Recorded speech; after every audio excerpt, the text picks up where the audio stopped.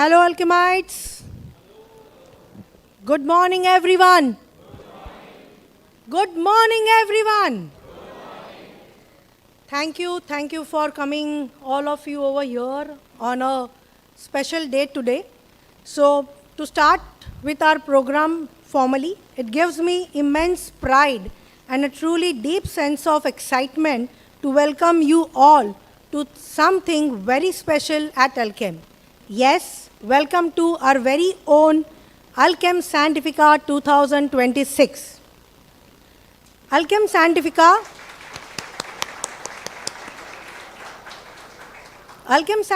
is a platform to celebrate curiosity, discovery, ideas, and something most importantly, I should say, people, those who are making the science come alive. So, to talk briefly about Alkem Scientifica, what began last year as a celebration of science, now it has grown into our annual tradition, proudly celebrated during our foundation month. And there could not be more fitting time than this month, which is August, because August is a month of pride for every alchemite. Am I right, alchemites? So a month where we celebrate our foundation day, 8th August, and this year we have completed 53 years of incredible journey. A journey built on purpose, strengthened by our people, and driven by enduring commitment to make a meaningful difference. As we look back with immense pride at the legacy created by our founders, we also look ahead with excitement and ambition to the possibilities, opportunities, and new milestones that await us. 53 years strong, and our journey continues to inspire healthier lives. As we celebrate our legacy, we also celebrate one and the very important force that shapes Alchem's future, that is science. At Alchem, science is not just what we do, it is what drives us forward. Thus, we are here at Alkem Scientifica, where we have exciting 2 days ahead of us, with special launches, unveiling, thought-provoking conversations, expert perspectives, and new initiatives to discover what is happening at the forefront of science and healthcare. So may I request all the distinguished guests, eminent speakers, management, senior leadership team of Alkem, and all our dear alchemites to make yourselves comfortable as we are ready and we are going to begin shortly. Now, before we formally begin the proceedings, let me introduce myself. Hi alchemites, I am Richa Kedar Sinari from Corporate Communications, and it's my privilege to be your host for this great event today. So we are truly delighted to have all of you. Special mention, distinguished guests, eminent speakers, scientists, panelists, and management members with senior leadership team of Alkem. Also to mention, alchemize those who have joined in person over here and those who are joining us virtually for today's session. Alkem Scientifica is a platform which brings together science, research, technology, ideas, and people. And this year, please note our theme, which resonates well, beautifully with Alchem's ambitions, science and innovation for everyone. So with this, let's begin Alkem Scientifica 2026. To formally commence this event today, may I invite all distinguished dignitaries and members, Sandeep sir, Madhurima ma'am, the leaders, so that we can start the lamp lighting ceremony.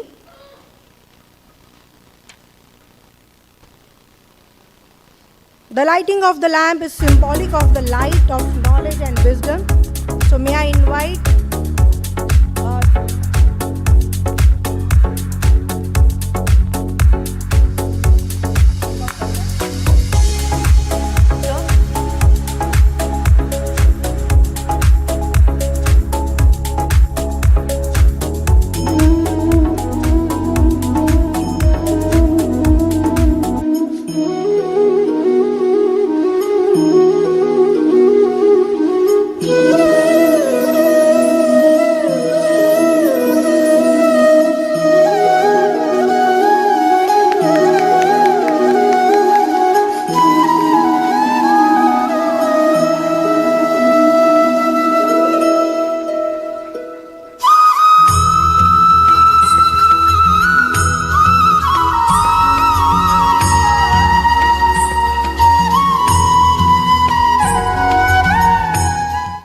Thank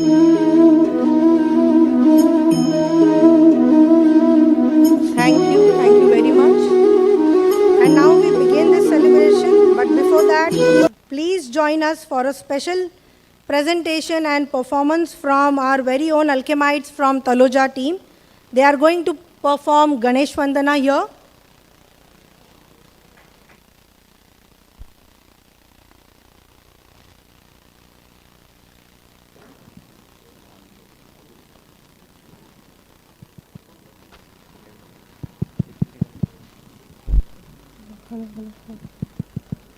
Check.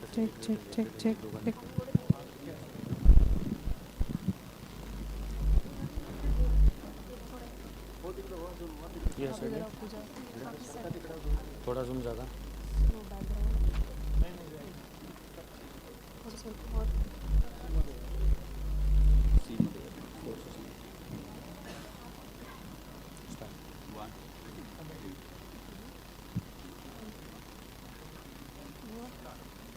वक्रतुण्ड महाकाय सूर्यकोटि समप्रभा निर्विघ्नं कुरु मे देवो सर्वकार्येषु सर्वदा।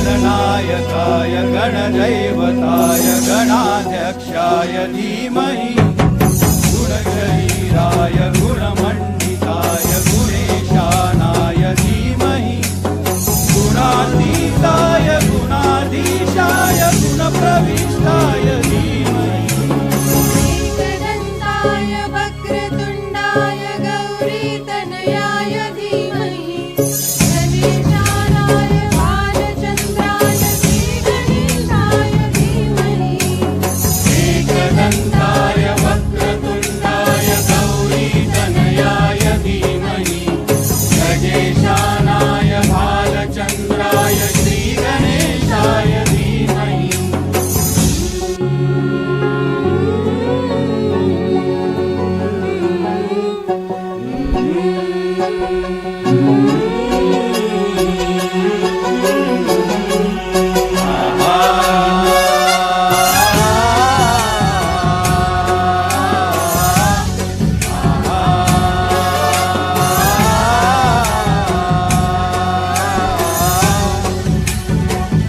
गणपति बाप्पा मोरया मंगल मूर्ति thank you Thank you.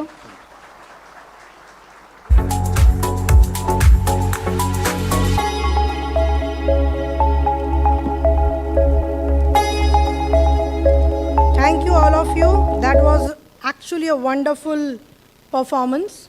And what a better way to start or begin this celebration with Ganpati Bappa's blessing, right? So may I request everyone, after Ganesh Vandana, we'll have Alkem anthem. So may I request everyone to please rise.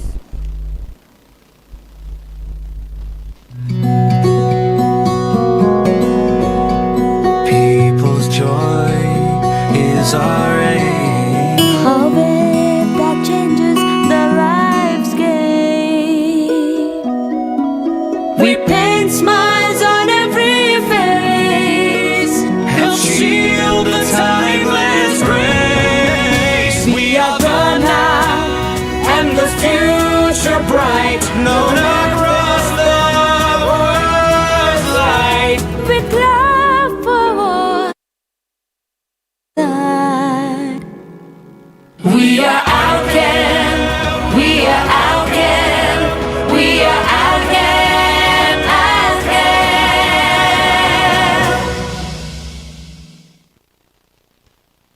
Thank you. Please be seated. Now, to welcome you all, I will request and I am delighted to invite Mr. Ashish Sehgal, President R&D, whose leadership and passion for scientific excellence have been instrumental in shaping this platform. Ashish sir, over to you.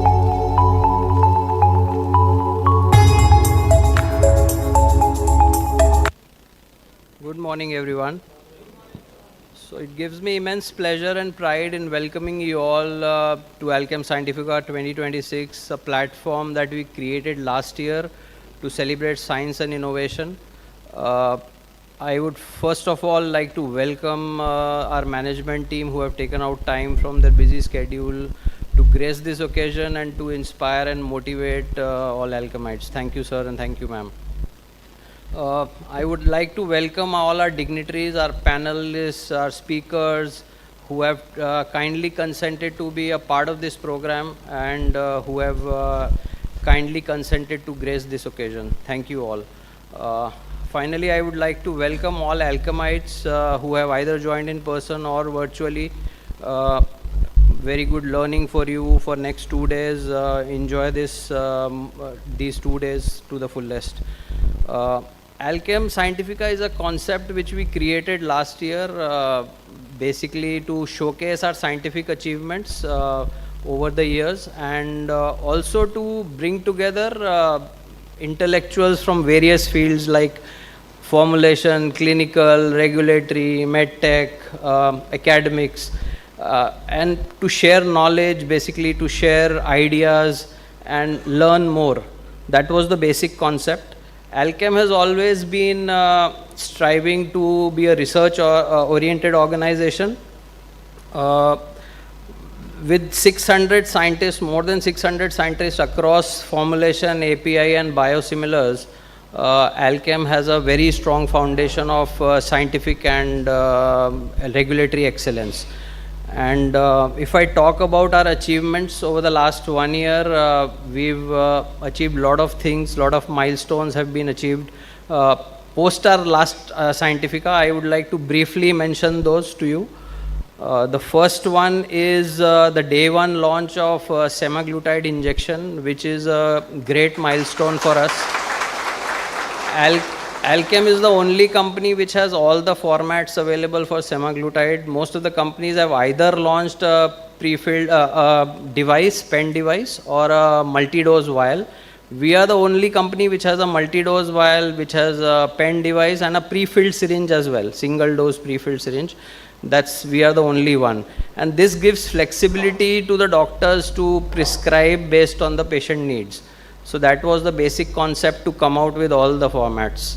Last time in Scientifica, we said that we are going to start in-house development of MDIs, and I am happy to share we started development in November and our first product got launched in August first week this year.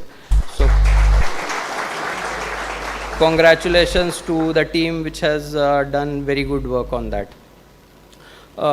Over the years, our strategy for India has evolved. Initially, we used to do more of local FDA and FSI based products. But now from last couple of years, our strategy has changed. We are doing more of DCGI based products with new molecules, new combinations through B and CT routes. So if you see last year, we filed 18 products through DCGI route as compared to less than 10 we used to do historically. So that's a great milestone, great achievement over the last 2 years. As far as the international market is concerned, we added couple of new areas into research. One was oncology orals, and I'm happy to share that within 18 months, we could file the first 3 oncology oral products in the US market. The second area which we started was complex injectables. Complex injectables included microspheres, suspensions, colloidal solutions. And again, I'm happy to share that 3 products have reached the POC stage where we are now proceeding to the next stage. They are all extended release injectables, microsphere and suspension based. Apart from this, one very good launch we have for this year is Lidocaine transdermal patch. This is our first transdermal product. We have already launched this product in Chile a few months back, and now we are launching this product in US in October. So another first for Alkem. As far as the regulatory filings are concerned, we used to mostly focus on Australia, Chile, US, that were our key markets. But now the focus has also moved on to add some new markets like Canada. We filed 6 products in Canada last year. We are going to file 7 to 8 this year. Emerging markets is another focus area for us.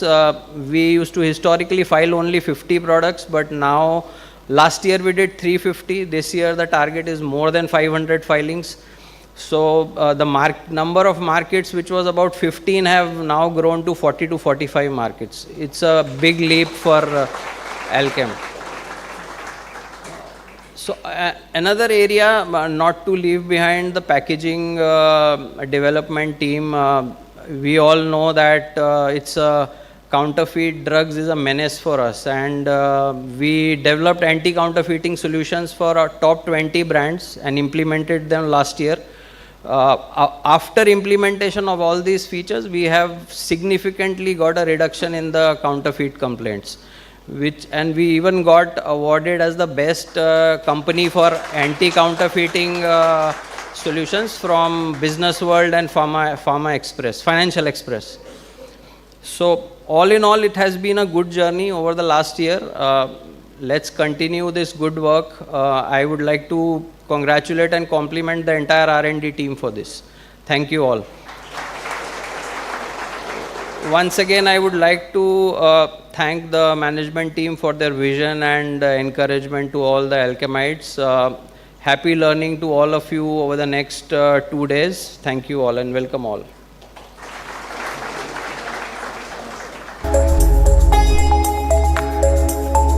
Thank you, Ashish sir, for this wonderful articulation, and that's what explains the importance of science and the platform like Scientifica. So, dear Alchemites and everyone, every organization has journey, but what gives that journey meaning is the vision that guides it, values that sustain it, and people who continues to build upon it. So it's now my privilege to invite members from our management. Today we have with us Sandeep Singh sir, our Managing Director, Mrs. Madhurima Singh ma'am, our Executive Director. They have taken time out for all of us here from their busy schedule. So to share the thoughts and their perspective and to address you all, may I first request Sandeep sir to join us on the stage, please.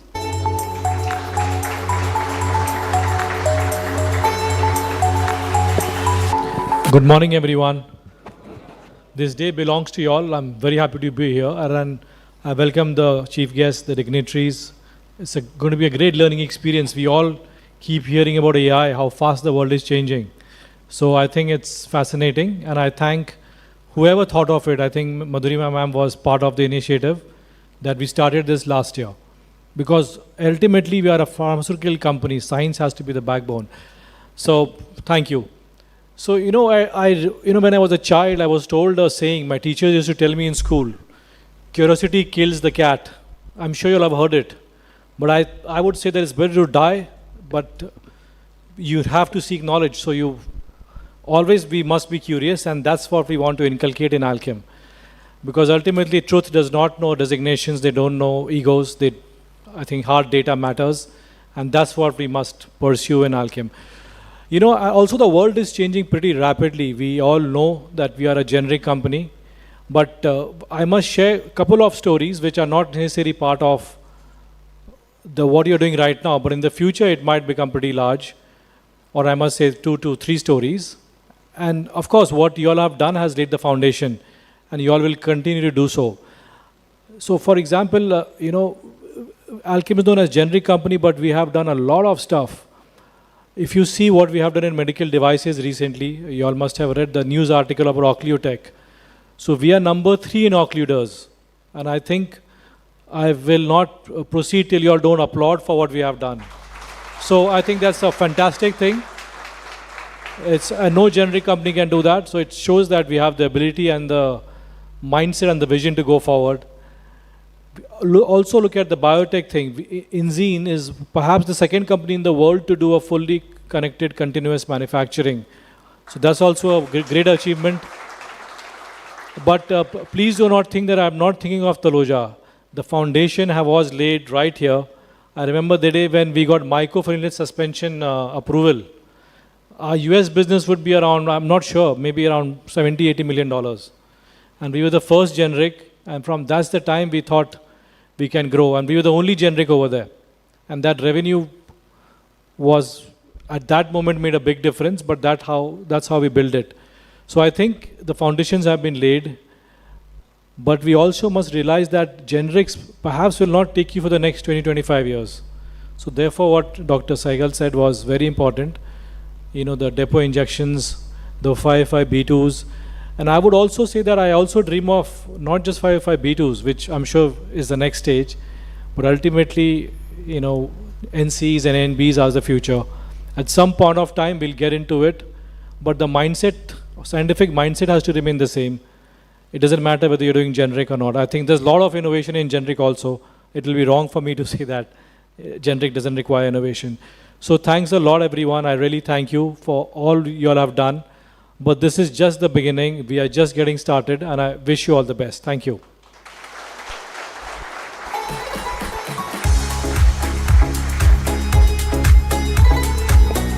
So as we have you over here today, may I request you, we will have one unveiling of Alkem MedTech Learning Lab.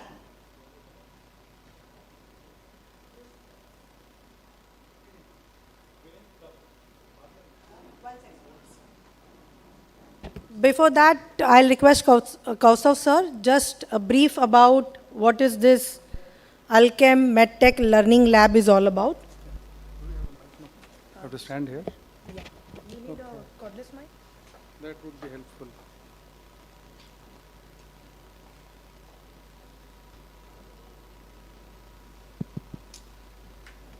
Good morning. So as many of you know, we are in stealth mode. We were in stealth mode for a while till the time the Occlutech acquisition happened. Now we are in wealth mode, yeah. So the Alkem MedTech Learning Lab is a key initiative for Alkem MedTech to train physicians. And why training? I'll come to that. Basically, we are an engineering company. We make engineering devices which is applied for medical treatment, whether it is in the diagnostic, it is in the treatment, or in the rehabilitation. Every company have their own designs, own implants. So the safety and efficacy depends largely on the implantation skills. And unless we do that or impart that training, the device safety and efficacy cannot be ascertained. So hence, we have created a tool for surgeons to learn, and there are structured programs that you can have a look at it, which starts from didactic to hands-on, and there is a complete course curriculum. So I would request Sandeep to inaugurate by pressing that button, and it will also play a short video of what we do there.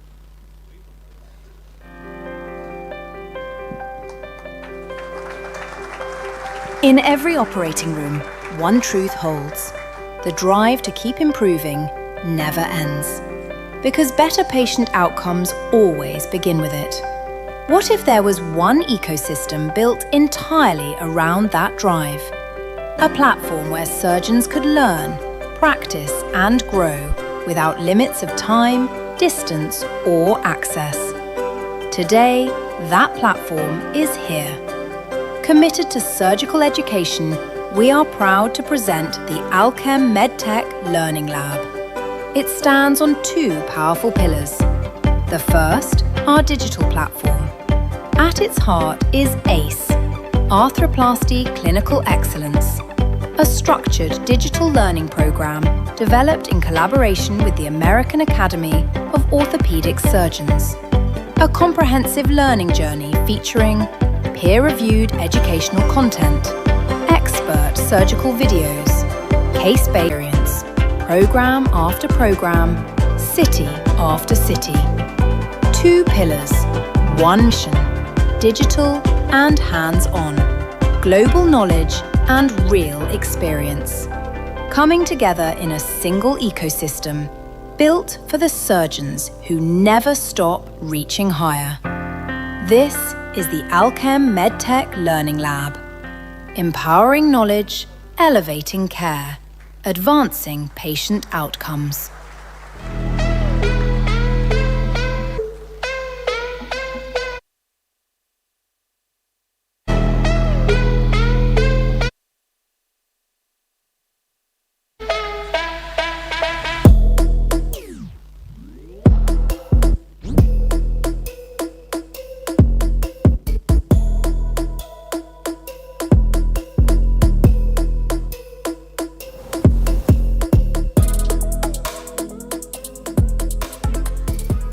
People who are facing this in real time, working over the cadaver, saw bones, is very important.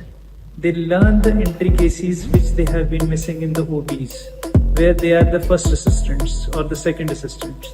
Here, they get a chance to be a primary surgeon and gain confidence. So the basic essence of a knee replacement is not the immediate outcome, but the long-term outcome, the implant survival rate, and the patient being pain-free after for 10 to 15 years or even more.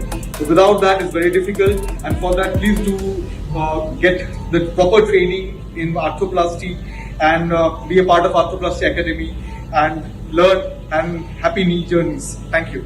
The important thing that can help a medical student or an upcoming surgeon is the lecture that can explain the process, and then you get to practice that same lectures on the cadavers so that you can finally do it on a alive patient. There are multiple ways to improve the academic standards and surgical skill of budding or young arthroplasty surgeons. Short-term mentorship program for the young surgeons. He must assist the surgeon for all his cases. Pre-op and post-op patient care. Do this much of PowerPoint presentations. Must undergo an online or offline MCQ type of exam, along with a short OSCE type of examination or interview type of examination. Present a report of his mentorship program. This is giving a big grace to the company that it is not only selling the implants, it is promoting education also. The younger Turks are learning new techniques, they are getting more confident. We are happy that our students are learning.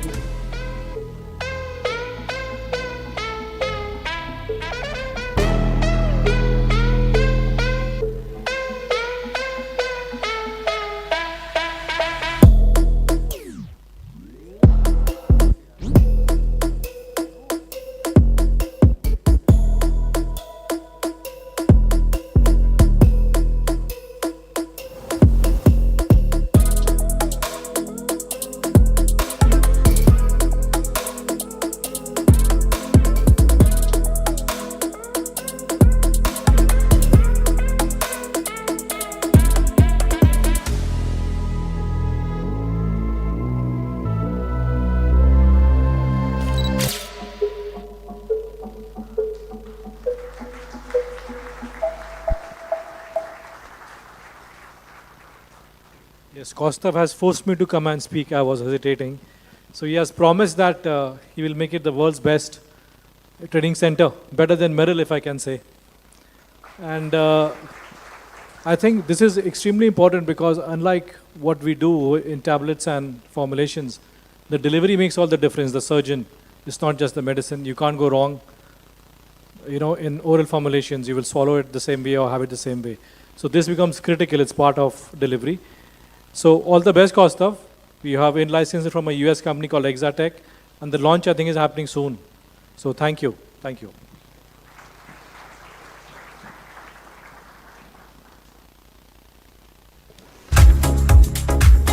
Thank you, Kaustav sir, for that brief, and thank you, Sandeep sir, for this launch.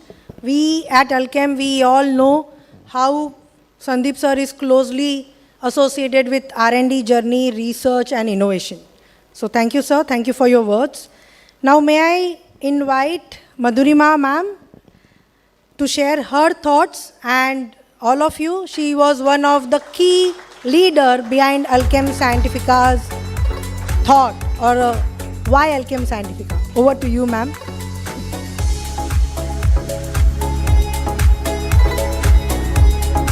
Good morning, everyone. Good morning. चश्मा पहनूं क्या? चले?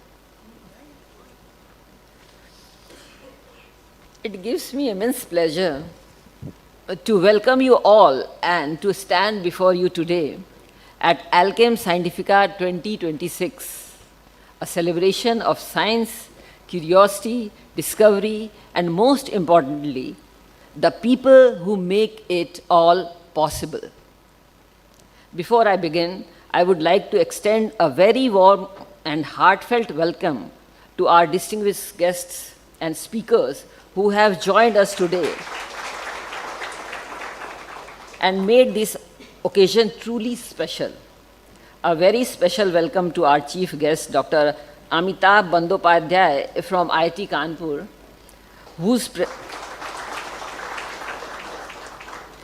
whose presence and perspective will add immense value to this celebration of science.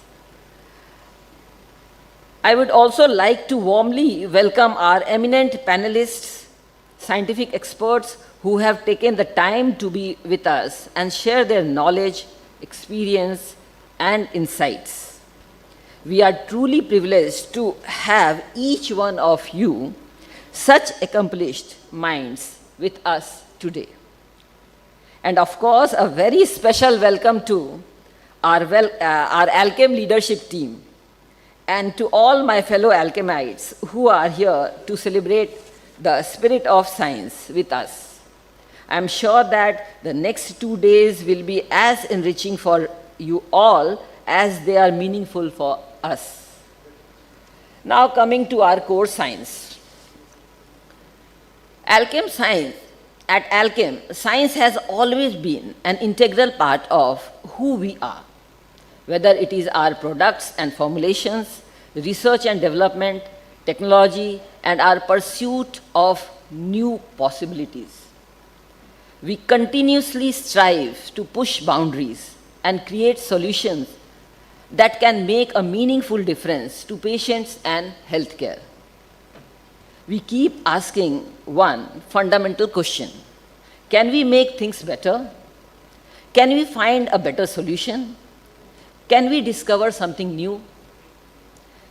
And for us at Alkem, one question is particularly important is, how can science help us make a meaningful difference to the lives of our patients?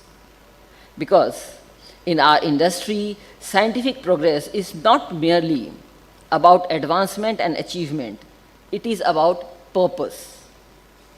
And that is exactly what Alkem Scientifica is.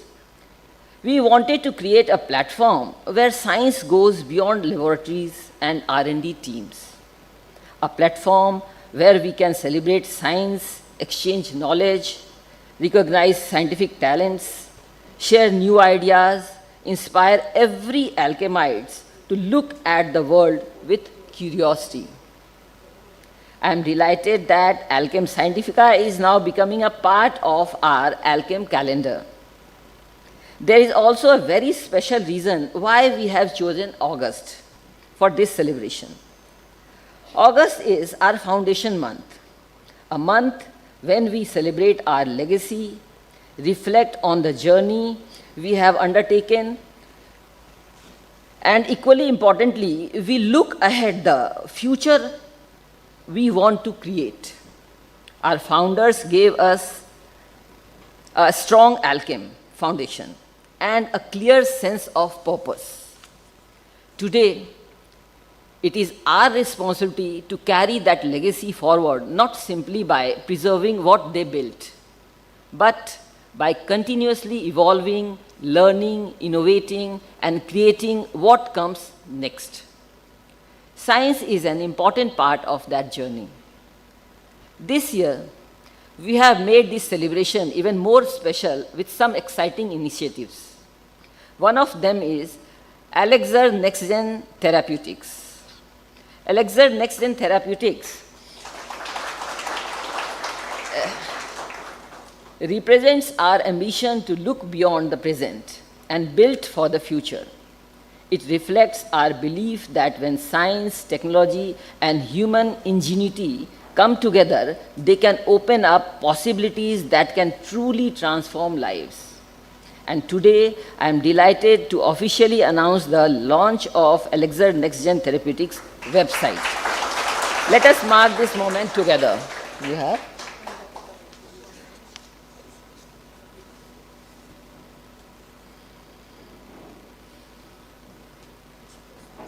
Green.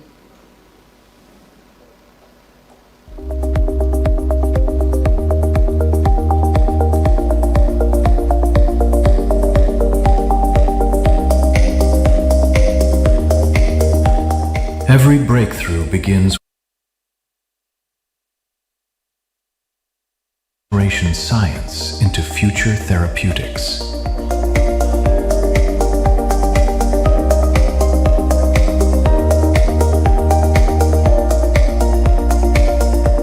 Introducing Alixir NextGen Therapeutics, Alkem's innovation-led biopharma, advancing transformative therapies through translational science, strategic collaborations, and technology-enabled drug discovery.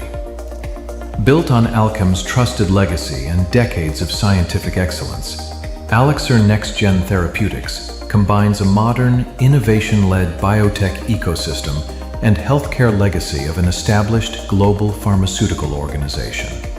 Since 2019, through a collaborative R&D model, the organization has partnered with leading academic institutions and global scientific ecosystems to identify novel therapeutic targets, bridging the gap between scientific discovery and clinical translation. Today, Alixir NextGen has turned that vision into reality. We are building a portfolio of differentiated therapies across select therapeutic areas with significant clinical unmet need. Advancing a growing innovation pipeline such as first-in-class and best-in-class therapeutics, spanning across early discovery, preclinical, IND, and clinical stages, with 6 granted patents and 55 pending patent applications globally.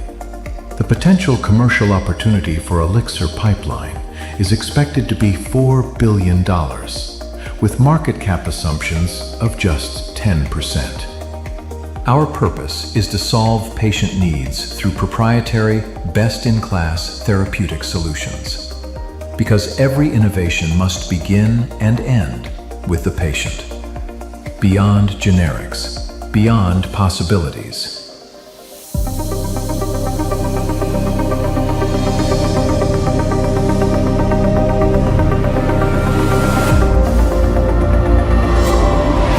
Welcome to Alixir NextGen Therapeutics. The next generation of innovative, transformative therapies begins now. Beautiful.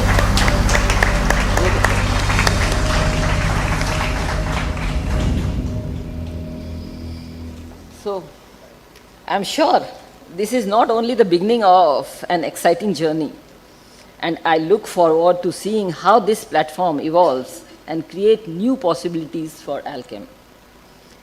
And now I come to another announcement that is particularly close to my heart. As we celebrate our legacy, we also want to invest in people who will shape Alkem's future. And today, as a part of our Foundation Month celebration, I am very pleased to announce the Founders Fellowship Program.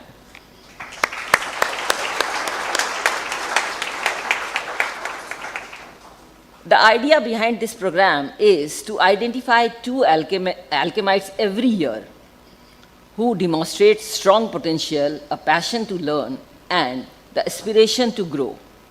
We provide them with an opportunity to pursue leadership excellence programs and specialized course of the country's leading institutions.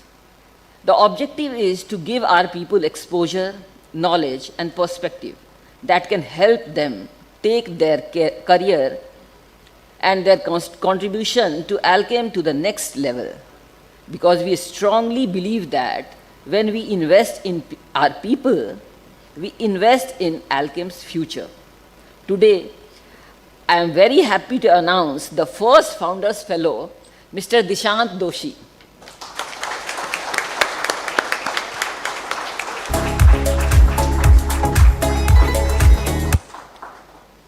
Dishant will be sponsored to pursue a specialized program in finance at IIM Calcutta.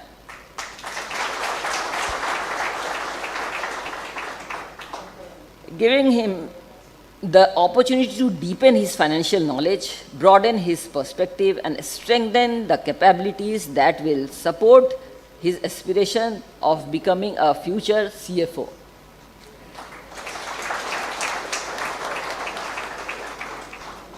Dishant, this is not simply a recognition of what you have achieved so far. It is a statement of our belief in what you can achieve tomorrow. I hope this opportunity challenges you, inspire you, and give you a new perspectives that you can bring back to Alkem. Today, and I hope that in the years ahead, we will many more Alchemites benefit from this program and go on to create even greater impact. As we begin, you want to? I would like to call Sandeep.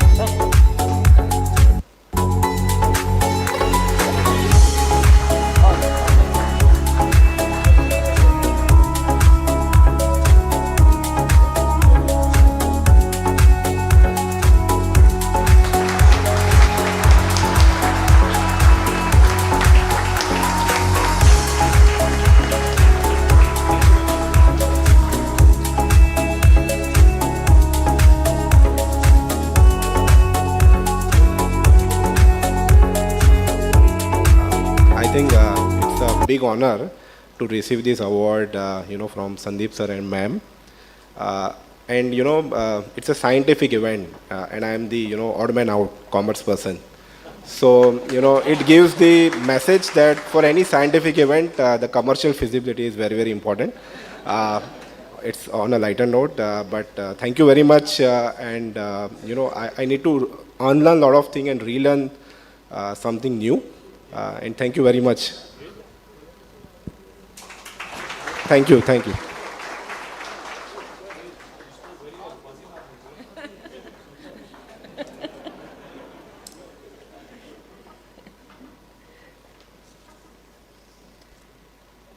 As we begin Alkem Scientifica 2026, I would like all of us to remember one thing. Science is not only about the discoveries, it is about the impact those discoveries create. So let us celebrate science, let us celebrate curiosity, and let us celebrate our people.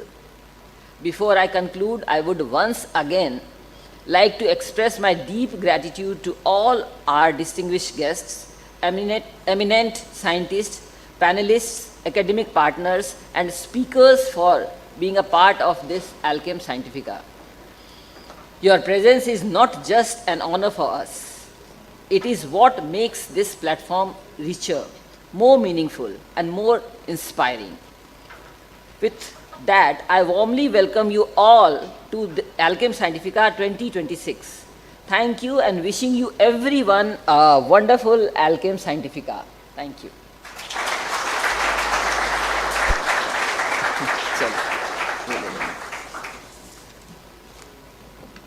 Ma'am, I'll request you to be here only. Everyone wants their launches, unveiling by you or Sandeep sir. So I have another request from Dr. Akhilesh Sharma sir now. As you have seen Elixir NextGen video, Launch AV, we have our website also ready. And sir, on a special request, he would like to have the launch by Madhurima ma'am's hand. So ma'am, one sec.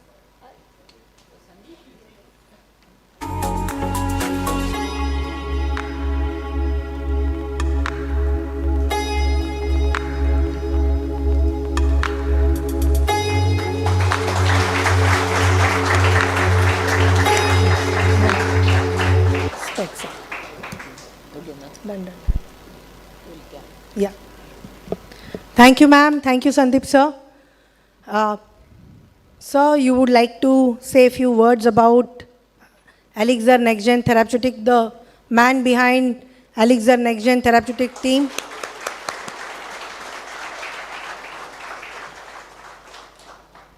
Thanks, Richa. Once again, a very still pleasant morning to all of you. And thank you, ma'am. Thanks, Sandeep, for unveiling Elixir. It's been like a passion, a journey over the last, I would say, 7 to 8 years since we have been, reaching out to different academias and leading institutes and even research companies to do something very different. And I think we have been like a little bit under the radar, but then now we are full-fledged out in terms of the development, because a lot of the molecules, as you saw, they have even gone beyond the clinical stage. And we are almost in the turn that we are talking to FDA on some of the next generation therapies, the regenerative medicine, the novel monoclonal antibodies.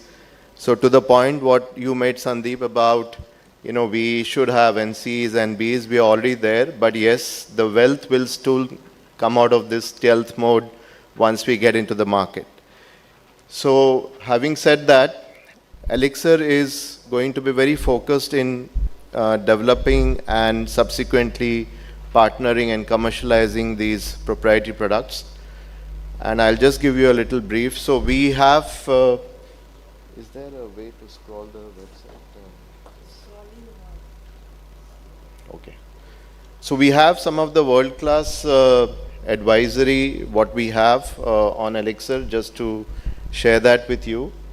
And as you can see, it's been built under a strong collaboration. There are molecules and products which are our internal innovations, and we have now gone to the phase 2B clinical studies very soon.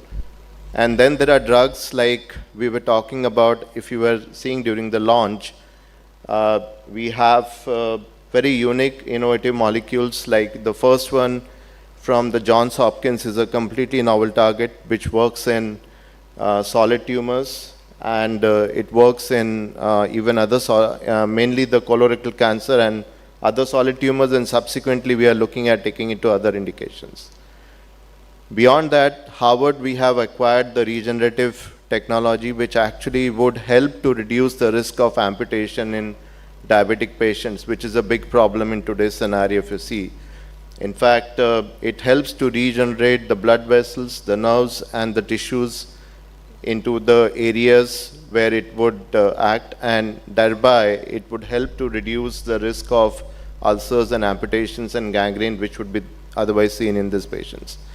And the third, the one recently acquired, what we have is in phase 2, which actually a company called Sonnet had been working for the last more than 12 years, and that's Atacexin alpha, which actually works through a very novel mechanism, and it's the only molecule which has shown to regenerate the nerve fibers. And it was acquired through Merck, and then they have done studies which showed it actually would even reverse back neuropathy in patients of chemotherapy-induced neuropathy and diabetic neuropathy. So now we are in a stage where we are taking the full global rights on this, and we are actually taking it forward for development of diabetic peripheral neuropathy, where it would restore back the sensation. Otherwise, currently the drugs are only to actually reduce the pain in these patients, unfortunately. So having said this, as you already heard, since morning we are a highly patient-centric company, and a lot of our innovations are here to see how we make the life better for these patients, how we can even transform the life of these patients. And to this effect, we have some of the most global collaborations, as you already seen some names, but even with others, where we will be soon creating a much more futuristic pipeline for Elixir. So that's the vision for Elixir. How do we build it into a transforming organization, transforming the lives of the patients, and transforming even Alkem into the next level of the molecules what we wish to deliver. So thank you very much.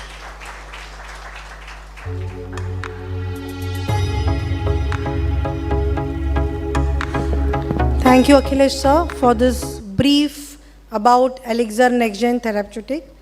And thank you, Sandeep sir, Madhurima ma'am, for announcing and launching very exciting program, which is Founders Fellowship Program. So, big round of applause for our management at Alkem. And heartiest congratulations to Dishant, very well deserved recognition. And a big round of applause one more time for Dishant Doshi, first founder fellow of Alkem. Congratulations. Now we are proceeding ahead and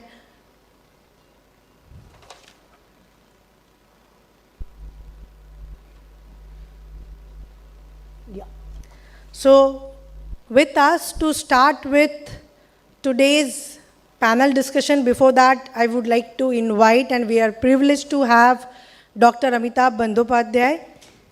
A big round of applause, Alchemites.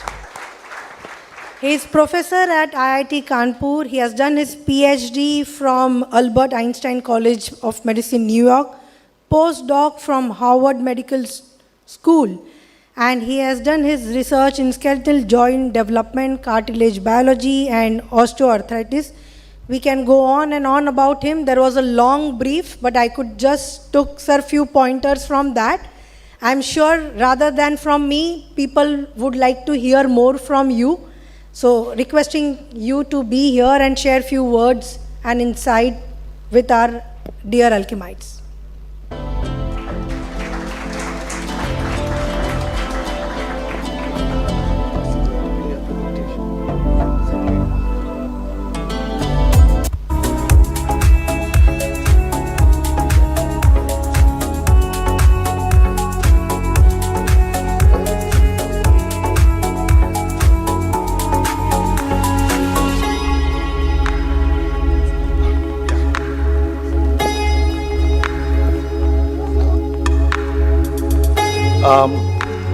First of all, I do not know. I am enormously thankful to the Alkem leadership for bestowing me with this honor, privilege. So I'll start with this, that Dishant ji, first of all, congratulations for being the first Founders Fellow. You mentioned that you are a commerce graduate and you are the odd man out here, but if I am not mistaken, this company was founded by a commerce graduate. So this is the land of the brave, and I am extremely privileged to be here.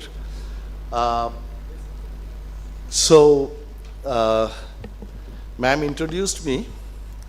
What she missed, I will give you that introduction.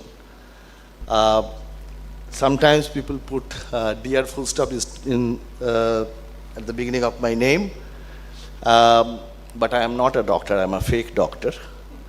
And in this whole country, somehow people know me about a biomedical engineer, and I am farthest from being an engineer. I am an embryologist. I study how we get the shape of our hands in the embryo. So therefore, I am a fake engineer too. So, and when you will see my slides, you will know that I have never been to a management school because I make terrible slides. But this is not the slide. There was another slide called Alkem in the same folder.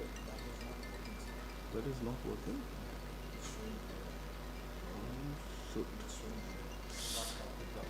Okay. Yeah, I do. Yeah, I do have my laptop. So yeah, sorry for the technical glitch. I thought I copied it in a pen drive, but it did not work. So I wanted the presentation for a very specific purpose because I have titled my talk as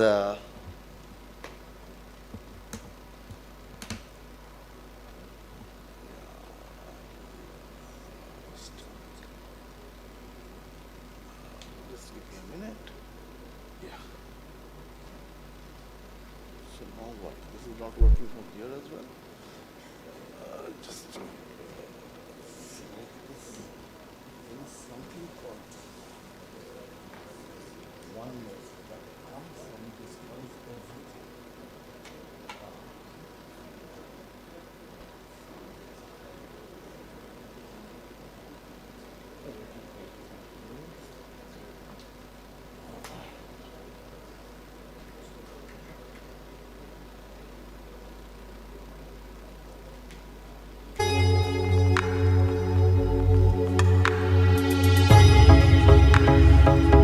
Okay, so, the talk I prepared is titled We Need to Talk. I'll tell you why. And pardon me if I am wrong, this is very shallow research from my part, but the fact is that there are 100 plus global medtech companies which have a revenue of more than $1 billion. But when it comes to India, it is only one. Historically, Indian medtech companies in the early part of 1900s, they mostly produced consumables, and today many of those are globally competitive. I remember one joke that during the COVID time, it was said that no matter which company makes the vaccine, it is Hindustan Syringes that makes the profit. So those are globally competitive throughout. And since 2000s, new medtech companies came in, and I'm pretty sure all of you know that both Merrill and Sahajanand Medical Technologies, they were not in the medtech business. Those were established business houses. They created a new vertical. Sahajanand was in the diamond cutting business, and Merrill's founder group was in the paint industry. So that's how the new Indian medtech businesses started. And I also noticed that once Merrill and Sahajanand started, their focus was in the cardiovascular. Many others followed, Translumina being one of them. And now Zydus and Alkem started their medtech verticals, having pivoted from their parent business. And on the other hand, if you look at it, there are startups like Nokark, Dozy, Niramay. These have all now made waves in the industry. So there are many ways of looking at it. Those of you who are deep into the business of medtech, you will have one take. Me being a scientist and a student of history, I look at it slightly differently. That today's medtech leaders, they are from countries that actually witnessed the industrial revolution or the industrial age. India, because of our history of being ruled by the British for 200 years, our manufacturing excellence that existed were dismantled. So when we became an independent country, we did not have an industrial base to build on, which was not the case with the Germans or the Swiss or obviously the Americans and the British. So we are now playing a catch-up game, and as you just saw today, that Alkem, which has just entered the market, is already aspiring to be there. Because I was very intimately involved during the COVID-19 period and the government response to it, when the government needed the ventilators urgently, none of the Indian legacy players could actually bring out the ventilator that was needed at the right price at that time. The startup could. So there is something that we need to understand from here, that it is the nimbleness of the startups that actually allowed them to do this. And if we get an opportunity, I will come to it a little later. So that's how I set it up, that why industry needs to talk to academia, what academia brings to the table. Being from the academia, I can tell you one thing, that the industry and academia are truly complementary, and it has been a cliched word, all of you have heard it. But I will tell you from my heart that I do not know the language, the thought process of an industry, and I would hazard a guess that the same will be true for industry towards academia. So I will try, very briefly to bring you what academia brings to the table. And these are, like when I was running the technology business incubator of IIT Kanpur, these are some of the companies that I mentored. Okay? So I will just give you a glimpse. Maybe many of you have used this product called Pool, which is started at IIT Kanpur. They make a variety of products from flower waste. This is the only made in India mask that was being used during the pandemic. Okay, Swasa mask. This was actually manufactured within the incubator premises. Okay, this is a fertilizer that company started in 2021, and today they are 50 crore revenue. And it's a non-chemical fertilizer. Okay. This is the only company that I know of that is making compostable plastic, okay, from poultry feather waste. This is a company that makes smart water meter, and the only company in the country that actually does that. It is the only Indian product. They do water auditing and stuff like that. This is a battery company that has now set up their production unit in UK. They have raised $15 million recently. This is a robotics company, and this is another robotics company, and this is a medtech company. So what I really tried to do is to tell you that within a span of 6 years, all these companies were created. They are all in the market. They are making money, employing people, and all were mentored at IIT Kanpur. Therefore, an academic institution has the technological breadth and depth. You saw that the technologies span from, agricultural products to high-end drones to medical technologies and all of it. And sometimes academia can display killer instinct as well. I will show you a quick brief about the ventilator project. At that time, every academic institute tried to make a ventilator, but only we succeeded. Of course, we had a fantastic engineering team. From day zero, we also had a clinical team to advise us, and we had who is who of the industry to actually guide us. And we looked at every aspect of the development, and we had a mentor for that aspect. Now look at this timeline. So we started the project on 23rd of March, and on July 1, we installed the first ventilator in Ruby Hall Clinic in Pune. Okay? And that was possible because of immaculate planning, relentless hard work, and a lot of help.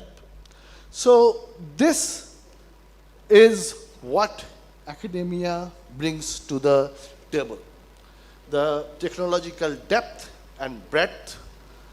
Every year we appoint new faculty members. So we are always at the cutting edge, no matter when and where. We can make mission mode execution possible. Often institutions will have infrastructure and sometimes they may also have funds. Then what does academia lack? We lack the roadmap to the end point.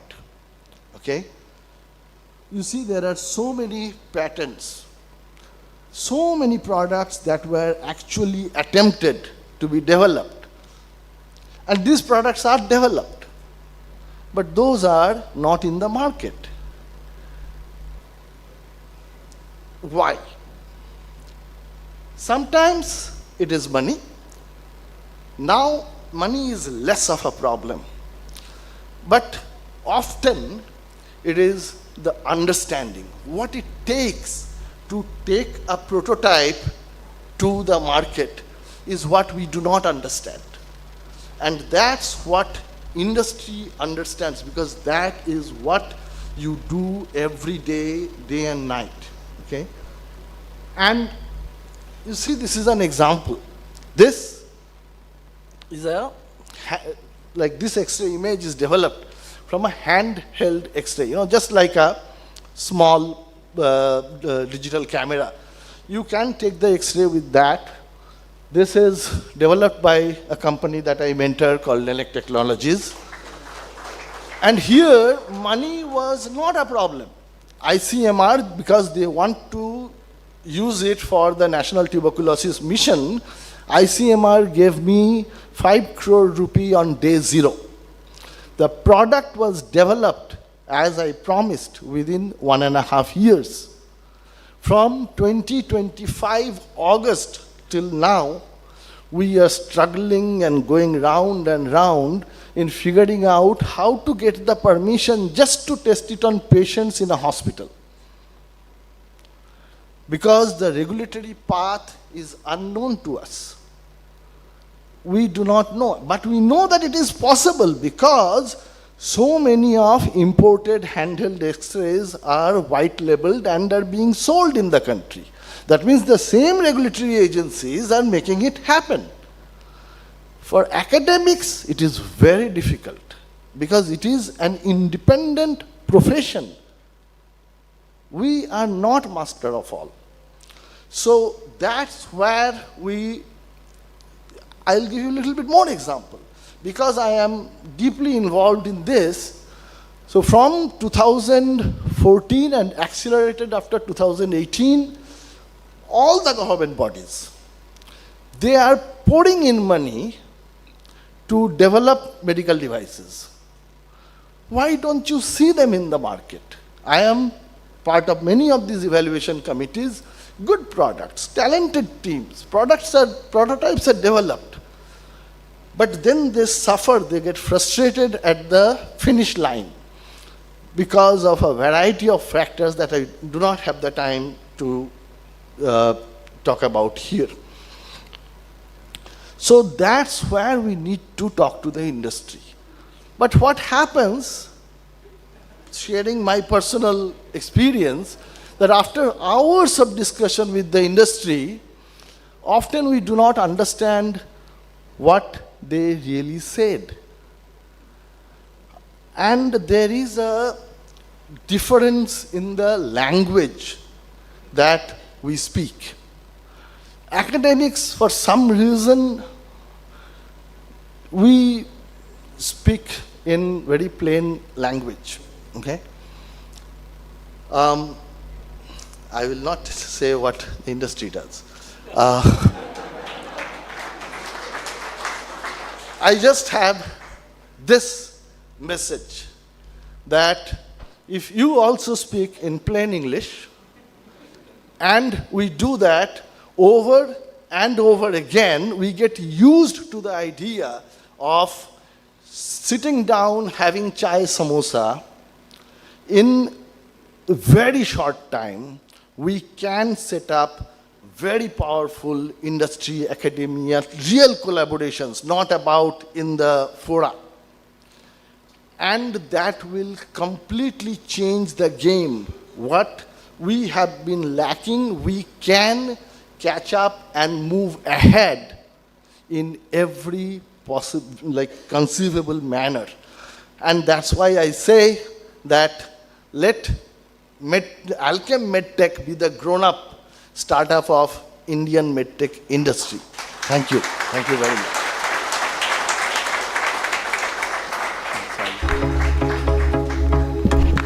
Thank you very much, Dr. Amitabh. Sir, that was an absolutely inspirational talk, and we are happy that your laptop got connected because we could see these innovations. And definitely, when we got to know, when academia, what it gets on the table, the technical depth and breadth, a big round of applause for the work done, sir. Absolutely. Truly inspiring for all of us. Thank you. Thank you very much.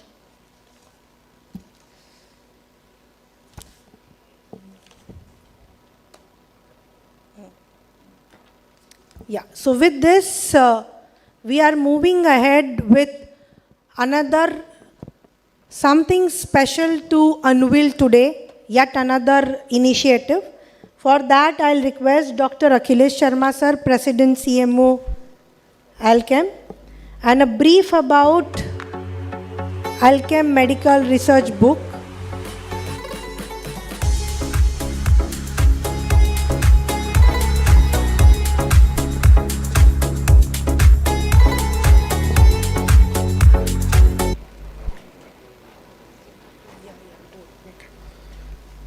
So once again, a very good afternoon now.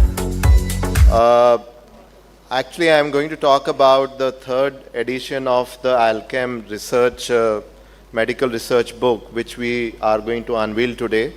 That's, in fact, I should share that with you. It's a compendium of 36 publications done in one single year. And this is the one actually which beats the industry standards and even anyone else in terms of the number of publications, because I know the kind of efforts, and kudos to all the team which has done this, and of course to the support which has come from a lot of the people in the different areas including the field. This is a compendium of clinical research articles, real world evidence, and a lot of other review articles which are actually used as evidence building during promoting our products to the doctors in actual clinical practice. So this is what the application is as well of these research articles. So this is a very big achievement, and this is over the past 1 year that we have done it. So I would like to also talk about the other Alkem Research Digest, which is actually a compilation of 118 publications which have been over the last 5 years. And most of these have been in the last 3 years. And again, kudos to the team for achieving such a feat of such large number of articles getting published in a short time. So this gives a summary of all the articles. This is like access to the different trials, observational studies, post-marketing studies, and the clinical research, and the review articles and publications which have been done by Alkem, of course, along with the global experts, including the doctors, clinicians globally. So these are all the co-authors in these articles. So it's not just the Alkem, but this is the kind of the team through which we achieve this. And you can understand, when the top leading KOLs and the clinical research, they have been part of these articles, what it means to really have these publications. So this is almost a highest level of publications again for the industry generated in the last 4 to 5 years. So kudos to the team, and really a great feat, I should say, which has been achieved. With this, I would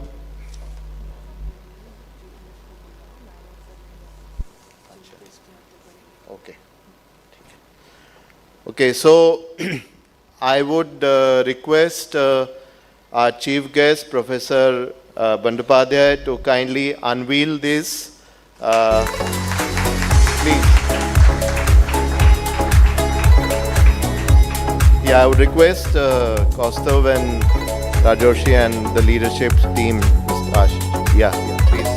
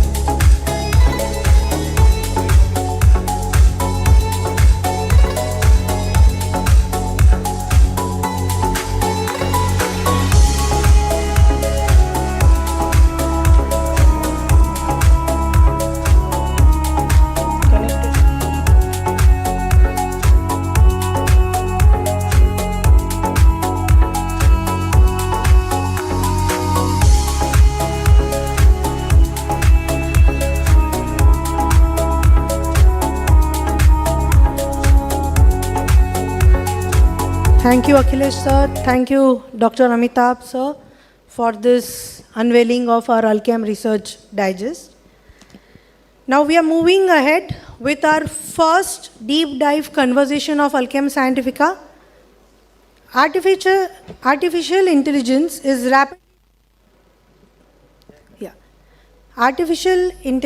is rapidly changing the way we think about drug discovery and development. But beyond the excitement and the headline lies a much more important question. How will AI-enabled drug discovery actually transform the way medicines of tomorrow are developed? So our first panel explores exactly this. Beyond the hype, how AI-enabled drug discovery is transforming drug development. So to moderate this, the most important conversation, we have Dr. Ganesh Sangle.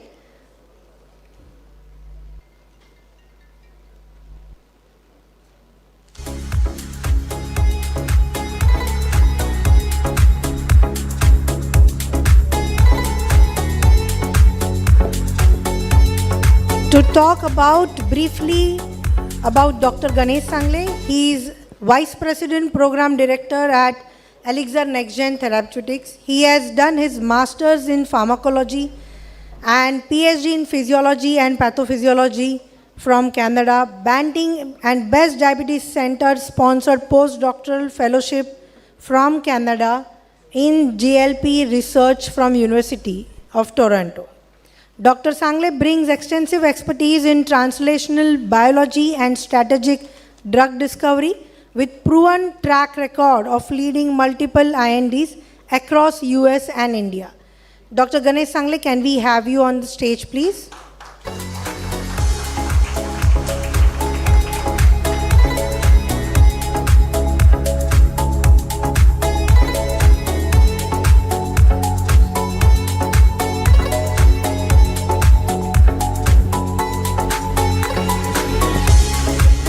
So I'll request Dr. Ganesh to introduce all esteemed panelists also on the stage. Over to you, Dr. Ganesh. Thank you, Richa. Good afternoon, all, and respected members of the management team, distinguished speakers, panelists, and dear colleagues. It gives me an honor to introduce today's panelist for this exciting panel, which we are going to spend another 40-45 minutes. To start with, I would like to call upon stage Dr. Rajneesh Kumar. He is the professor at IIT BHU Varanasi, and he's very active in academia, leading various AI-enabled initiatives. And he has a lot of expertise from Karolinska and his academic collaborations with Osaka University. So thank you, Dr. Rajneesh. Please have a seat. Next, we have Dr. Ravi S. Anatula. He is driving a company named Pharmadem Solutions. It is a company which is forming AI-based tools for formulation development, which is one of the emerging area, and we will hear some of his thoughts. So please, Dr. Ravi, have a seat. We have Dr. Sridhar Narayanan. I think he's one of the known expert in industry, academia. He's a veteran, I would say, spending almost 2 decades in drug discovery and successfully led several programs, from early discovery to the clinic. So thank you, Dr. Sridhar. And last we have someone, Dr. Santosh Dikshit, who is at the intersection of basic science and technology, and being a biologist, he is now in a technology-driven industry and named Persistence. So thank you, all of you. So can we have mic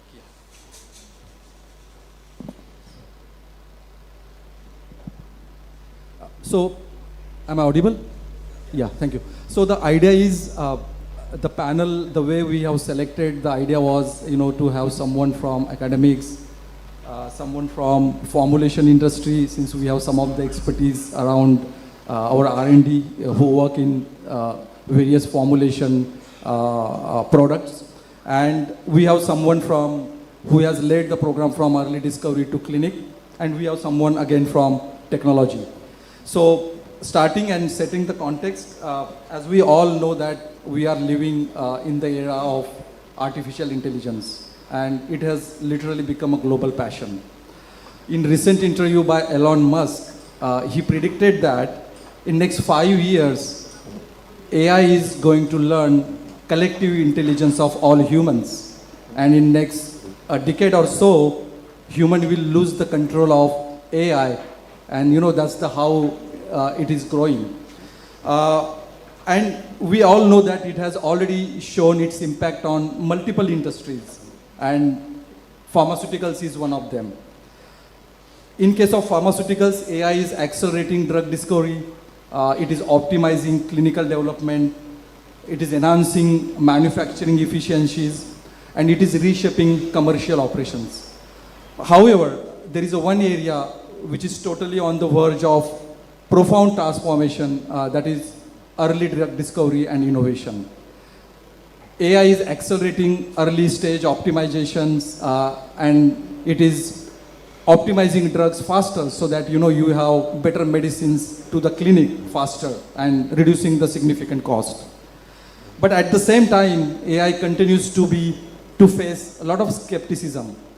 As we know that AI has accelerated a lot of processes and innovations, but the critic still thinks that a lot of excitement still remains as a hype, because the AI has already contributed significantly to early innovations, but still the translation from preclinical lab to clinic, which is considered as the death valley in a drug development, is yet to see some of the success.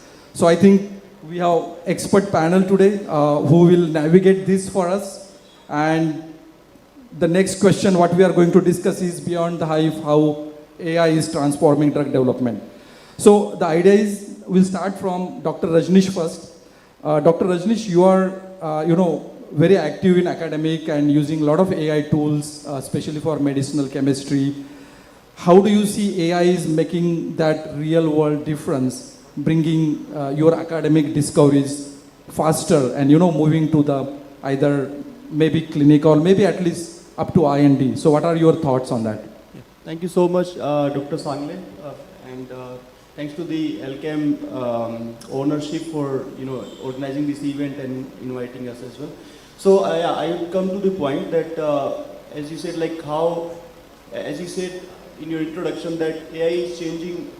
We have seen an immense impact on other areas. For example, text generation, image generation, audio generation, video generation, and you can see that it can do wonder, right? So if you look at this hype cycle, so these areas are already, we are at the plateau of productivity, means we are seeing the productivity. But in the case of applications of AI in drug discovery, we are still between the the hype and the valley of this disappointment.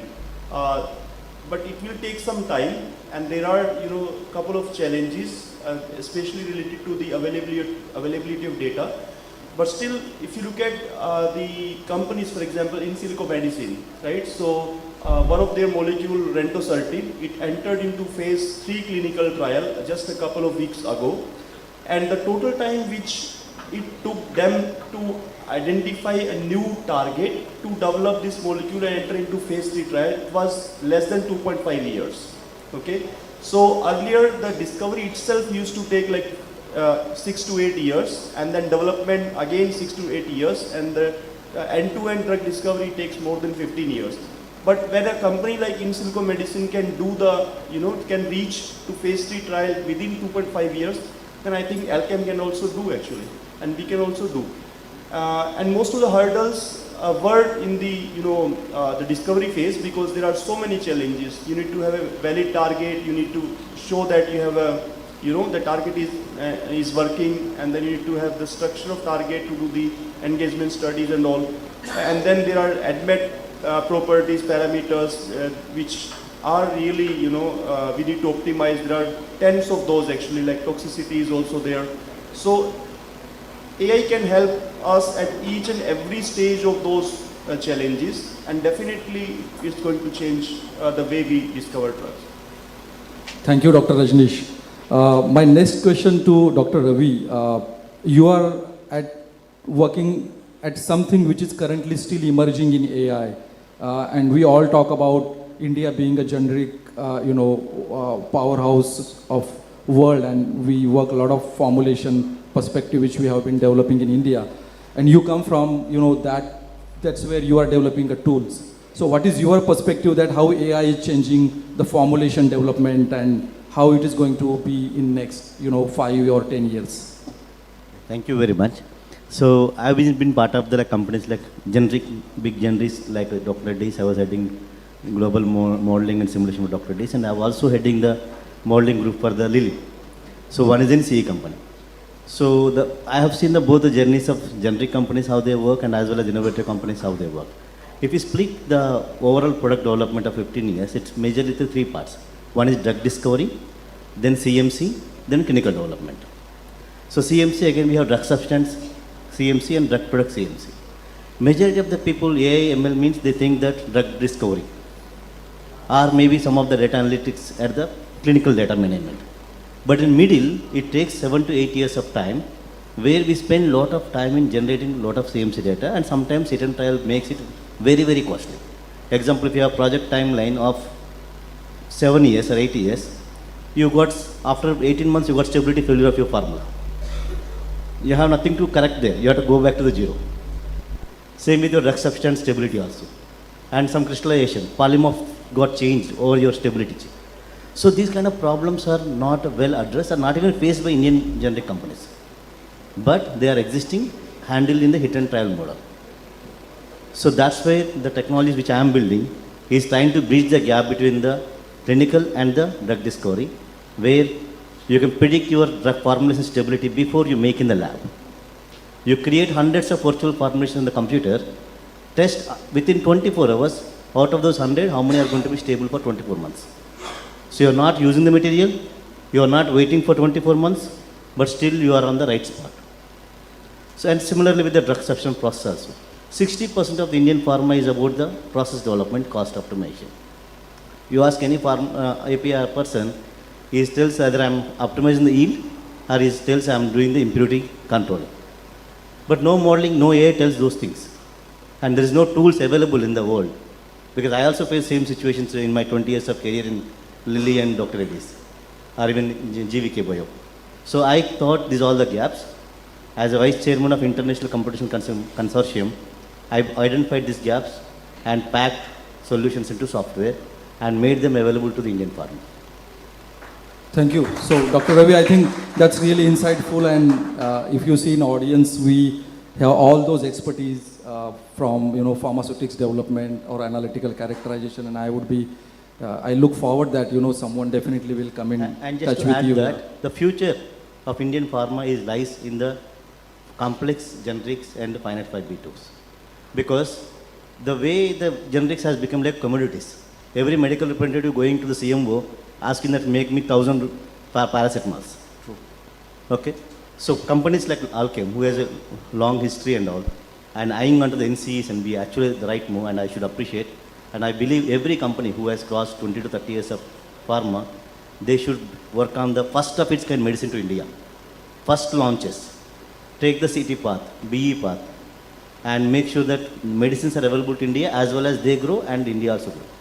Yeah, sure. And I think Alkem has that legacy of bringing a lot of unmet needs. And if you look at our pipeline. And when you're taking the complex challenges, then these kind of tools, like how to solve faster R&D, how to make faster API development, these will come handy. Definitely. No, definitely. Thank you. That was really insightful.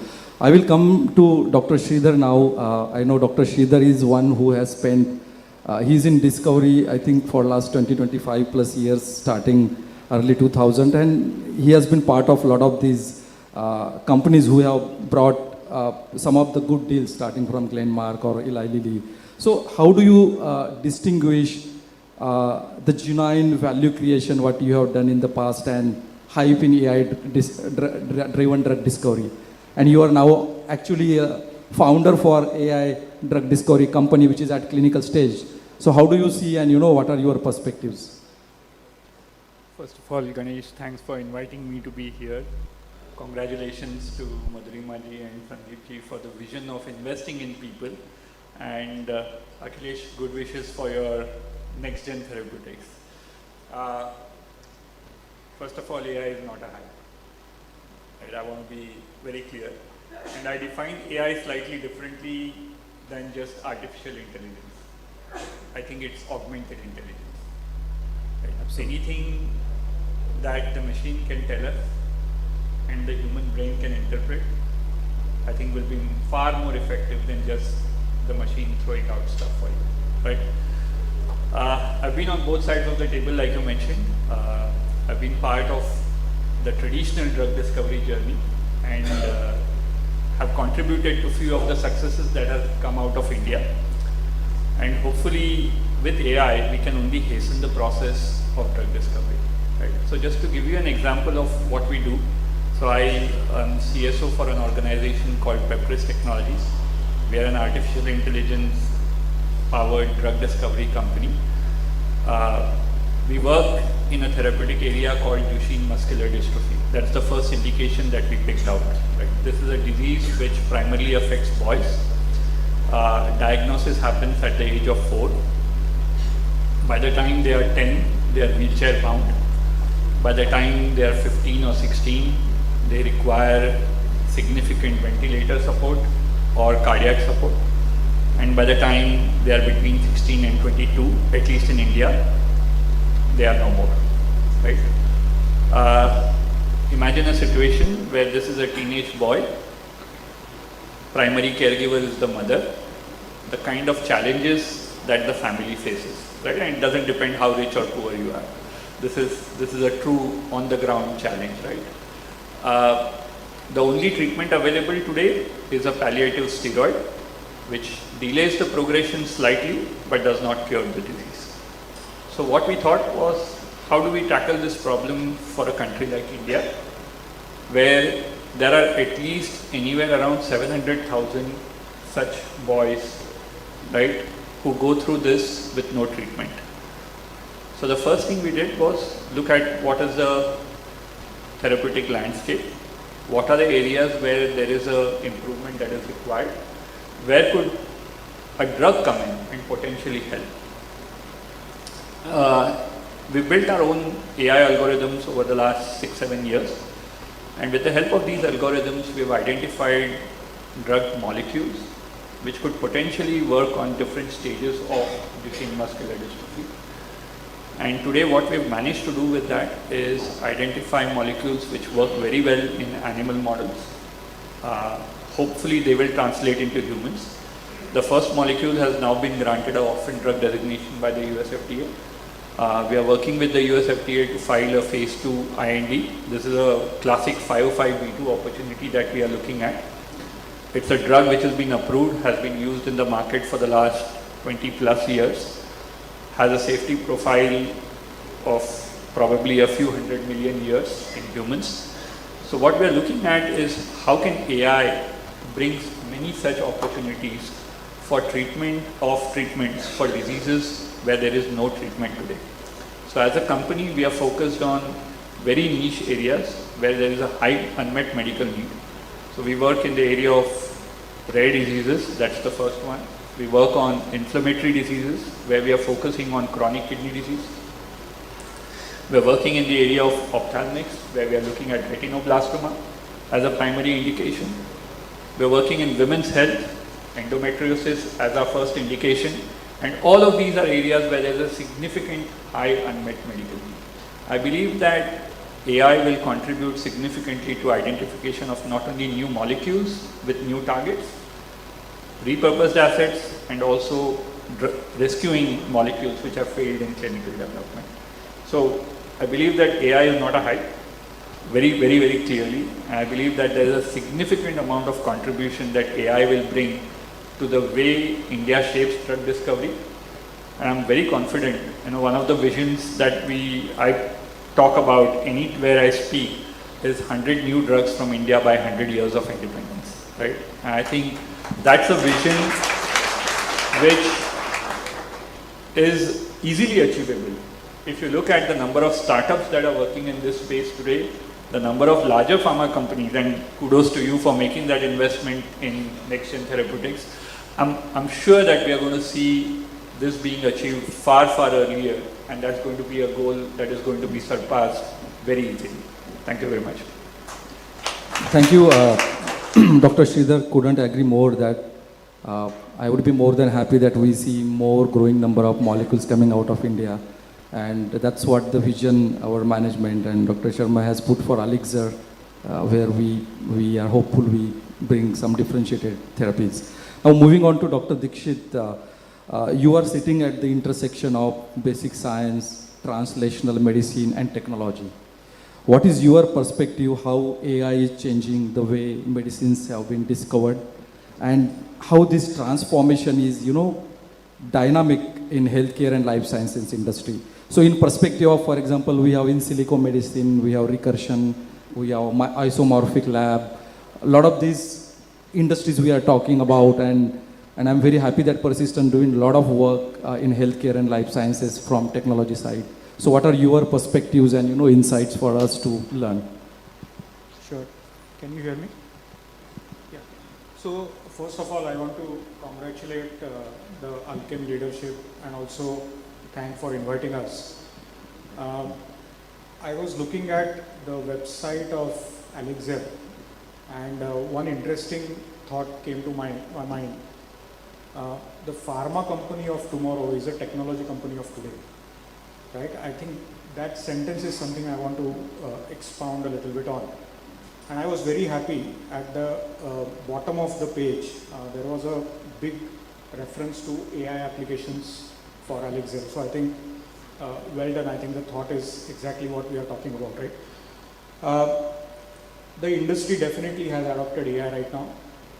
I think the question is not about whether it will work or not, it is how do you rationalize it right now. So do we really need AI, agentic AI for solving small problems? maybe not. You can still work with machine learning. You can go to conventional model building, etc. So the choice of the technology right now, in my opinion, is probably the first thought filter we need to bring in. I think probably people who are not really initiated on these terminologies, they probably use the term very loosely. AI is not LLM. AI is not ChatGPT. AI is augmented intelligence. It is building models, using clean data sets, bringing responsible AI elements, bringing human in the loop for validation, etc. Right? So I think these are terminologies that I would request all of you to just be a little bit more aware and familiar about. Speaking about the impact into the pharma value chain, I want to break down the value chain into different parts. And I know there are a lot of people from that value chain here, right? So let's go from left to right. When I say left, it is basically core research. You mentioned basic sciences. Post-COVID, you have seen a big explosion of biological data because everybody is now applying next generation technologies, NGS sequencing, they are doing big metadata analysis, etc. Even before we go to drug development, I think the ability to analyze large amount of data sets, which are not humanly possible to curate or let alone analyze well, I think that is where AI is seeing a lot of impact right now. So you can see large consortia now being created where pharma companies are coming together. They are suo moto sharing data, and through that data you are able to now look at large population studies. You are able to look at, if you are following this field, there is a big consortia called All of Us. This is the world's largest open source database, to the extent that even New York Times covered All of Us together, right? So these are immediate contributions because of availability of data, as well as availability of data mining tools coming through AI, right? So that is in the data space. Let's now go to a little bit of the computational biology space. I'm sure everybody must have heard of AlphaFold, which won the Nobel Prize. Now, interestingly, the two AlphaFold Nobel Prize winners are not pharmaceutical scientists. They are mathematicians and they are engineers, but they won a Nobel Prize in chemistry, right? So this is the power of multidisciplinary technology coming together. So where we are seeing a lot of traction is, a lot of our pharma clients, they want to work with us to create computational biology platforms where you can predict structures of their targets of interest. They want to model the protein. They want to do some kind of a simulated analysis in the presence of iron or in the absence of iron, maybe bring in lead molecules, etc. So we are building a lot of these platforms. So this is one hot area that we are seeing a lot of growth potential. The next area where we are seeing a lot of traction is bioinformatics. Ability to take on raw genomic data coming from laboratory experiments, population studies, pharmacogenomics, and then shrinking the timeline for what is called as primary, secondary, tertiary analysis. I think that is one area where there is tremendous traction. Now this is in the biology space. If you go to the medicinal chemistry space, ability to actually predict the skeleton of a molecule that will bind to the pocket. You are not going to get a perfect molecule, but you are going to get some indications of what that perfect molecule will look like. I think these are what we call as target selection, hit to lead analysis. I think you are seeing tremendous, I would say, upsurge of AI applications. The whole idea here is that your wet lab experiment should have high probability of success. And therefore, AI is becoming an enabler where you can triage unnecessary expenditure on a lot of these empirical experiments, right? So you are seeing AI adoption so that you can have a very stronger funnel for wet lab experimentation, right? So now let's move from hit to lead, and now let's go to preclinical animal studies. Everybody knows that today animal experimentation is sort of looked down negatively.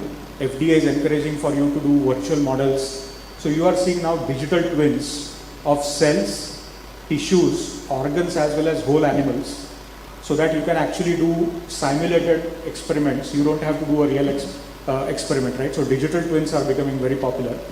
And now as we move from the IND space to the first in human space, choice of a clinical trial, choice of a patient for a clinical trial, choice of a right hospital for the clinical trial, site monitoring, you know, all these aspects. This is where AI is seeing tremendous impact. And I'll quickly close. I think we are seeing a lot of traction in the industry for regulatory submissions. So So all these documentation that we see as part of the preclinical to clinical journey, we all know we are part of the regulatory triangle, the common technical triangle documents, right? These are very, very complex documents.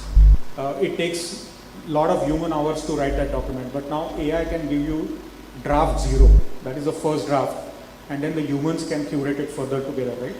So this is a complete value chain that we are seeing tremendous growth opportunities here. I want to again conclude, AI has arrived. It is how we use it with proper jurisdiction, responsible AI elements, and then bringing rationalization to the whole activity. Well said, Dr. Dikshit. I think that was actually such an insightful view of how from basic science to all the way to clinic AI application and how it can be used. Now next, a quick round. I just want to take Dr. Rajneesh. How do you see, you are in a university setting and Dr. Bandopadhyay just touched upon academia and industry, right? We need to talk. So where do you see, I know you do a lot of skill development in AI for academicians. How do you see industry and academia, at least because we need scientists who should be having at least a knowledge of these tools and technologies to work smartly rather than, doing the same stuff. So what is your perspective? Yeah, so those days are gone actually when you could have a degree and get a job, right? So now the time is, you need skill actually. So you need skills to get a job, to excel, to perform. And you can see, for example, after 2020, when this Google attention paper came, that was the, how I can say, mother of the transformer models actually, attention models, the GPT models. So after that, immediately Gemini, Grok, Llama, Claude, DeepSeek, tens of other, companies and models they came. So that this world is very changing very fast, very, very fast. So even we don't know what's going to happen in 10 years in this field. So the skills which were, acquired maybe 10 or 20 years ago, they might be redundant, and you probably not be able to get a job or not be able to use those skills in the area. And I remember a small piece of article I read when this computer came actually. So the Typewriter Association in Kolkata High Court, the typists, they were very, they said that no, we are not going to change to, computer. And then there was a big strike and they were very adamant. But now maybe half of us might not have even seen a typewriter actually. So it's same with the, the telephone booth, STD, all those things. So I think the time is that we upskill ourselves, we reskill ourselves, and that is a continuous process. It's not like gonna work like, okay, you get a degree and then you can continue working in this area. And now coming to industry-academia partnership, and there I think academia can really help you to get upskilled. Recently we were, because since I work at pharmaceutical engineering department, so recently a couple of companies, they contacted us to conduct these programs actually, short-term programs to train their employees in this area. And as I was mentioning to you that this, last year we conducted, I was one of the members who was involved in conducting a hands-on workshop on AI in drug discovery for CSIR scientists, not only for technical staff, but for scientists actually. So I think there is a huge need of such programs, where dedicated programs where the employees or the researchers or the staff can be trained in the area, and that is very, very important as well, I would say. And that is the only way forward actually, because we cannot just think about using ChatGPT or using Claude to do drug discovery or other things. Well, thank you. I think that's something very important, that just by using cloud or using and responsibly, I think that's what I totally agree with you. Dr. Ravi, just quick comment on, as you know that generic industry is moving to say complex formulations, biologics, biosimilar, and a lot of new technologies are coming, whether it is in bispecific, trispecific, RNA therapeutics, and these innovations need a good formulations for the delivery to the patients. How do you see AI is ready for this kind of novel modalities in next 5 to 10 years? Just quick comment. So one is that readiness of the AI. Second is the readiness of the people to adapt. Okay. So this is a huge difference is there in between two. So as at least in my experience in last 15 years, I have started in 2011, India's first e-lab notebook has been introduced in Dr. Reddy's. That time also people said this is something is thinking in the sky, will lead to issues. In 2012, I started formulation molding. And in 2026 also, still people, I have in the last 15 years, I use formulation molding in more than 100 plus projects. And I have not seen anything is failed so far. Still people are thinking that whether formulation will work, molding will work or not. See, 15 years, 100 plus projects in CEs, and first peptide, CMC, when I terzepatide, you can see it in, is the first CMC peptide went to the market. Before that, everything is in fermented, and that was developed by me. Same that time was people thought that these something sky, unnecessarily is putting a regulated risk. So what I'm trying to say is that possibilities has to be believed. If we don't believe on the possibilities, irrespective of technology, you can't taste it and achieve it. Okay. So you have to first believe this is possible. Second thing is that tomorrow, how it's going to be in future is that if I see in visit, people will write every experiment in the ELN, and the ELN will automatically analyze the results, all the experiments, pass, fail, everything they analyze, and gives you summary of what is the project trend, and what are the CPPs, what is CQKs, and what is going to be your design process. And also design your formulations virtually, and test the stability virtually, test the dissolution virtually, test their impurities, possibilities virtually, and it's already happening in some companies in India who are early adopters, and take only those formulations into the lab. So you reduce your number of formulations per project from 100 to 5 or 10, less than 10. And you cycle to 2 years to 3 months, you complete your R&D activity and go to the next activity. I'm not telling project is closed. You make 100 formulations in the virtually, but you only make lab activity for 2 to 3 months. Very competently and close that and go to next project. Let CMC wait to generate the data and regulatory file. So finally, the process development also, blend uniformity, content uniformity. There are the models for them also, where you can upfront design, whether I have to go for the 2-blind method, single binder, 2 binder, to which method, which group of the excipients my AP has to go. In my view, already models are available. Already companies, early adopters are already using it. Okay, so today every formula made in Dr. is first tested in the pharmacy. Every formula made in Sandoz is first tested. Every formula made in Novartis. But how many companies in India adopted? And every formula made in Lilly is first tested in the computer, including the biologics products. True. But if we see today, still we are thinking about how can we make a biosimilar. So what I am trying to say is that technology is already ready. It's all about learn where is there available and adopt it faster. Maybe every learning has a little learning curve. You have to have the patience to adapt to that fully. Then you will see multipliers of fruits. I think that was really insightful. It's learning for all scientists that we need to skill ourselves and adapt to new technologies the way we work. I think that's really insightful. Dr. Sridhar, how do you see India is coming to the, in that global race of AI-driven drug discovery and development? And you work closely with government, you are very active in IPA. How do you see this RDI, PREP is changing the way innovation is happening in India and where we stand? I think we are at a cusp today. Right? We went through an up in the early 2000s.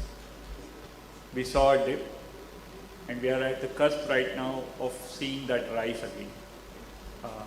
I think there's a significant push on innovation, not only from the government, through the schemes that you mentioned, the RDI, the PrEP, the ANRF.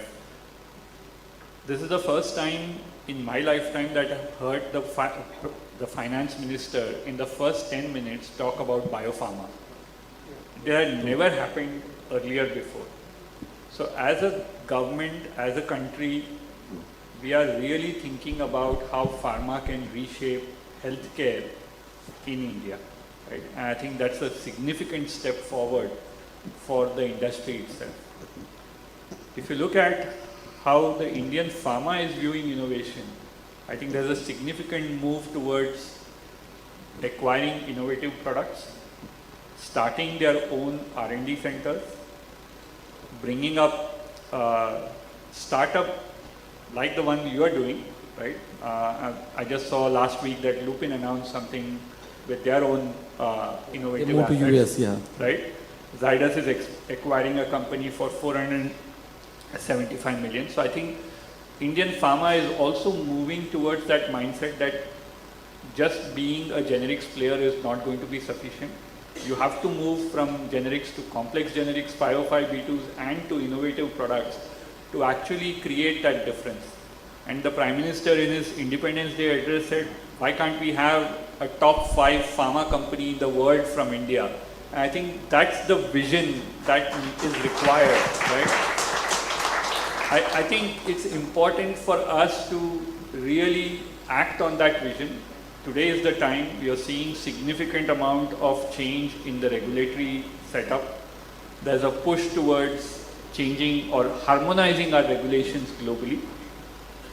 I think all of these are positive steps. And if we don't make, as an industry, don't make use of those positive steps and invest in innovative research. And I'm not saying just new molecule discovery. When I say innovation, it's anything with complex generics, it's anything with 505(b)(2)s, new molecules, medtech, any of these spaces, right, which will actually improve the patient quality of life, will actually be beneficial for not only the pharma industry, but also the country as a whole. And I'm extremely upbeat about it, right? Having contributed to one of the first drugs that was discovered in India and being approved by the US FDA, I believe that the talent is there. It is about upskilling, and I think several of the panel members mentioned that, right? I see more engineers coming into biology today than biologists going into engineering, right? And I think the requirement is going to be that there is a significant cross-discipline learning that happens. And as an industry, if you can institute, madams and Sandeep sir, if you can institute a continued learning program as part of your DNA, right? I think it would really change the way the industry would, your own company would develop, and also the people within the company would develop to contributing to more innovative products, adopting some of these technologies, not just doing ChatGPT and Claude. Thank you very much. Thank you. That was definitely insightful, and I totally agree with you that it's not that if you are a pharmacologist, you should know only pharmacology. You need to know medicinal chemistry. You need to know clinical. And I think that is what we all have to learn and become a multidisciplinary. That was insightful. Now, last question, Dr. Dikshit. By considering all these aspects, because you are the one who is designing these technologies and, bringing all these drugs to clinic faster. So how do you see the challenges adapting to all these aspects, and how do you see the next 5 or 10 years these technologies are going to benefit the innovations and how it is going to help patients? Okay. I think 5 years is a very long frame. Things are changing so fast, so let's take a 2-year frame, right? What are the challenges? From an Indian perspective, we are not good data keepers. So I think data is the baseline, it's a backbone of anything that we will do in AI. So whether it is Alkem, Elixir or any other, I think we have to get our data in-house or in order. So what does it mean? Basically to organize data, to collect it from wherever it is, create good data platforms, regulatory compliant. I would say that is probably the biggest investment that we should make in the data ecosystem. Everybody spoke vehemently about the need for upskilling, so I'll not go there. We need to bring a lot of multidisciplinarity into this entire activity. The third is, I think we have to probably get rid of this shyness of innovation, right? So we are not confident that we can completely go out of the box and innovate, etc. I think we just need to go a little bit bold about what we can do together. And I really like professors talk about, how can we do things. I think there is a little bit of an X factor thinking we need to bring into everything that we do. I think that will help. Quickly looking into the crystal ball, next 2 years, I think where I really see impact, mainstream adoption.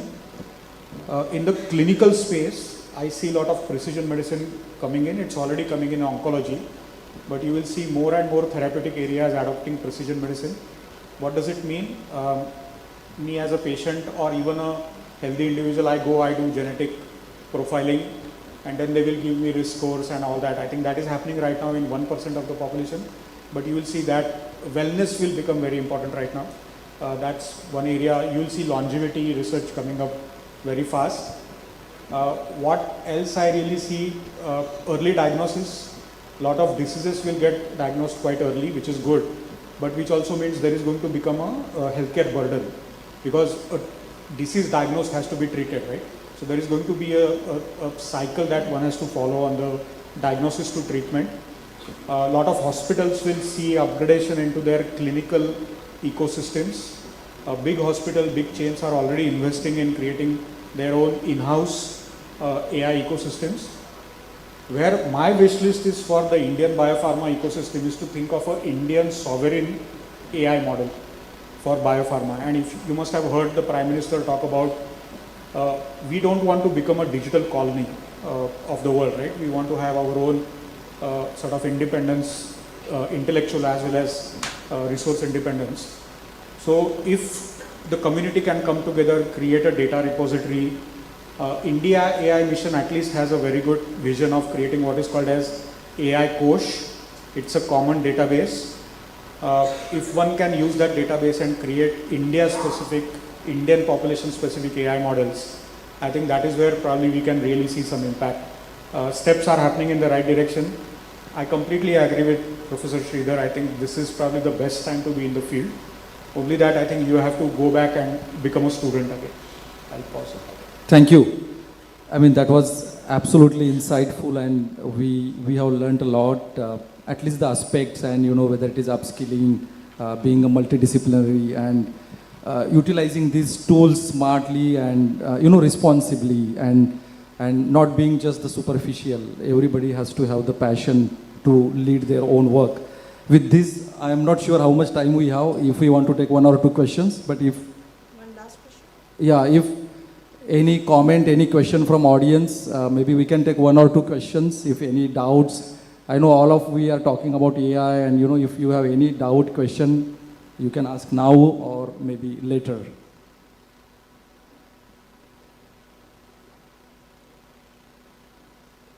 Please, sir.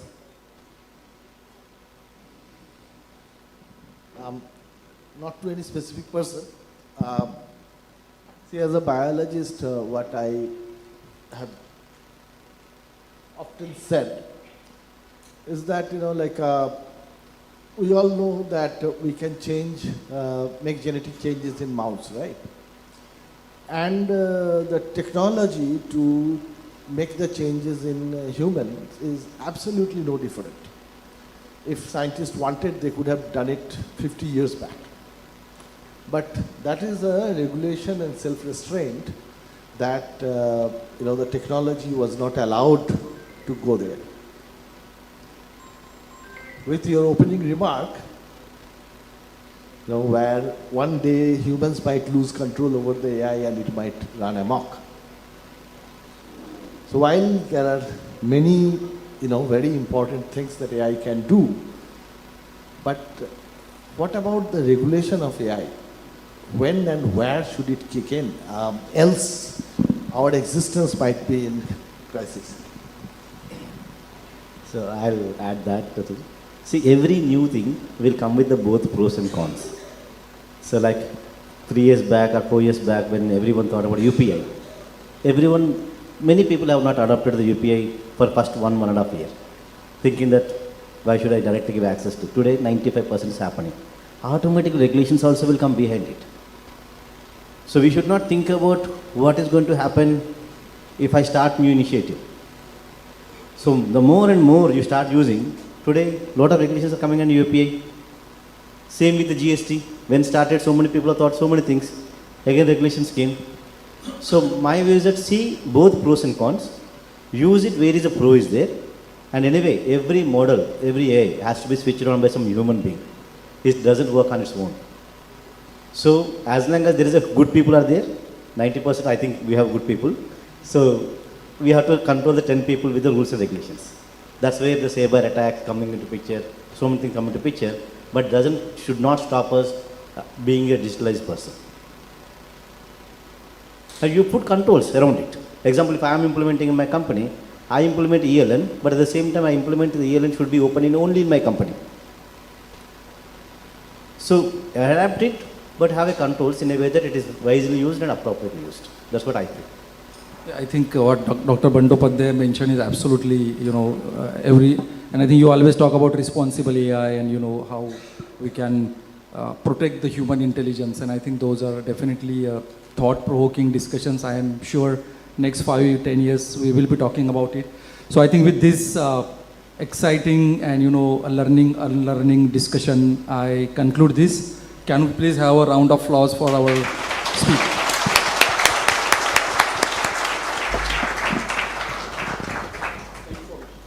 Thank you, Dr. Ganesh, Dr. Rajneesh, Dr. Ravi. I'll request all of you to be on stage for a few more minutes, please. Dr. Sridhar sir and Dr. Santosh sir. That was absolutely fascinating conversation and a powerful reminder that real opportunity lies not only in adopting technology, but in understanding how we can use it intelligently and responsibly to accelerate scientific progress. So with that, thanks a lot. And with this, I'll request Sandeep sir, Madhurima ma'am to be on stage so that we can felicitate the esteemed panelists.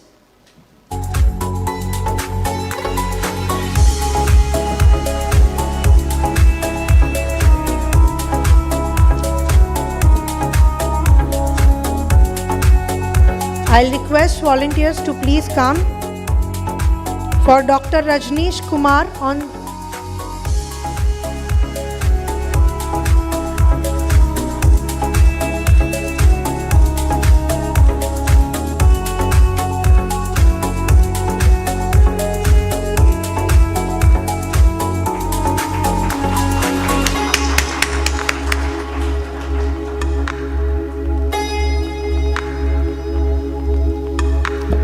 Dr. Ravi Ananthula.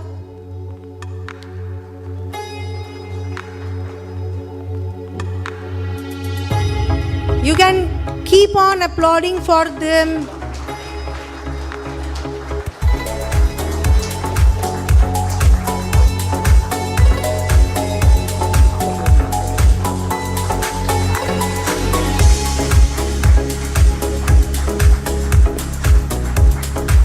A big round of applause for Dr. Sridhar Narayanan.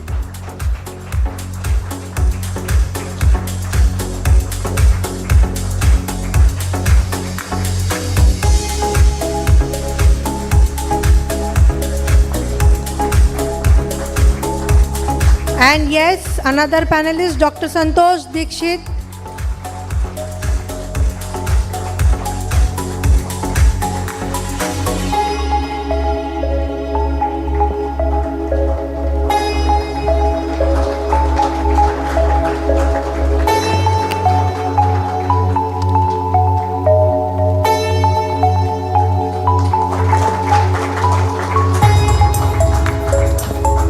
Thank you to all esteemed panelists, and one more doctor we have, our very own Dr. Ganesh Sangle.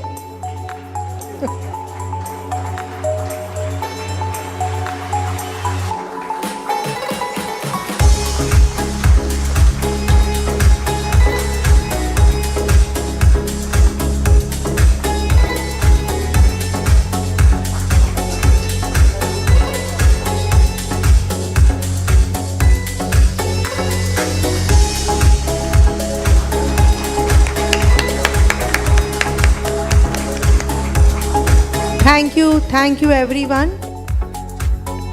So with this, we'll now break for lunch and we will be back by 2 o'clock.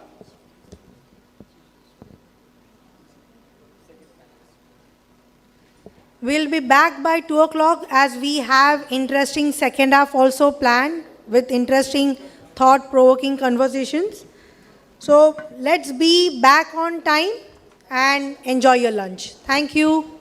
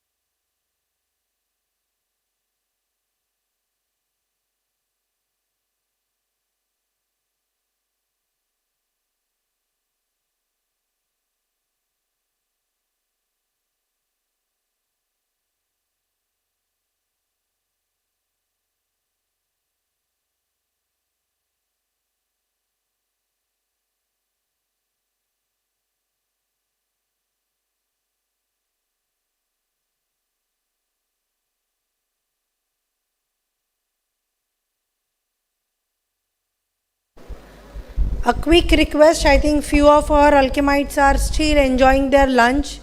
If you know and have their numbers, please call them so that they are not going to miss out second half interesting sessions what we have planned for the day. Yeah? So those who are already here, hope you had a refreshing lunch, as we are now moving ahead with an important another dimension of healthcare innovation, that is medical technology. Technology is changing not only how we diagnose, but how we treat diseases, and also how we think about precision, accessibility, trust, and patient outcomes. I take this opportunity to invite Mr. Kaustav Banerjee to introduce and elaborate more on Alkem MedTech. Something exciting is also there which we have already shared, but he has some more pointers to share with the larger group. Kaustav sir, over to you.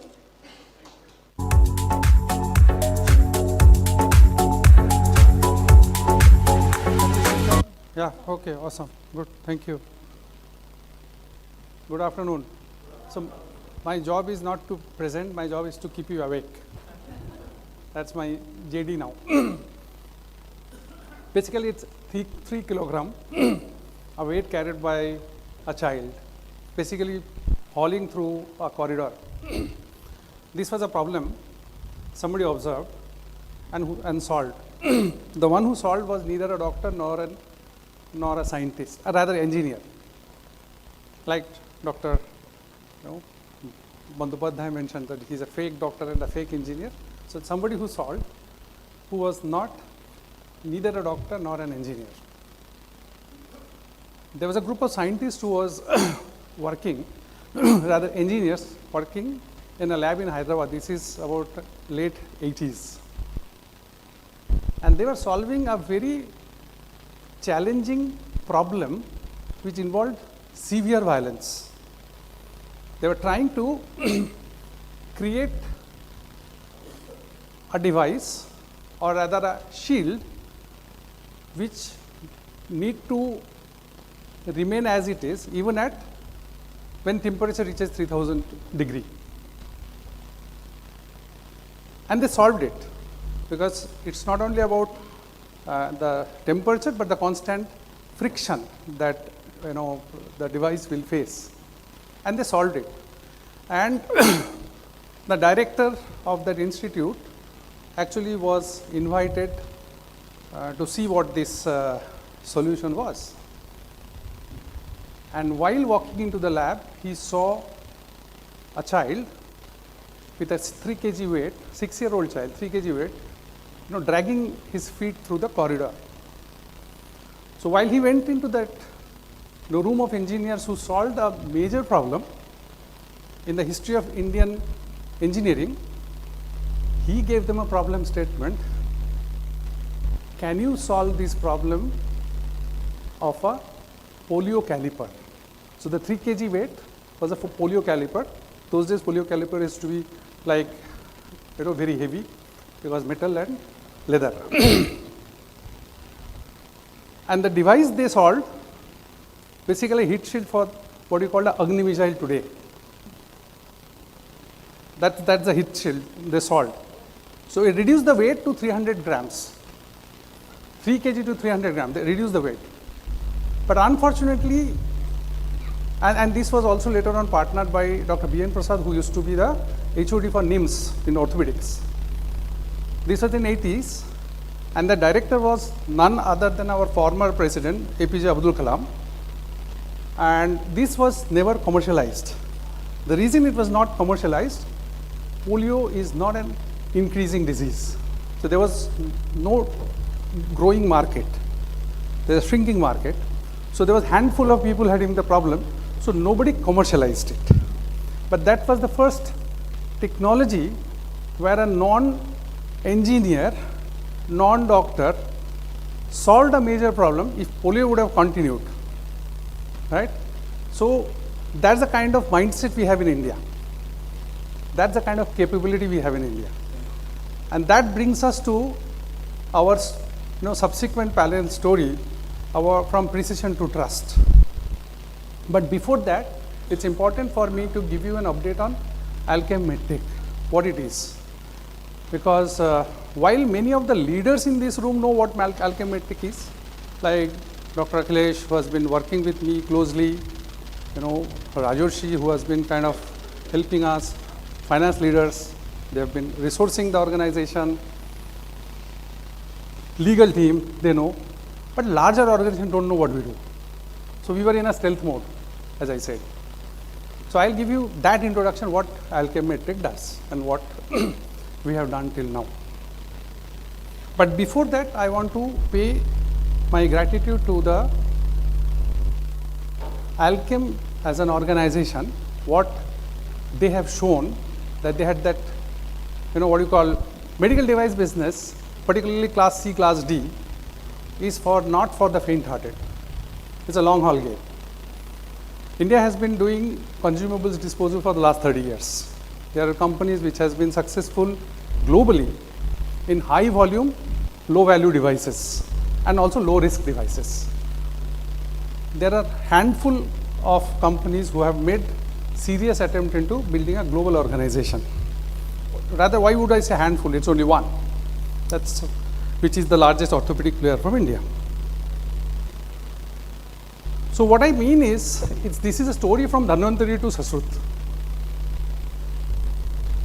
And all of you know that the healer of gods was Dhanvantari.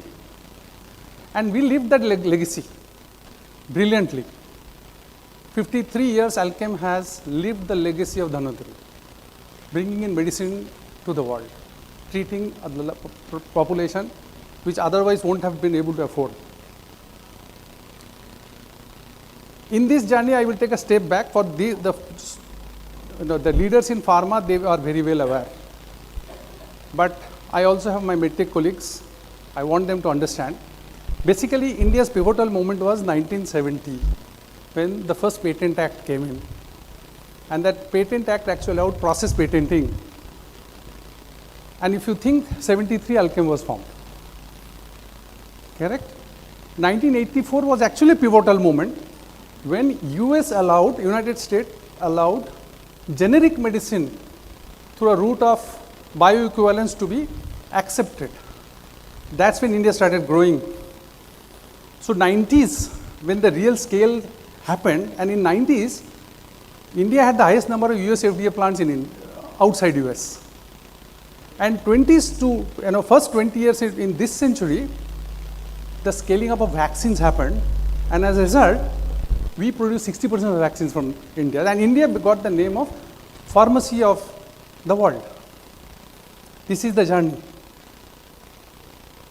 So now it is time for us to, while we have lived this Dhanvantari's legacy for so many years, it is time for living the legacy, or creating the legacy for Susrut.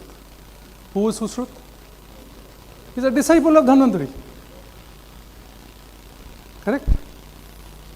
And the first documented surgical procedure, 600 BC, was from Susrut. Rhinoplasty was the first procedure that happened. But unfortunately, in spite of that happening, and the first, actually 222 instruments were designed, blunt and sharp both.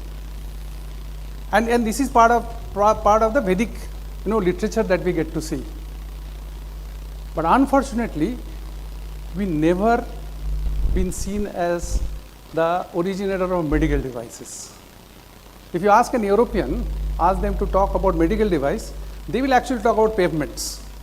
Because those pavement was the first device to protect the gases that come from the floor.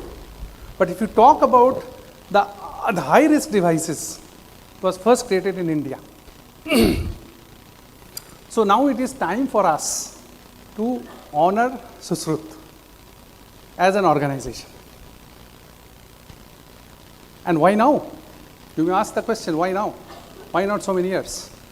Number one is we had a problem of imports. So we have been importing 60 to 70% of our imports happen from Western world or world over.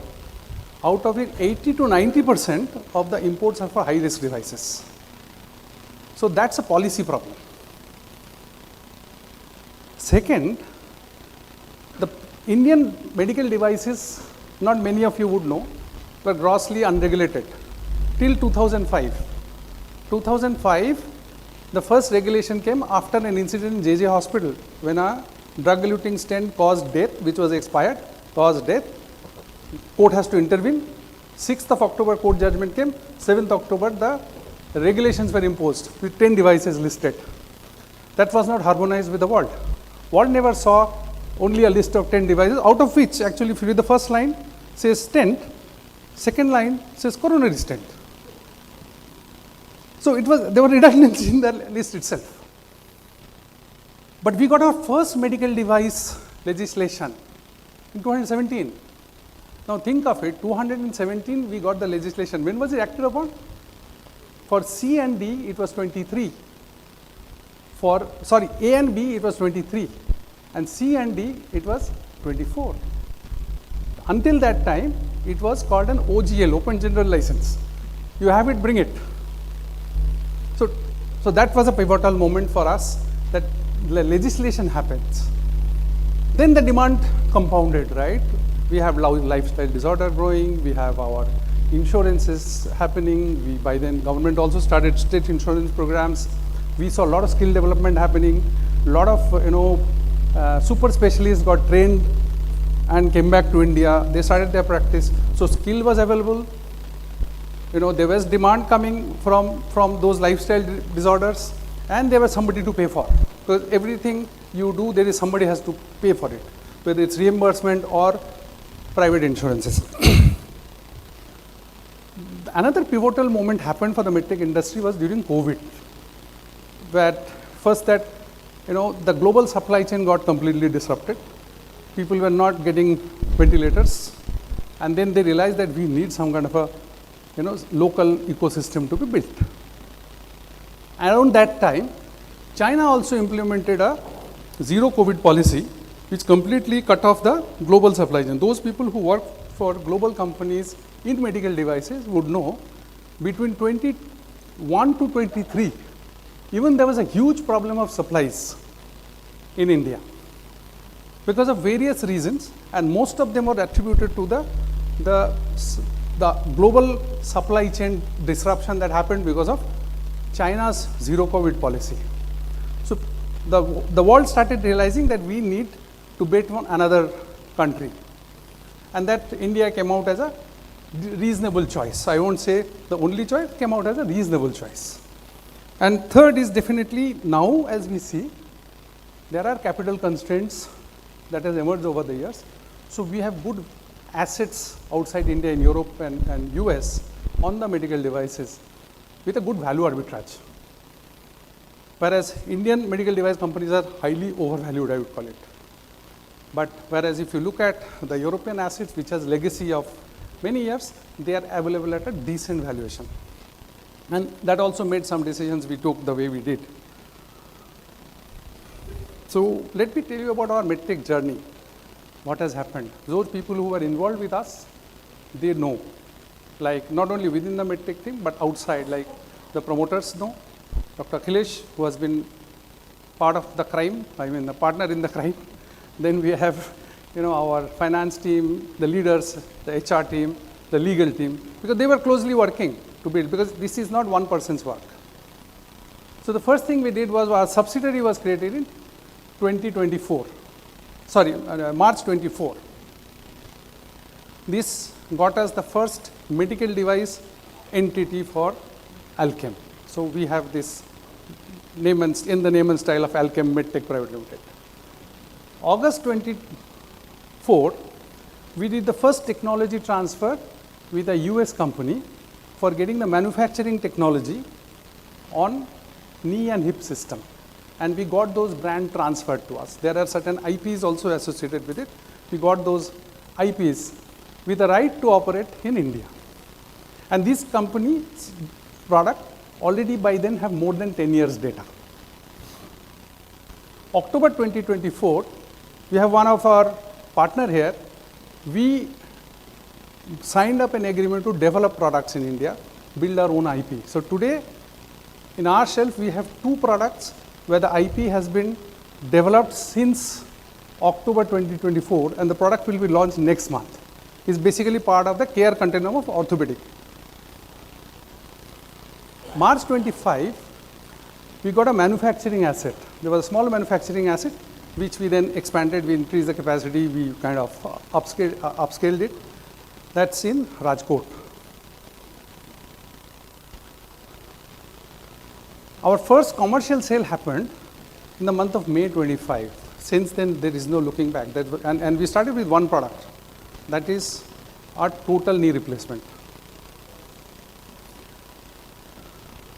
July, we got the FDA registration for the two products that we developed in India. The IP that we filed, we developed in India, and which is getting launched as we speak. That's pulse lavage and a power tool. May 26, we got ISO certified 13485 for Alkem Medtech as well as Alkem Medtech Ortho. These are two separate entities. We closed a deal in structural heart. So while this one, the ortho side, we decided to go bottom up. In the cardiovascular side, we said, let's start with a company which already has access into high entry barrier markets like US, Japan, Australia, Western Europe. I mean, whole of Europe, but Western Europe, they are the leaders. So Occlutech is a company which is treating heart holes, and I'll come to that briefly on the product. And as we speak today, we have launched the Alkem Medtech Learning Lab, which we inaugurated. We did a soft launch earlier. Now we have approximately 300 surgeons enrolled, and I think around 30 already got certified. Yeah, that's one. Now, after this, I will give you now Alkem Medtech at a glance. So, in a stealth mode, we have really become bigger in 2 years. We are number 2 and number 3 for the cardiovascular. Number 2 in Europe, number 3 globally. Our nearest competition for the occluder is Abbott and WL Gore. Gore is not present in India, and neither is Occlutech. So we have to bring it in. We have to do the manufacturing in India and bring it into India. We have 200,000 implants happening across Western world, and that's a significant milestone for occluder business. We hold 200 odd patents globally, operate 70 countries, and now we have 470 employees. Right? That's humongous. And within 2 years. And if I go through the segment, we are focused on 2 segments very clearly: structural heart and orthopedic large joints, load-bearing large joints. Let me repeat myself. We are not everywhere in orthopedic. We are only in the load-bearing large joints, because we have to first get success there before we do something else. We have 4 manufacturing facilities, 1 in Turkey, 1 in Germany, and 2 in India.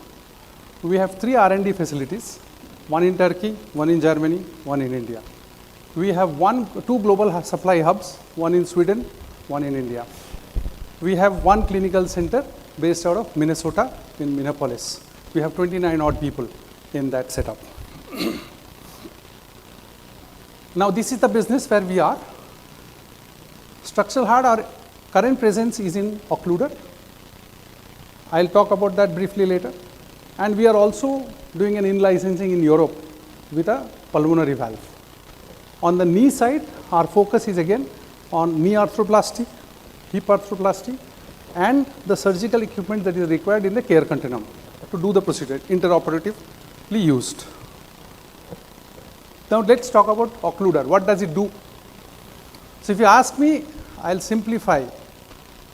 It's a whole story. It's all about hole in the heart. Either it creates a hole or it closes a hole. When it closes a hole, all the congenital diseases that you have, the hole is there. So let's take septal defects, atrial septal defect, ventricular septal defect. Those holes get closed because these are congenital conditions. Later on it is closed. Then come PFO, which is patent foramen ovale, where again it's a closure of hole, because those patients whose hole automatically, PFO everybody has it, but by the time they become an adult, 75% hole gets closed naturally, 25% remains. Those 25% have a risk of stroke, but they don't get a PFO. Only they get a PFO when there is a cryptogenic stroke. Means the reason for the stroke is not known. So then our neurologists decide, okay, let's close it. Maybe this is the cause. That's a larger business outside India in the Western world, US and Europe. And we have atrial flow restrictor. This is where we create the hole to avoid heart failure. So if you see the space, we are into prevention of heart failure, we are into prevention of stroke, and we are into closure of the ASD and VSD devices. So that's all about our Occlutech story. So I call it the whole story. Come to our orthopedic franchise. Now in orthopedic we have two set of products. One is designed in India, manufactured in India. One is designed in the US, but manufactured in India. But in both the cases, we have made some process choices. And orthopedics is all about choices. Number one, there is a design. You make design choices and you look for the survivability of the product based on the device. Then there is manufacturing process. In that manufacturing process, you make choices. If you want to do heat treatment of the implant, a casting, then you can't do it in India because there is no facility. You have to send it to US. You get the heat treatment done, bring it back. Then like gold coating, it doesn't happen in India. We send it to Germany, get it coated, bring it to India. So this one again similar. The only difference between the two is here the designs are also made in US and the product has more than 10 years data through the registry. That's the difference. That's our arthroplasty portfolio. Here. US patents also, all of them. And these are the products, two products we have. This is locally developed, made in India, a pulse lavage system. Power tool, we have uniqueness in the power tool. One who would be in orthopedic would know. This is the only power tool in the world today, and we can proudly say, which one handpiece can do all the 4 functions: drilling, rimming, oscillating saw, as well as reciprocal saw. So it's an only device. Now we also have a bone cement in our portfolio. From an Indian company, this is the first CE marked product. There may be there from other global companies, but from an Indian company, the first CE marked bone cement we have. So this will be launched next month. So that completes our ortho portfolio as of now. So as I said in closing, we have lived the legacy of Dhanvantari. Now let us lead the legacy of Sasrut, where the first documented surgical procedures were there in our own scriptures.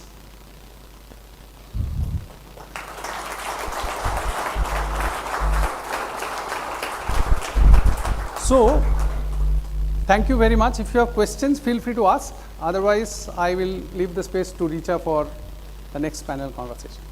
Thank you.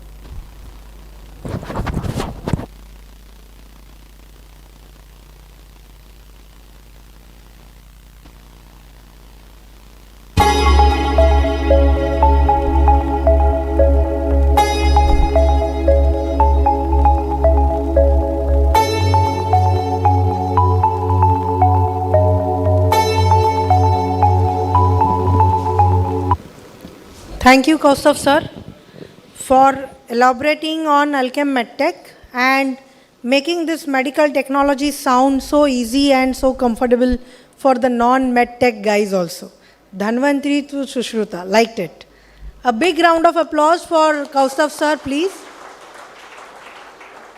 And now we take the conversation forward, as we had lot to gain from Kaustav sir on medical devices and Alkem MedTech. Now we have few more opportunities. Medical devices have the potential to transform healthcare, as we could understand, and for India to build solutions that can truly earn global trust. Innovation must go hand in hand along with trust, precision, quality and evidence to gain more and more patient confidence. So let's have the second panel discussion now with a powerful question to all the esteemed panelists. From precision to trust, can India build medical devices the world trusts? So this panel discussion will be moderated by our very own Kaustav Banerjee sir. So I'll request Kaustav sir to be on stage. Panel discussion का PPT. दूसरा PPT कहाँ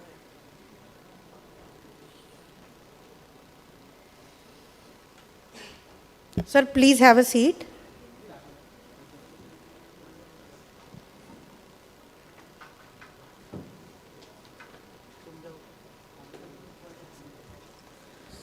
Yeah, so to briefly talk about Kaustav sir, though he told me don't talk too much about me, but I'll take the privilege and honor to introduce Kaustav sir in more elaborative manner. Of course, he is our CEO of Alkem MedTech.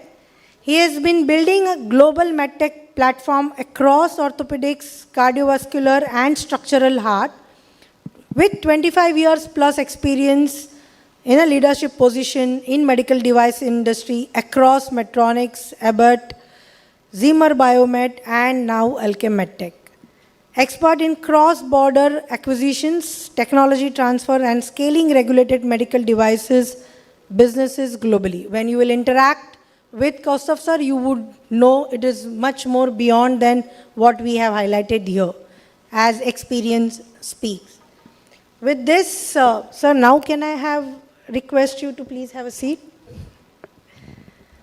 Let's have our next panelist, our very own chief guest, Dr. Amitabh Bandyopadhyay. A big round of applause. As I have introduced him, I'll briefly talk about, no sir, you are not a fake doctor. You are a doctor indeed in a true sense with a PhD degree and a postdoc from Harvard Medical School, researcher in skeletal joint development, cartilage biology and osteoarthritis. So we have been honored to see your innovations. So Kaustav sir has chosen a very, right panelist, and thank you for joining us here today. We have a next panelist, Dr. Rupesh Ghayar. A big round of applause, team. I hope you had a good lunch, but I'm not going to allow you to sleep. Your claps will wake you up. Little bit louder. He is CEO, MD and founder of IF MedTech with 18 plus years of experience converting unmet clinical needs into affordable, deployable medical devices. With 29 patent filings, 26 granted, he is a co-founder of IU Devices and IIT Devices. So welcome Dr. Rupesh on the dais. We have next Dr. Shubhranshu S. Mohanty. He is a professor and unit head of orthopedic department at KEM. He is a past president in Indian Orthoplasty Association and Bombay Orthopedic Society, champion of surgical ethics, orthopedics education and clinical excellence. Welcome Dr. Mohanty. The next panelist is Mr. Rupak Barua. He is MD CEO of Woodlands Multi-Speciality Hospital at Kolkata. Louder, louder. With 30 plus years of experience leading operation across multi-speciality and super specialty hospital environment, he co-chairs healthcare sector at Government of West Bengal. He is president at Association of Hospital of Eastern India. Welcome all the esteemed panelists on dais. May I request Kaustav sir you can start the panel discussion. Yep. Thank you. Thank you, Richa, for introducing all of us. So you can see we have a very balanced and 360-degree panel. We have an academician on the dais, we have a surgeon on the dais, we have an innovator on the dais, and we also have a hospital administrator who runs the hospital. So in a way you can say, Tare Zami Par. All the stars are here. So, Indian medical device industry has a long way to go, although government has already identified it as a sunrise sector. There is a lot of investment happening. But the long way to go is not about our capability to build devices. It's about earning the trust of the world. And Alkem's vision is not to build a medical device company for India or manufacture in India for India. Our objective is to build a global brand, and our objective is to build a global footprint. Partly we have achieved it with our cardiovascular, which now has to be expanded. On the orthopedic side, we have started the journey, because that's something we are doing organically. And you know, organically it takes time. It's not easy to build. What gave us the confidence on precision engineering? In the past, we always heard that precision engineering, consistently manufacturing is always a quality problem in India. And when we went back and started talking to various people, we realized that's untrue. Because India produces the highest amount of components for car industry, automobile industry globally. And it's very, very precise. India is the biggest manufacturer of the aerospace components.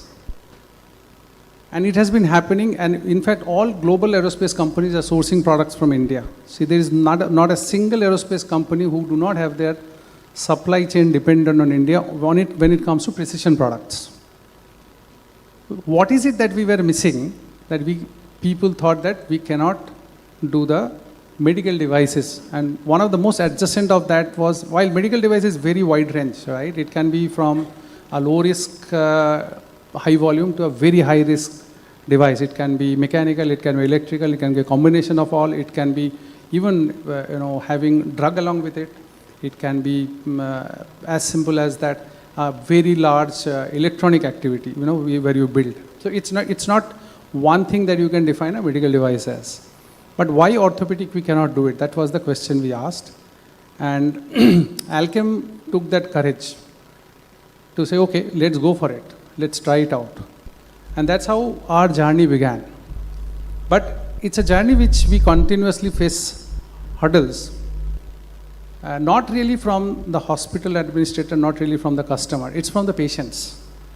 Patients ask their surgeons, I need an imported device. What does the surgeon do? He has to find a choice. That he has to offer a choice of an imported device. And it would be, if the surgeon tries to say that, no, this is an Indian device, this is equally good, there will be a different interpretation of that statement. It's a very challenging situation that we are in, because you ask for an imported device. That is the reason our customers cannot offer a local device. So that is one perception problem we are facing in the Indian marketplace. Globally also we are facing a problem. If it is made in India, we have to do far more rigor in terms of quality testing. So much so that, many of you may not know, in the orthopedic industry, India still don't have the capability of testing the fatigue test for 10 million cycle or a 5 million cycle or a wear test on 50. So we have to send it to a plant in Germany or a lab in Germany to get it tested. It is so difficult. So if you ask me, that is perhaps the reason why the global audience don't trust us, a product coming out of India which is a class C or class D, because you yourself in your country don't have the testing facility. But that's a different conversation which we are trying to have with the government. But here I have a very good panel where I have to really ask and get their insights so that we can think or modify our thinking as we move forward in this industry.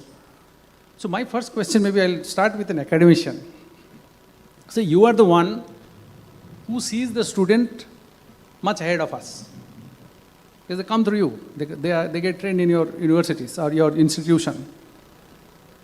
So what is you think that we need to do at that stage that we build the trust across the world in Indian medical devices? Yeah, absolutely critical. So I will give you example with what I am familiar with. So when we developed our ventilator, at the same time, two other entities also developed. And for whatever reason, the government orders all went to those other two and not to us.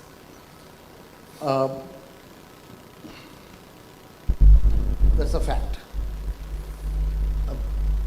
Like looking back, when we were developing the ventilator, the only instruction to the team was that nobody can get hurt because of our machine, because IIT Kanpur's name will be on the machine. Okay. So they decided to run the ventilator without stopping for 45 days at a stretch under the supervision of Ruby Hall Clinic. Okay. When it went through that, then only we actually had the confidence of taking it out. What happened is that after the first wave, when the government funded ventilators started getting fire and people choked and everything happened, the second wave came without any notice. Now nobody wanted those two ventilators. So our company, which sold 250 ventilators in 7 months, started to deliver 100 ventilators a day. Okay? So that's what trust, because they sold few and medical community is a small community, word of mouth went around and they. So what I'm really trying to tell you is that there is I'll give you another small story and then I'll give you my answer. I went to the US in 1995 to join the PhD program. And trust me, between the 12 years that I lived in the US, nobody ever wanted to see any degree from me. My BSc degree, MSc degree, PhD degree, no institution ever asked for it. It's a trust-based society. That same country today would not even give you a visa if you have not produced your PhD degree at the visa interview. So somewhere along the line, we lost the credibility. So earning trust is very, very difficult, and maintaining the trust is even more difficult. What we need to do is to inculcate the importance of honor and trust in the very,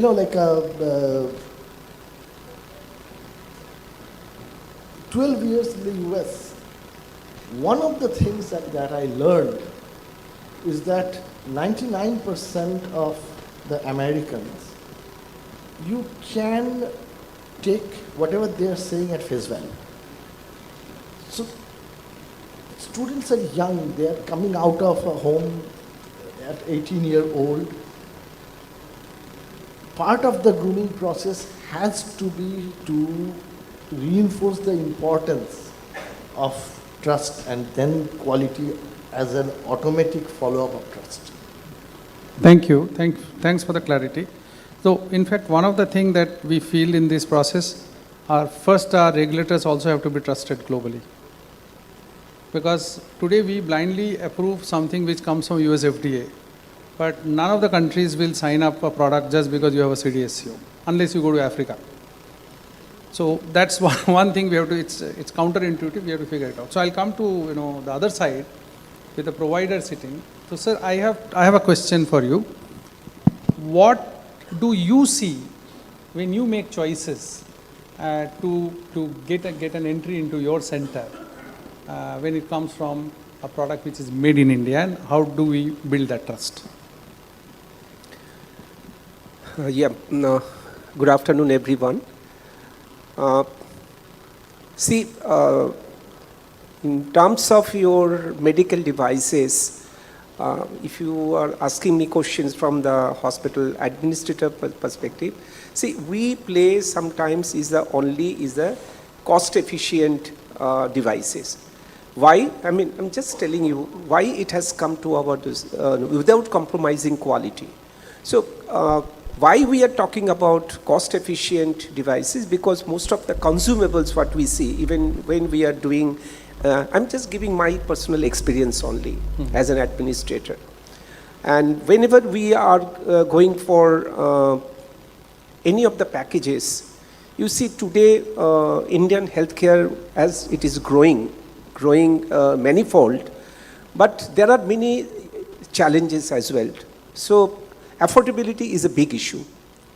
Now, to support this affordability, the government is introducing a lot of schemes for a sustainable healthcare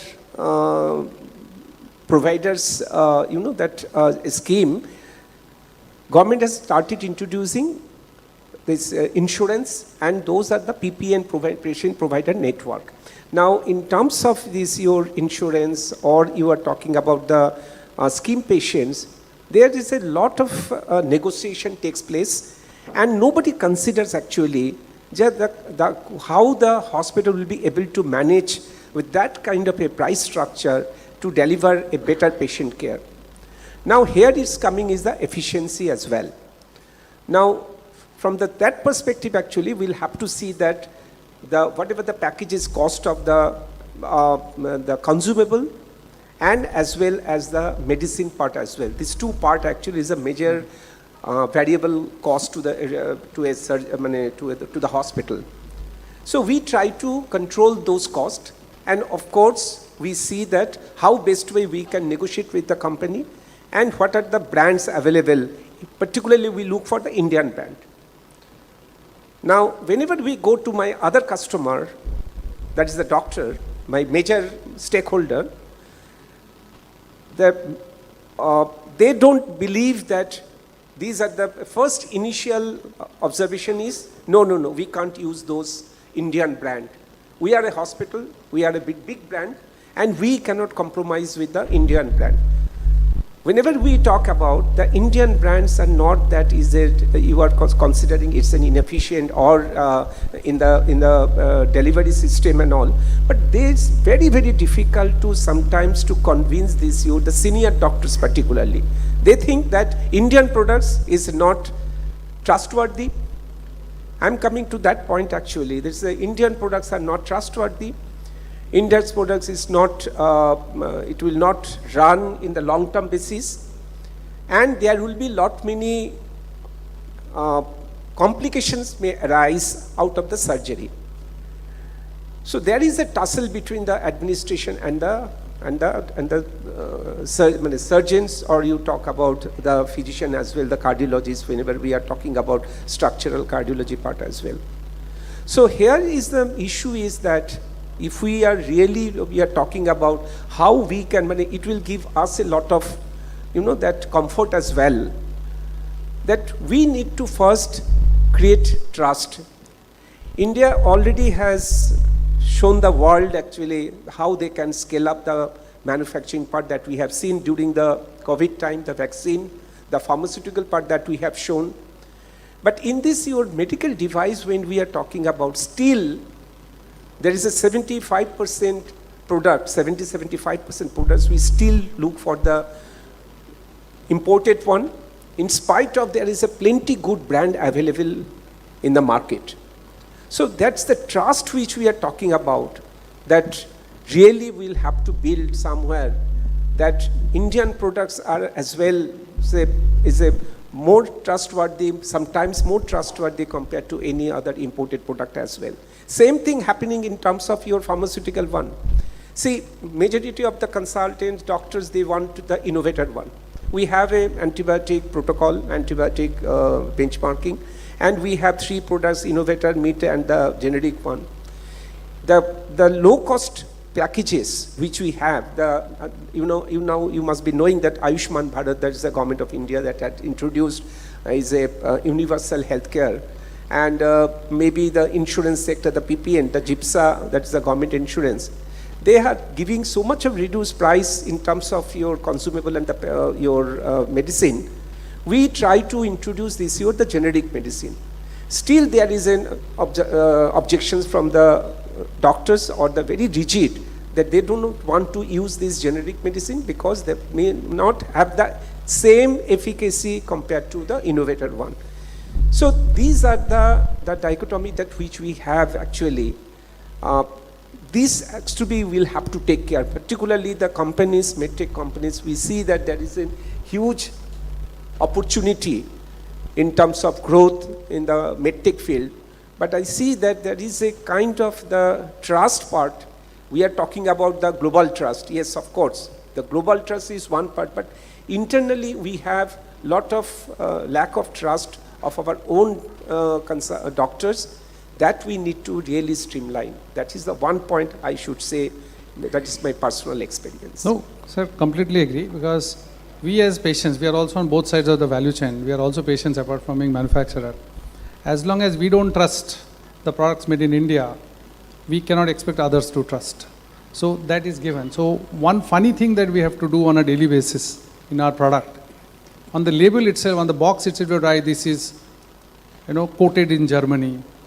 This is heat treated in US. We have to write that, because otherwise patient don't get trust. But the fact is it's not necessary. Do you see that in a US company's product? You don't see it. But if you pick up our product, on the label, on the box itself, you will see it's coated in Germany. But you have to communicate that, okay, we are coating it in Germany, so please trust us.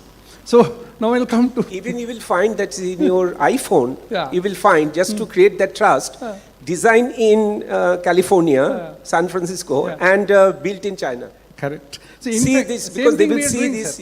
Same thing we are doing with our Truland brand. We are writing it's designed in the US, manufactured in India under technology transfer agreement. We are writing that. But the fact is not necessary.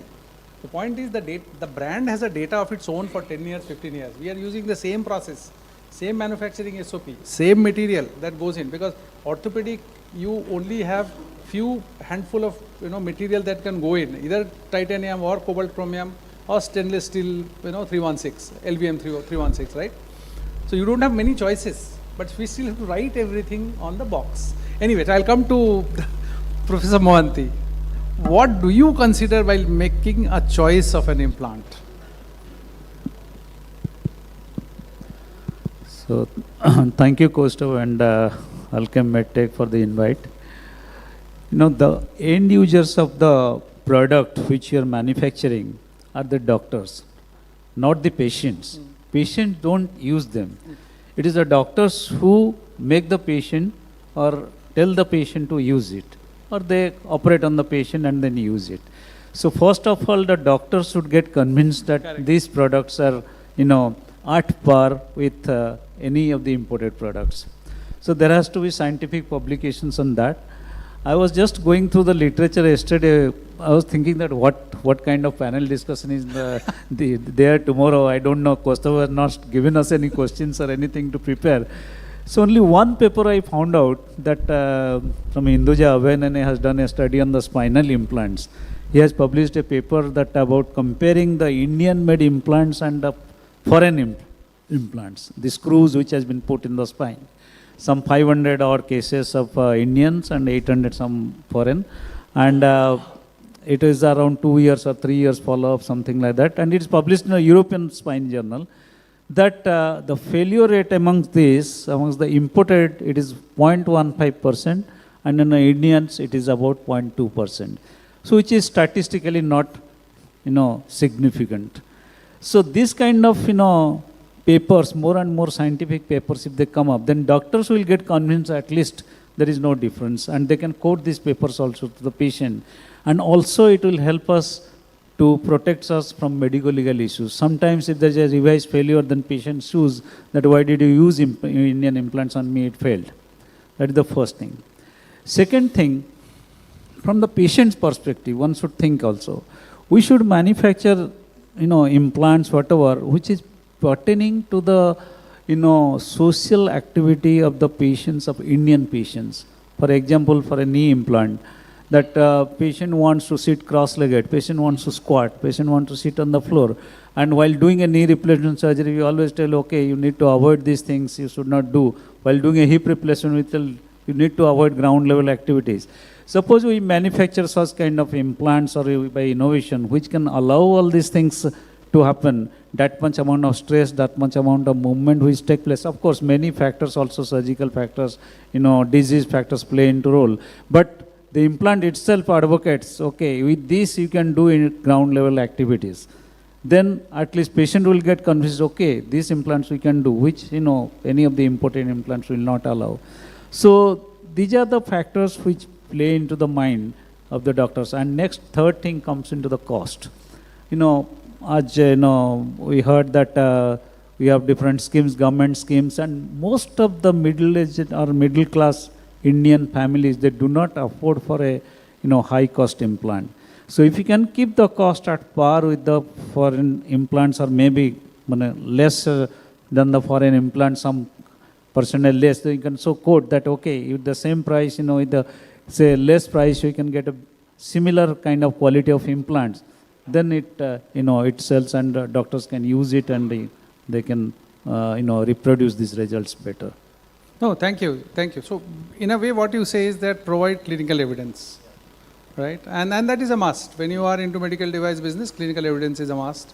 So what we have done, just to let you know, are the brand that we have got from US, it already has clinical evidence for the last 10 plus years. The survivorship data exists. So we had to pay a premium for that. And the one that we have manufactured here, we have started the clinical studies. And we are making progress to build the data, because that will take 10-15 years time to get the survivorship data for you. But yes, so you are confirming our investment thesis that have a brand with the data and build a brand where you can take it to the masses. Perfectly okay. Thank you very much, sir. So coming to Rupesh, you have been an innovator. You are innovating devices. You are also part of the manufacturing ecosystem. So from your standpoint, what do you think is a key consideration so that your product get exported? So let's start with the word trust. I logically thought through this, so took some time and liberty. So let's say this is one water bottle. We all trust this. Have any one of you gone ahead and checked whether they have a certification for producing this? Have you ever checked what is their quality control processes? Did you do that? Right? So this is what is called as trust, which is in real world evidence. Because you saw most of the people using it, because you saw that's the most common available, and nobody reported any kind of real world issue with it. This is what is called as real world evidence. Most people go by with it. That's okay. I don't need to do. Somebody must have done that. So that is the first part of evidence. So there are 4 evidences that you require to build a trust. First is real world evidence, that it may be the best product, but is someone using it? Is there enough? So people do that. That I don't want to go investigate, that's true. Second part is where people come and say, is there clinical evidence? Which means among the recommenders or users, they want to know that is this being used by many people? Is this being used by many, in many studies, many patients? And has that given the performance and the safety which is associated with it? Has that been ever written down and published? Because I said it is good versus is there an evidence, which is clinical evidence, that is far more important for it to become a real world evidence. The third one is, before that is there are regulatory evidence that are we eligible to sell this, which means some entity has to make sure that you are eligible, whether this was not made into some factory which has no trained workers, whether the processes were not followed, whether it is not actually what was the material, it is not. So there is a regulatory body to do that. And then the bottom line of all of this, inherent is your design is accurate and precise. Accurate means, is it giving you the right result the first time? Precise means, is it giving you repeatedly? So you may have made one device very well, and that's where again this challenge comes in, that it may be made phenomenally great in another country, but can we repeatedly make the device again and again? Again, this is an effect of processes that you put, people that you have trained, and systems that you have put. So if your product, this is the fourth evidence, which is, are you able to say that repeatedly you are able to create the same thing, which is the engineering evidence, which is the manufacturing evidence, that every quality, whether it is in tolerance, plus, minus, whatever is supposed to, are your machines calibrated, is your personnel trained, all of this ensures you can make an accurate product, you can make it repeatedly precise product. But then comes the regulatory evidence that you have all the certification, you've renewed it, you are following all the processes. Third is the clinical evidence that it does work into those patients and significant number of patients. And the fourth is the real world evidence. If you have all of this and the Indian bottom line to all of this, which in a government setting or private setting is about at what price. If you are able to do all of this and makes your product the most expensive product in the world, India will not accept it. And in a government setting, all of these four are not necessary. L1 is the prime most important factor which is looked upon, which makes it even more difficult because then you have to compromise. And this is where it starts becoming challenged, that you may have a trusted product, which comes, the trust comes at effort, time, cost. And this to be maintained at an L1 or a low cost is not very, very easy. And that's where I think the balance or the misbalance or the ecosystem is shifting. Do you make a low cost, low quality just about acceptable, or do you make a very good product, innovative product, it is accurate, it is precise, it is clinical evidence, clinical study is done, and then you are able to say that many people are using with clinical evidence. If we can balance this with the affordability, accessibility, it is possible to create that trust. No, thank you. So your point is valid, but end of the day, price is a factor everybody has to consider in their own ecosystem. And there was a saying that I actually experienced long back in 2008. Those days I used to work with Narayana Health, and Dr. Devi Shetty has a big poster behind him and used to say that, if an innovation is not affordable, it's not an innovation. That's true, and we agree with it. And price doesn't mean always it has to be the cheapest. It has to be the most cost effective, right? And we focus as a device company, what is the procedure cost? What is the cost of, delivering the total therapy, not just an episodic cost of, or rather you can say the cost of disease management versus episodic cost of one small device or one small process. But, so I'll come to Ms. Barua. If you have to look beyond price, say assume price is a factor you have to consider beyond price, what is your advice to a medical device company from India to do so that we can get a place in your shelf? See, price is of course, but beyond price, I see that whatever the medtech companies, I see that you should take your hospital or the doctors, don't look at them only as a customer, you take them as a co-creators. So more you will have to, whatever the evidence, the research documents that you are creating, more you will have to, you will have to involve the hospital. So there is a combination, is a manufacturer, is the hospital and the academia. These three whenever will align and will create a ecosystem, then I think that will be a great thing that which we can happen. Now, price, if we are not looking at the price, but majorly what we see, because we'll have to reach out to the doctor. We don't take much of decisions. We have our decision actually. We know that what are the things we'll have to see. But we always tell that the higher administration to the supply chain that don't consider only the L1. L1 is one part. So as you were mentioning, someone is the cheapest is not that it has to be affordable. We don't look at the cheapest one. Whenever we see the cheapest one, there is a concern, there is a doubt. We say whether this product will be the right product which we are picking, because ultimately end of the day we are accountable to the patient. That's a doctor and the hospital as well, considering all these medical legal issues and all. So whenever we choose any product, this thing, we go for lot of credibility. We see that the proper evidence-based practices you have followed. Any product, either is a pharmaceutical product or any consumable, we go through the companies, we go see the background of the companies, we see that the way Rupesh was mentioning about this is the bottle actually, water, whether it is contained the same kind of a pH or not, that we don't see. But we see the company, because it's Bisleri, we see that we have the trust and the faith that yes, this company will not compromise in terms of delivering quality.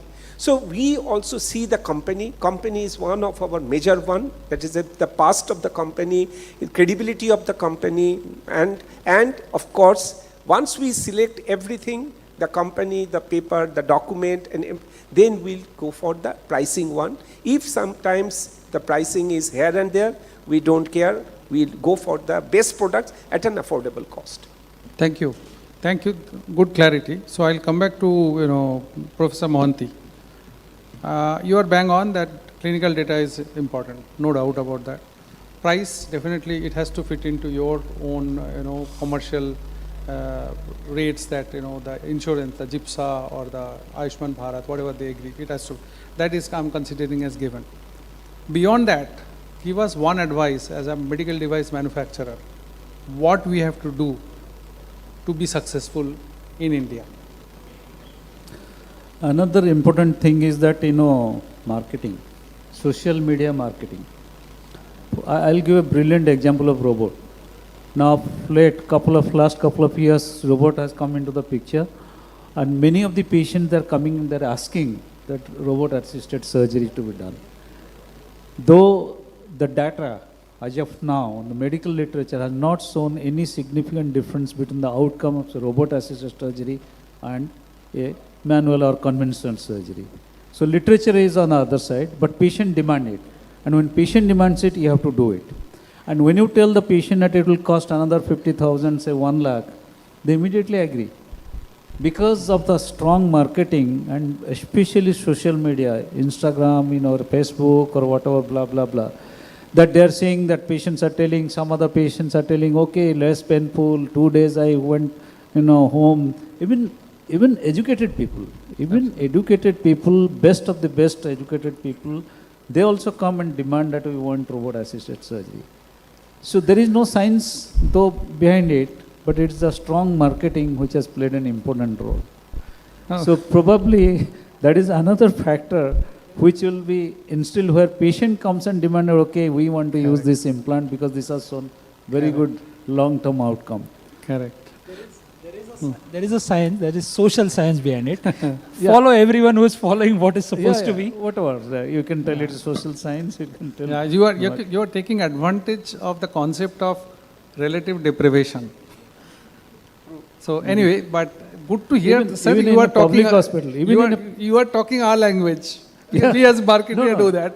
It has got an effect. Even in public hospital, in KM hospital is a public hospital where the patients, illiterate patient, they come and they first have robot surgery honar na. Robot surgery honar. Then they are happy about it. Otherwise they will go. Just to add one point here, this is a strong marketing effort actually. It has reached to that extent. So the patient is asking for robots and the doctor is a very conservative doctor. He really understands and he is thinking for the patient's perspective only. Then the patient's comment is, sir, you don't know actually how to use robot. That's why you were saying. And there is a chance. No, it's absolutely practical. It happened. And the doctor started missing the patient. Now the doctor actually started learning this, your robot actually, to survive, I need to understand the robot because otherwise patient is moving to some other doctor. Absolutely. So again, important, maybe it's a little different aspect. Whenever you tell some patient that I have operated on my relative, my mother, with this Indian implant, and it has worked out well. So that is how personal touch with the patient. Absolutely. Then there is some emotional aspect is attached to it, where patient may agree on the basis of that to use. Good that you reminded me. I'll give you a story actually. That's not a story. That's something that happened to us. We had a team member in Kerala, and after he joined us, he joined from a multinational company. After he joined us, he himself was convinced on the product, and one of the customer refused to do the case because he said, I don't trust an Indian implant. So what he did was, his father-in-law was supposed to get a knee implant. He said, I am bringing my father-in-law to can you implant our knee only. He did that. Trust me. I was amazed that somebody can have so much of courage to make that happen. It's one of our team members in Kerala who did it. So what you say is brilliant actually. I always take the pride of operating my own mother in 2009. with both the knees replacement done. And when I tell my patients to get the confidence, okay, I have operated my own mother, immediately they ask, which implant did you use?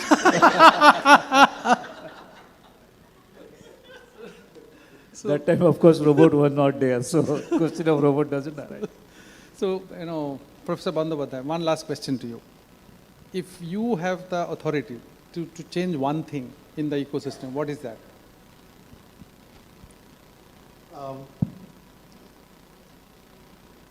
Perhaps I will see how the regulatory process can be improved. Let me clarify. Without regulation, quality is not possible, and without quality, there will be no global business. Okay. Therefore, and also as an academic, I will never prescribe shortcut in quality assessment. But right now, the process of assessment is a very elaborate punishment. That has to change. What I actually would hope for is an innovator-friendly but very strict regulatory regime. Nobody would call US FDA a weak regulatory body.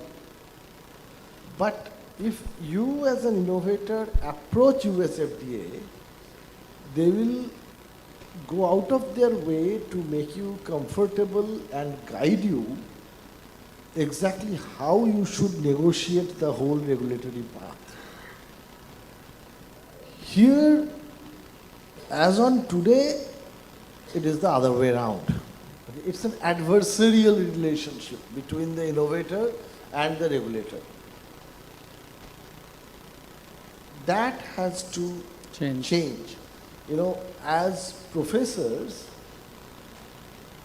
I also evaluate my students, but I do not consider them my enemies. I teach them, train them, tell them this is what I will ask in the exam and this is how you should answer it.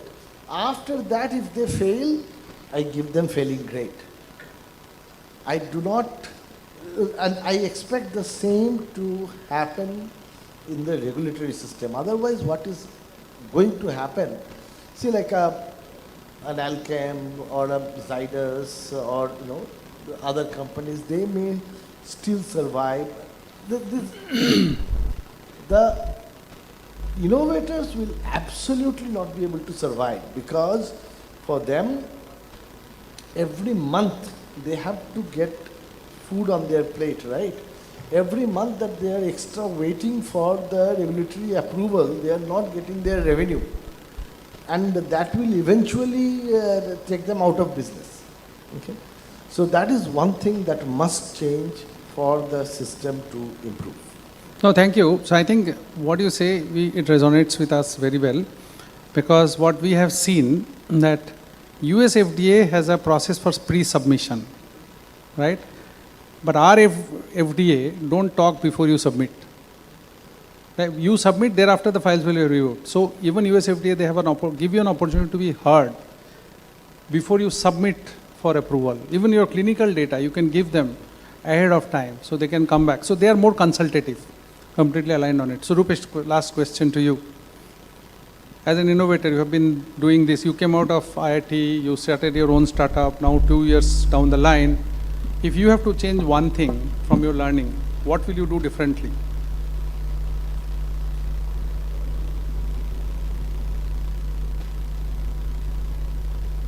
Yeah, it's a loaded question. Suddenly, I had to think of 2 years.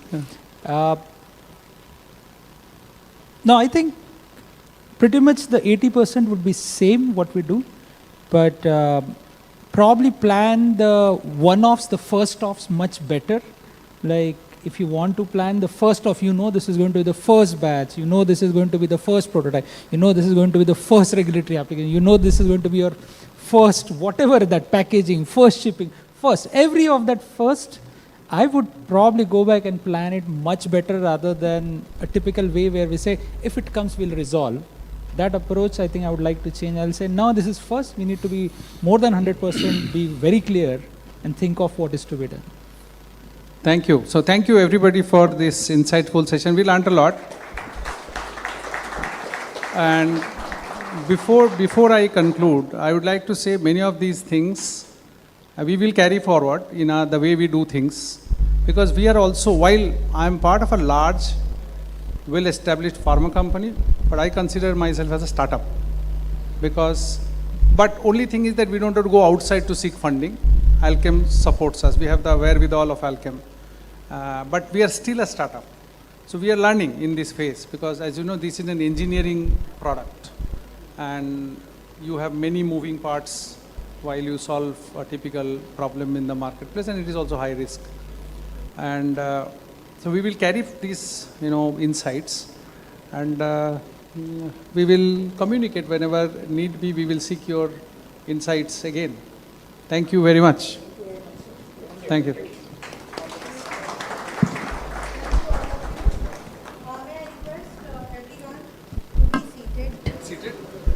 On the dais itself.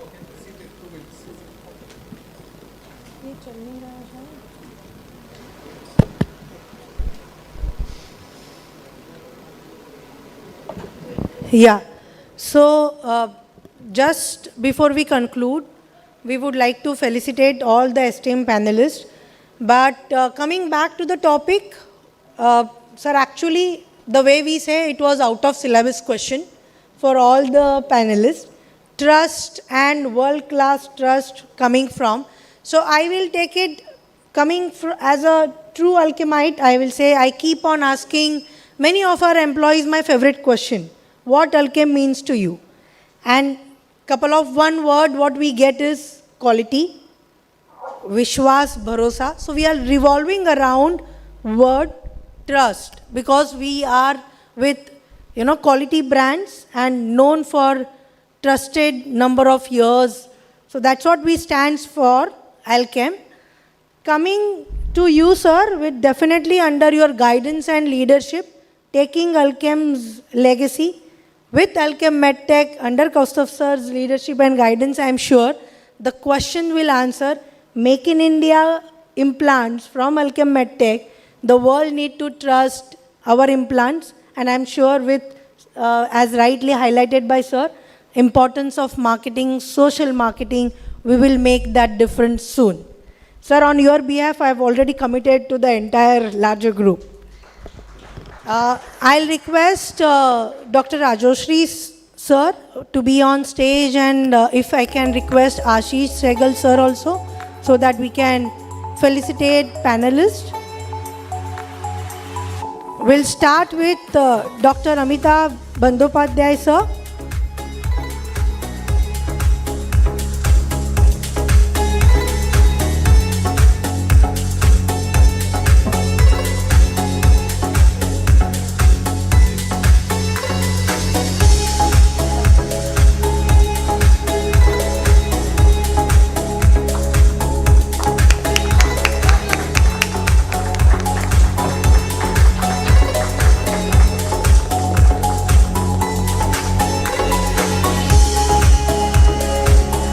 Dr. Rupesh Ghayar. Sorry, it's Dr. Mohanty first.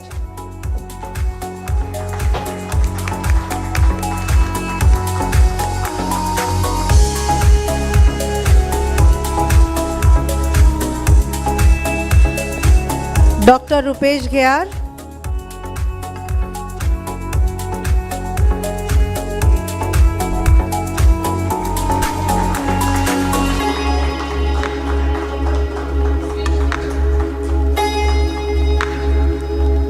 And I'll request Ashish sir to felicitate Mr. Rupak Barua.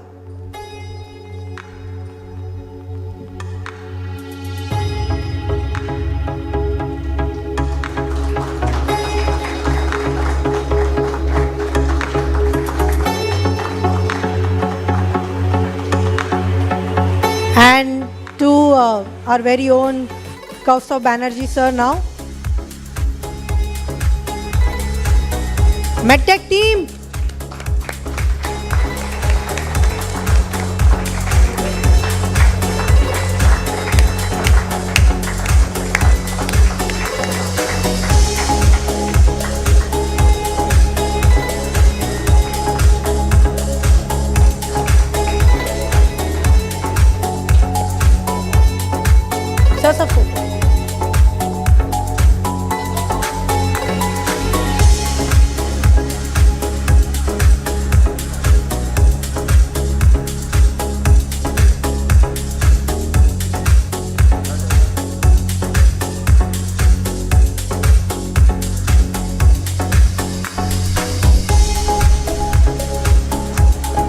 Thank you everyone. Thank you Ashish sir. Thank you Rajoshri sir. And to all the esteemed panelists.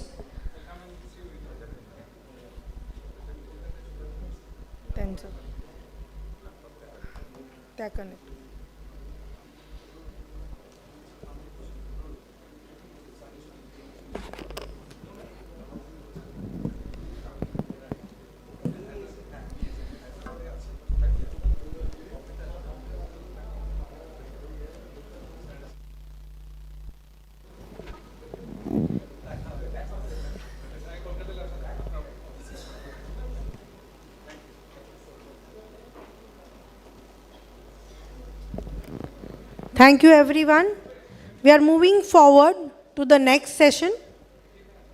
We now move to the, now we are moving from the world of medical devices to another exciting frontier, the development of next generation therapies. So our next session looks as this is from our R&D perspective. And it's my pleasure to welcome Dr. Prakriti Tayalia from IIT Bombay. Just to introduce her first, she is leading researcher in biomaterial, tissue engineering and immunotherapy. Over 20 years of experience in translating cutting-edge science into regenerative and immune-based therapies. Leads pioneering efforts in vivo cell programming, next-generation cell and gene therapies, bridging academic innovations with clinical and commercial impact through IIT Bombay and INCARTS Therapeutics. So please welcome on stage Dr. Prakriti Tayalia from IIT Bombay. Her session is titled as Next Generation Therapies and R&D Perspectives.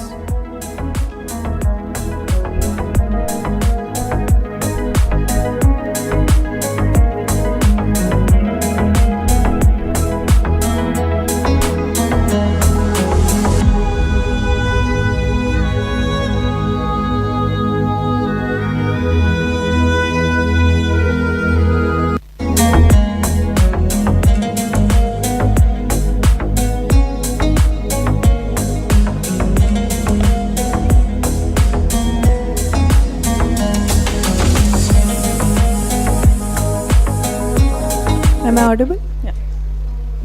So, first of all, I would like to thank the leadership of Alkem for inviting me for this important occasion, and it's my pleasure to be able to share some of the work that we have done in my lab and the things that we have done so far. So, and welcome everyone.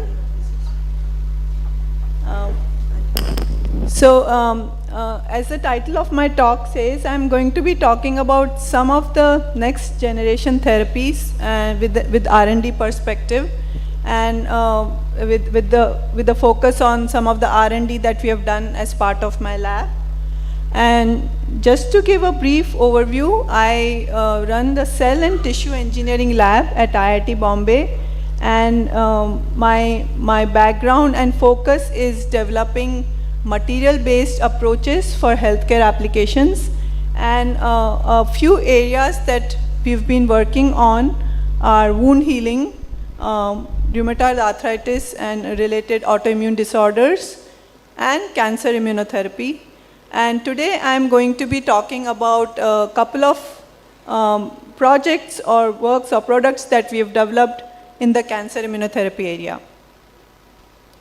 So just to set the background of the various approaches of cancer treatment that we have, we are very well aware of some of these approaches, namely the surgical approach for cancer treatment, which is applicable only for localized and non-metastatic cancers, and they also leave residual cancer cells behind. So it is not a complete removal of the cancer cells at times. Likewise, even the radiation therapy, it's lot of times it leads to, it focuses on the localized cancer, and it also is not able to completely treat the cancer. Chemotherapy as well as the radiation therapy, they also lead to the damage of healthy tissue. And the hormone therapy, it is applicable or it is available only for the hormone-sensitive cancers like breast and prostate cancer.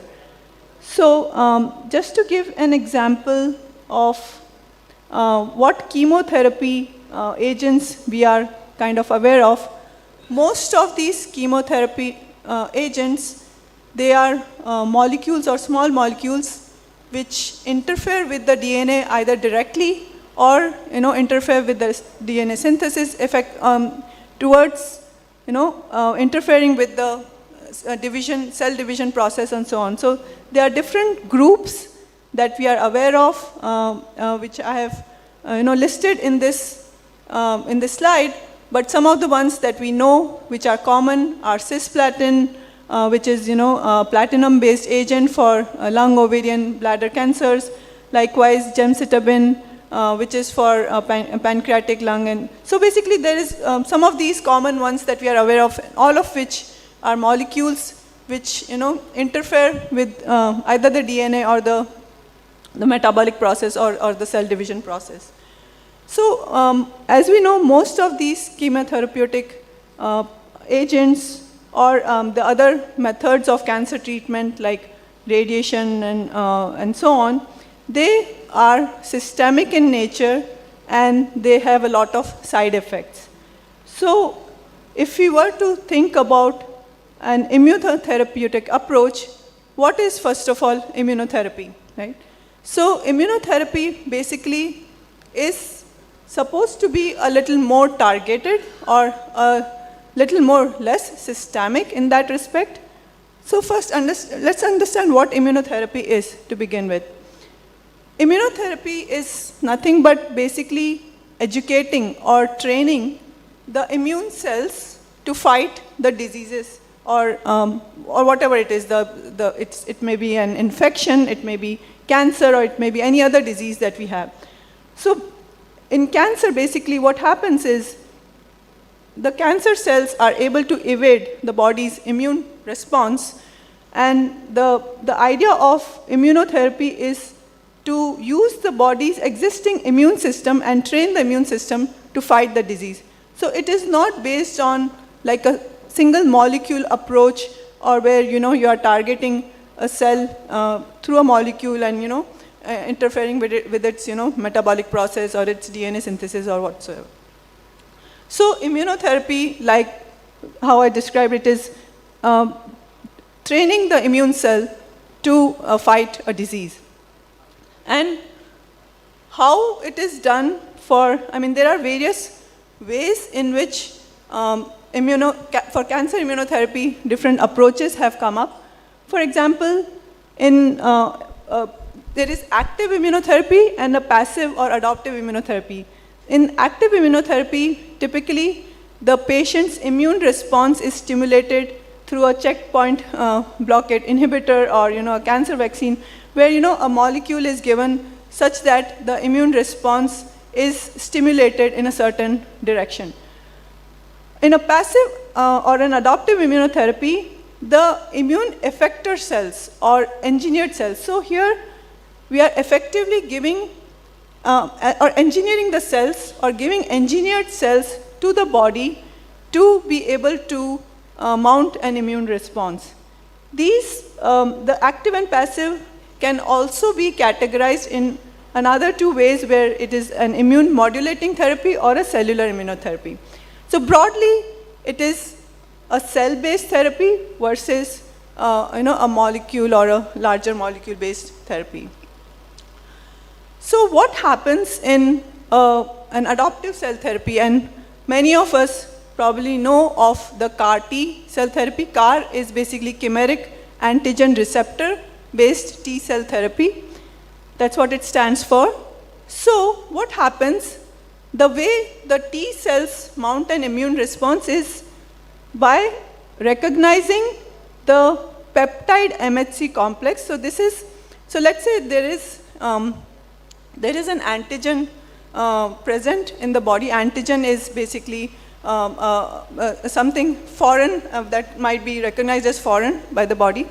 If that antigen is presented through an MHC complex on that surface, on the cell surface, the T cells will recognize and they will be able to then multiply and mount an immune response.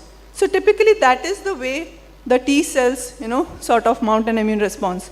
But what happens is that the tumors are able to evade this because they either lose, the antigen presentation, or there is an immunosuppressive environment. So in CAR T cells, what is engineered is basically that recognition aspect of the cancer cells is developed on the T cells. So through an antibody-derived method. So the T cells are given an antibody-derived MHC-independent recognition system, and that is what is engineered on the T cell. So if you were to look here, so let's say this is the target cell, this is a cancer cell, this antigen is presented on its surface, and this is our T cell. So the T cell is engineered to present this antigen binding domain. It is just like an antibody recognition domain.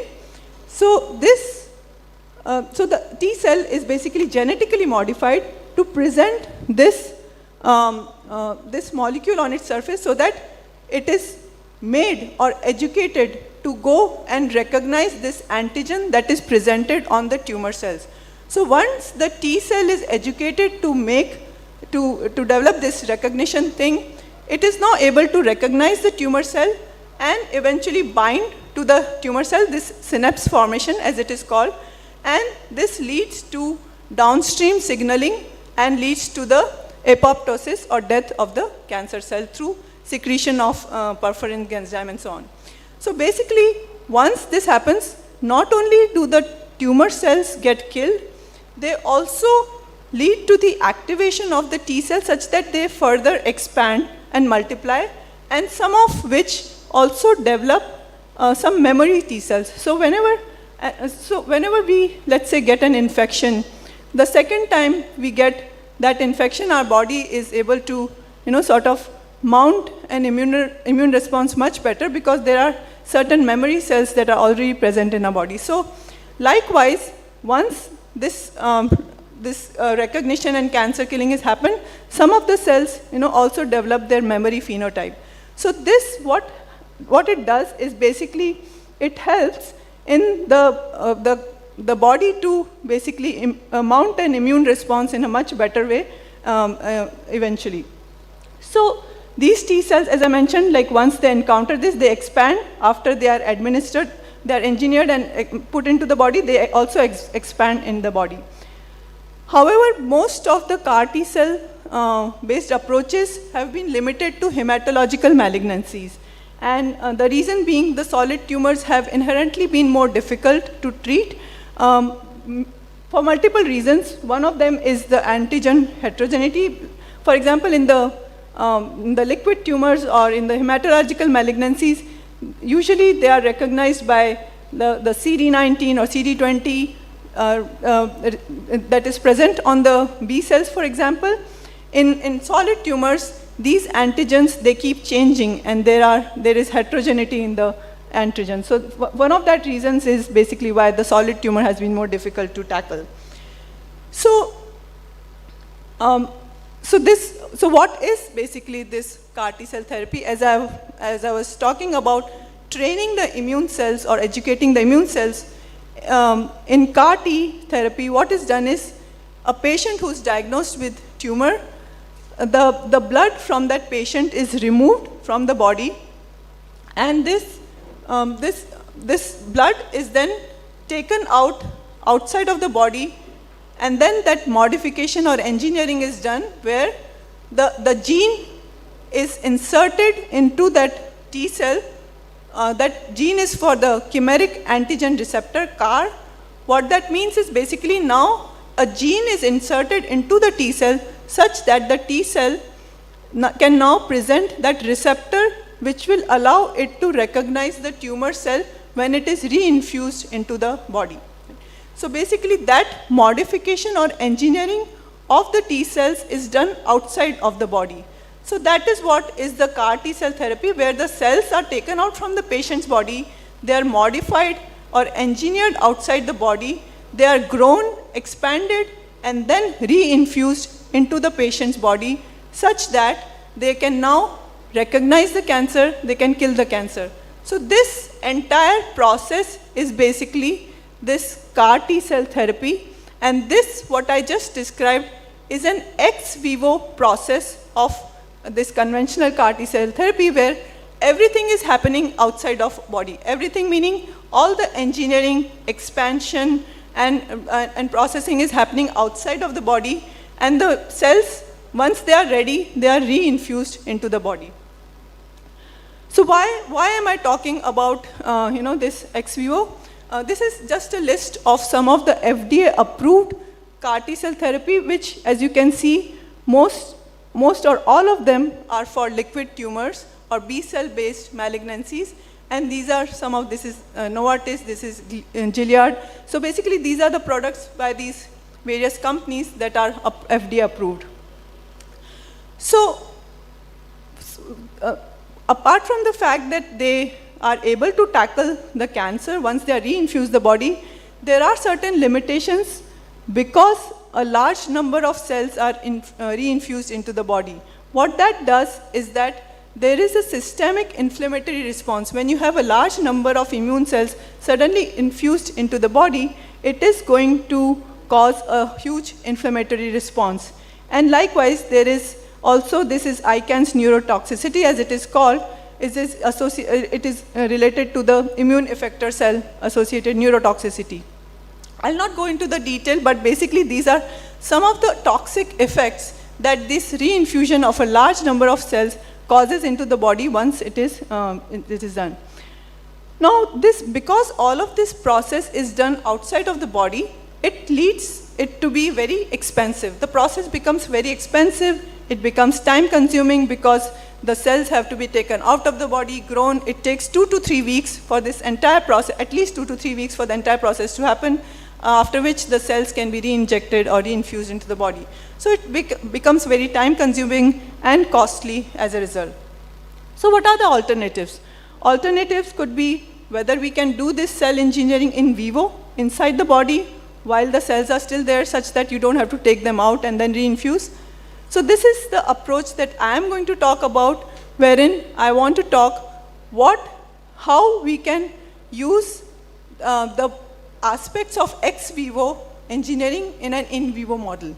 So while as I mentioned, in the ex vivo model, the T cells are removed, engineered outside the body, expanded, QC tested, and reinfused.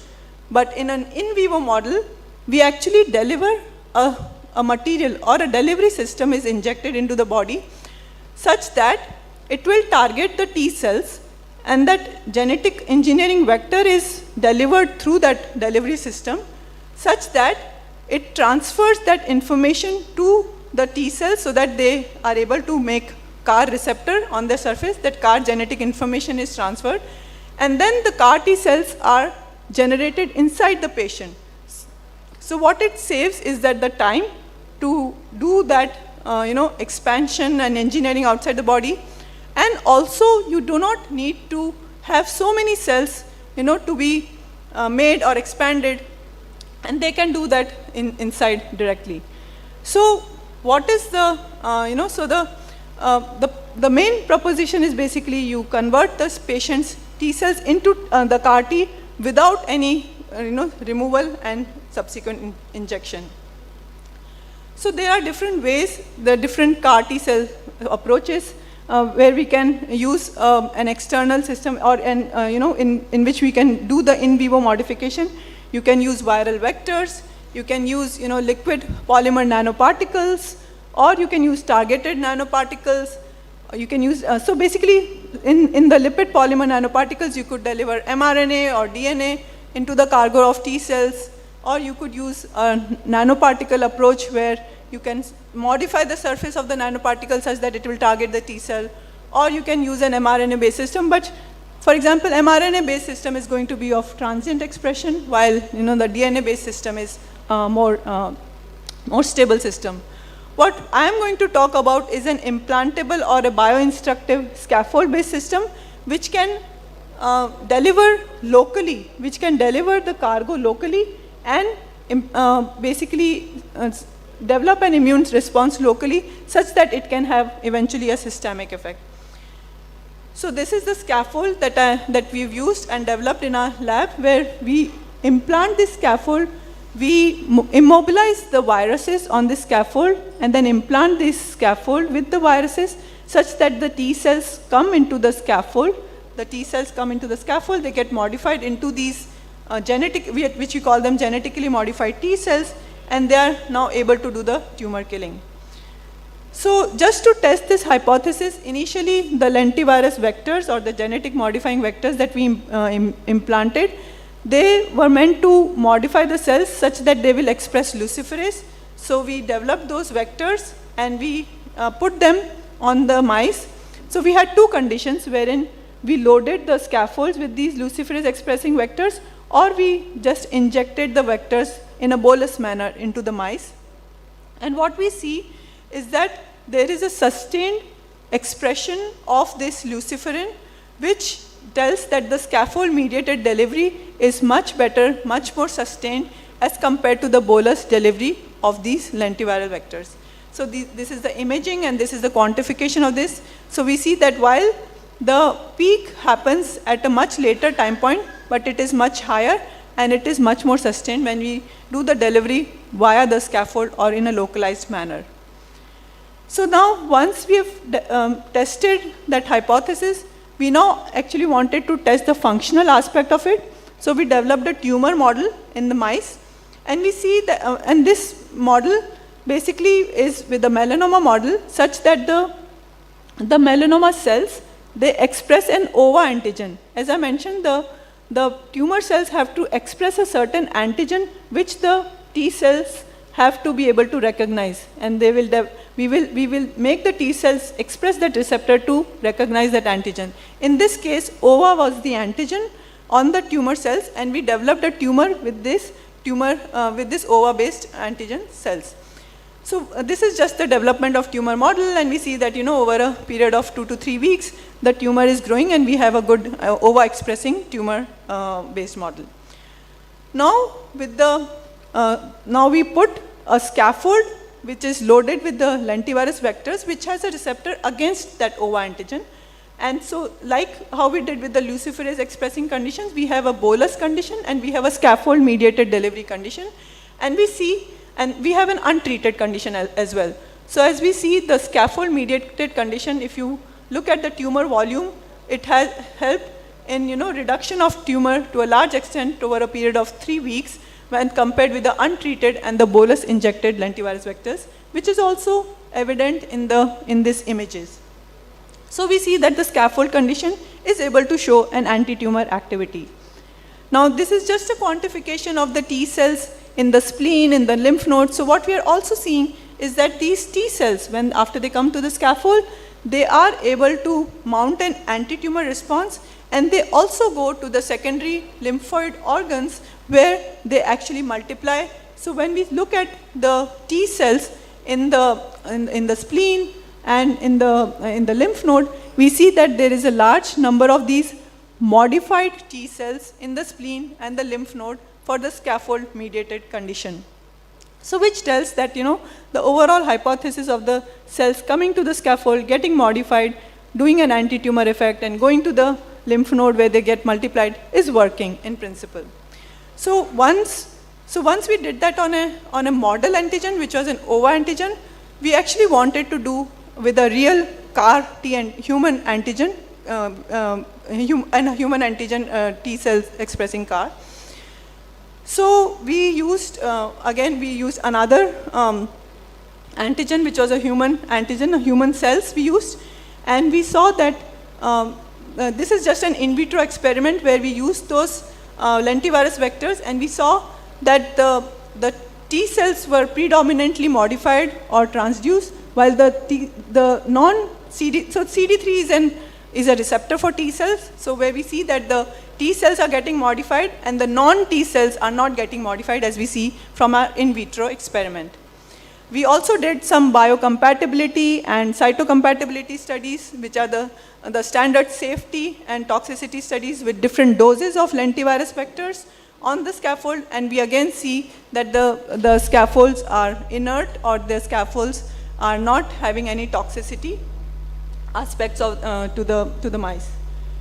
So this is our efficacy studies, where we see that with both the medium and high loading of lentiviruses, we see that there is a difference in the tumor size and the tumor volume, tumor weight and the tumor volume.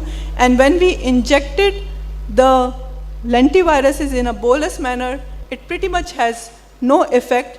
As we can see, at the no treatment group and the bolus injected lentiviruses, they do not lead to a change in the tumor size. So what this tells us that there is anti-tumor effect of the lentivirus loaded scaffolds, and it is significantly more than the intravenous injection of the lentiviruses. So what we've seen is that we've been able to look at certain aspects of the conventional limitations of the conventional CAR T cell therapy, where the time consuming aspect can be taken care of. We have a much reduced time for generating the tumor specific T cells. It can be off the shelf. It doesn't have to be patient specific. We don't have to take the patient cells out and do it again. It is like and that's why it's going to be much faster. It's going to be cheaper, simplified, and a versatile platform for many other tumor types. So we have developed an implantable version as well as an injectable version of the scaffold for both these approaches. So, as of now, the development status of this in vivo CAR T is that as of August 2026, there are no FDA approved in vivo CAR T products in the market. There are different technology classes. As I mentioned, ours is a viral vector based plus a bio-instructive scaffold. There are other approaches people are working on, which is lipid or polymer nanoparticle based or targeted nanoparticle based. But the field is really moving from preclinical proof of concept towards early stage clinical setting, clinical testing, and with a lot of emphasis on the targeted delivery. So this is where the in vivo CAR T field is as of now. So what we saw is that in the CAR T approach, which is sort of has been limited to hematological malignancies, there are still issues with the penetration of the cells with the tumor, which is known. And what is also known is that the T cells are in general, it's difficult for the T cells to penetrate tumor. So here is where we came up with the CAR macrophage based therapy, wherein we've now proposed how we could actually modify a macrophage instead of a T cell. And so these macrophage T cells, they are all like part of the immune system, and they all work in sort of a collaborative manner to attack the tumor cells. And the reason why macrophage approach is kind of more interesting for a solid tumor based approach is because in a solid tumor, if you look, there 40% of the cells are typically macrophages, and they are much more able to easily infiltrate the tumors. So this is another approach that we tested. This is a nanoparticle-based approach where we again developed the plasmid, we had the polymer, we developed a polyplex out of it. We made the polyplex, targeted such that it would go to macrophages. We developed the tumor model and we did an intraperitoneal injection of these polyplexes into the tumor and an intratumoral injection of a sting agonist. So we also used an adjuvant which is supposed to excite the immune system or take the help of the innate and adaptive immune system. So we did a combinational therapy in this case to look at the CAR macrophage approach. So just to show you the schematic how this works. So again we have so this is a macrophage where where it interacts with our polyplex and then it is able to present this vector or this receptor on its surface. So now it is called a CAR macrophage because it has that chimeric antigen receptor on its surface. Now it interacts with the cancer cell. The macrophages actually, the way they actually phagocytose these cells and they engulf these cells, so the cancer cells are phagocytosed by the macrophages. And now they present the antigen on their surface and they are further able to excite immune response through T-cell based approach as well. So basically here the macrophage themselves also kill the T-cells, kill the cancer cells, and they are also able to present the antigen on their surface and help in the downstream signaling of the T-cells. So here it's a two-pronged approach that helps via the CAR macrophage therapy. So again we developed the model, we sort of injected the mice. This is a brief characterization of the approach. We had the chitosan polyplexes. We developed, modified them with mannose, which is expressed on the receptor of which is expressed on the macrophages. We had the design of the CAR plasmid and so on. So we did the broad characterization of these nanoparticles in terms of their size, in terms of their charge, in terms of their cytotoxicity, and we found a ratio that worked well with our system. And we went ahead and used that ratio, which was a 1:60 ratio, and we saw that the size of the nanoparticles were somewhere in 200 to 300 nanometers. And we used that system to see whether our cells, whether these cells are uptaking those nanoparticles or not. And we see that we see a better transfection or the uptake of these particles. So this is just a flow chart, a flow cytometry data to show that when we have the transduced or the macrophages which have gotten transduced with that CAR receptor, when they are co-cultured with the tumor cells, what happens? So when we have untransduced cells, macrophages, there is no uptake, which is shown by this very low percentage, a minimal percentage. When you have a GFP expressing, you have slightly higher percentage, but when you have a CAR expressing macrophage, you have a much higher percentage of these cells uptaking the macrophages. So basically what that tells is that the macrophages are getting modified with that receptor and they are also able to uptake the tumor cells. So again, we did some in vivo experiments to show the distribution of these transfected cells in the mice. We looked at the cells in the liver, lungs, and tumors, and we saw the macrophages, and they were all modified with this CAR receptor. And finally, we just did our in vivo studies to show the anti-tumor effect or the tumor size. And here, so what we did was we did multiple injections of these polyplexes, and we see that our combination system, which is the CAR polyplex with the sting agonist or the adjuvant, had the best effect on the tumor size. And here is again the tumor size data. This is the tumor volume and the tumor mass, all of which shows that our combinational system had a much superior anti-tumor efficacy. The other aspect that we also looked at is that it helps. So there are two kinds of macrophages. There is M1 macrophage and there is M2 macrophage. So the M2 macrophage is supposed to increase the immunosuppressive environment, which reduces the anti-tumor efficacy, while the M1 is supposed to have a pro-inflammatory, which actually helps in the pro-tumor anti-tumor, which helps in the anti-tumor efficacy.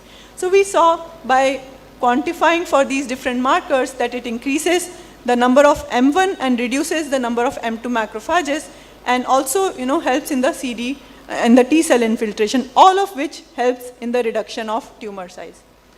So basically, just to summarize, that we have developed a few material-based acellular approaches where we are not injecting actually cells. Instead, we are using material-based approaches to modify the cells inside the body or inside a living being, and we are able to do that via this CAR-based approach, which has so far been approved for hematological malignancies.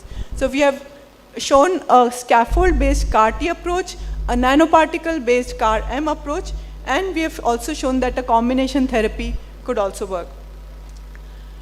Finally, this is just a futuristic approach as to, instead of CAR, let's say if you have T cell engagers where you don't have to modify or engineer the T cells, but just have a molecule which can express a marker or a receptor for T cells on one side and for tumor cells on the other side, and help them sort of stay close by so that they can eventually interact and have and get develop the immune response. So this is just a future sort of therapy, a next generation therapy which could come in place of, let's say, CAR T cell therapy. With that, I just want to list down some of the products that we have developed in our lab, which is translation of some of the projects.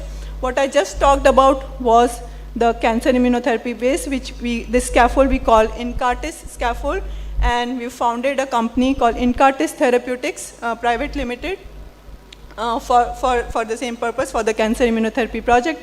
There are two other products that we have developed, which I did not have the time to talk about. One is again an injectable gel for rheumatoid arthritis, and the other one is for wound healing, which is developed in a different manner using a different kind of technique, and it is used as a wound dressing for burn and diabetic wounds. So that's all. I would just like to thank my group from 2012 until now, how it has grown, and all of the work that I have presented has been, it started off from my first 2 PhD students, and it is continuing until now. So, I mean, I have a fantastic group who has helped me develop all of this so far, and of course, the funding and all the collaborators.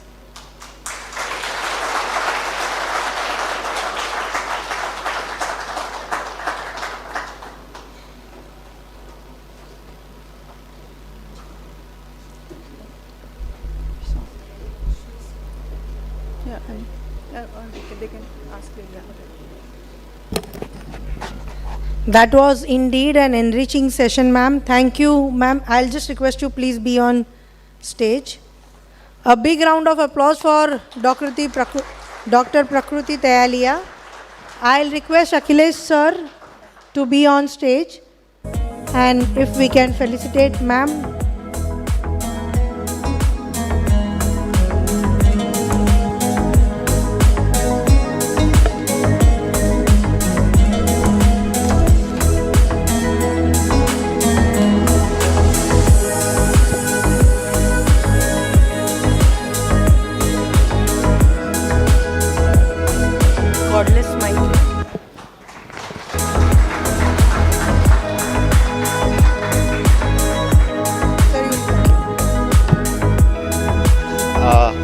Like to state one thing. I think you might have seen in the slide the Alkem's foundation of advanced, building advanced therapeutics and regenerative medicine at IIT Bombay. And in fact, Professor Prakriti, being an ex-Harvard, and of course she has all the knowledge and skills in the gene therapy. She's been the one who's leading all the development of that center. In fact, now that center we are setting up all the equipments, and we are also getting the skill sets people for there, and I would like to thank Dr. Prakriti for that effort as well. Thank you.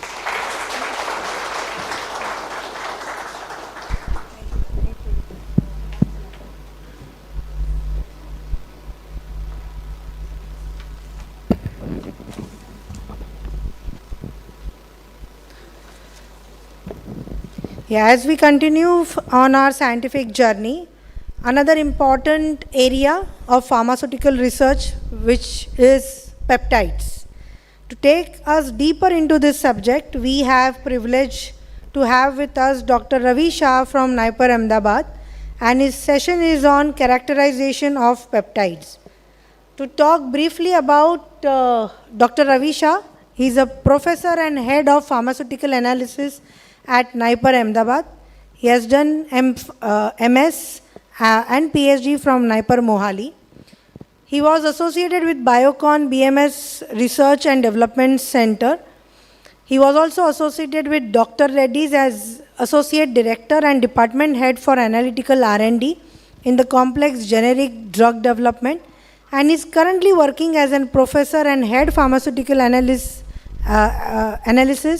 at Naipur, Ahmedabad. Apart from the translational research, his lab is supporting pharmaceutical companies working on diverse problems, including NDSRI, sorry sir, these are little difficult terms for me, drug excipient compatibility studies, dissolution studies of LAIs, and peptides characterization.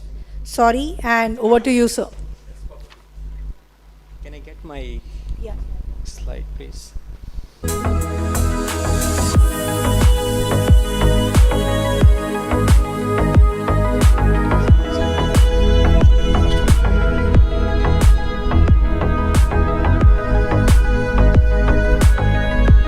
So very good evening all.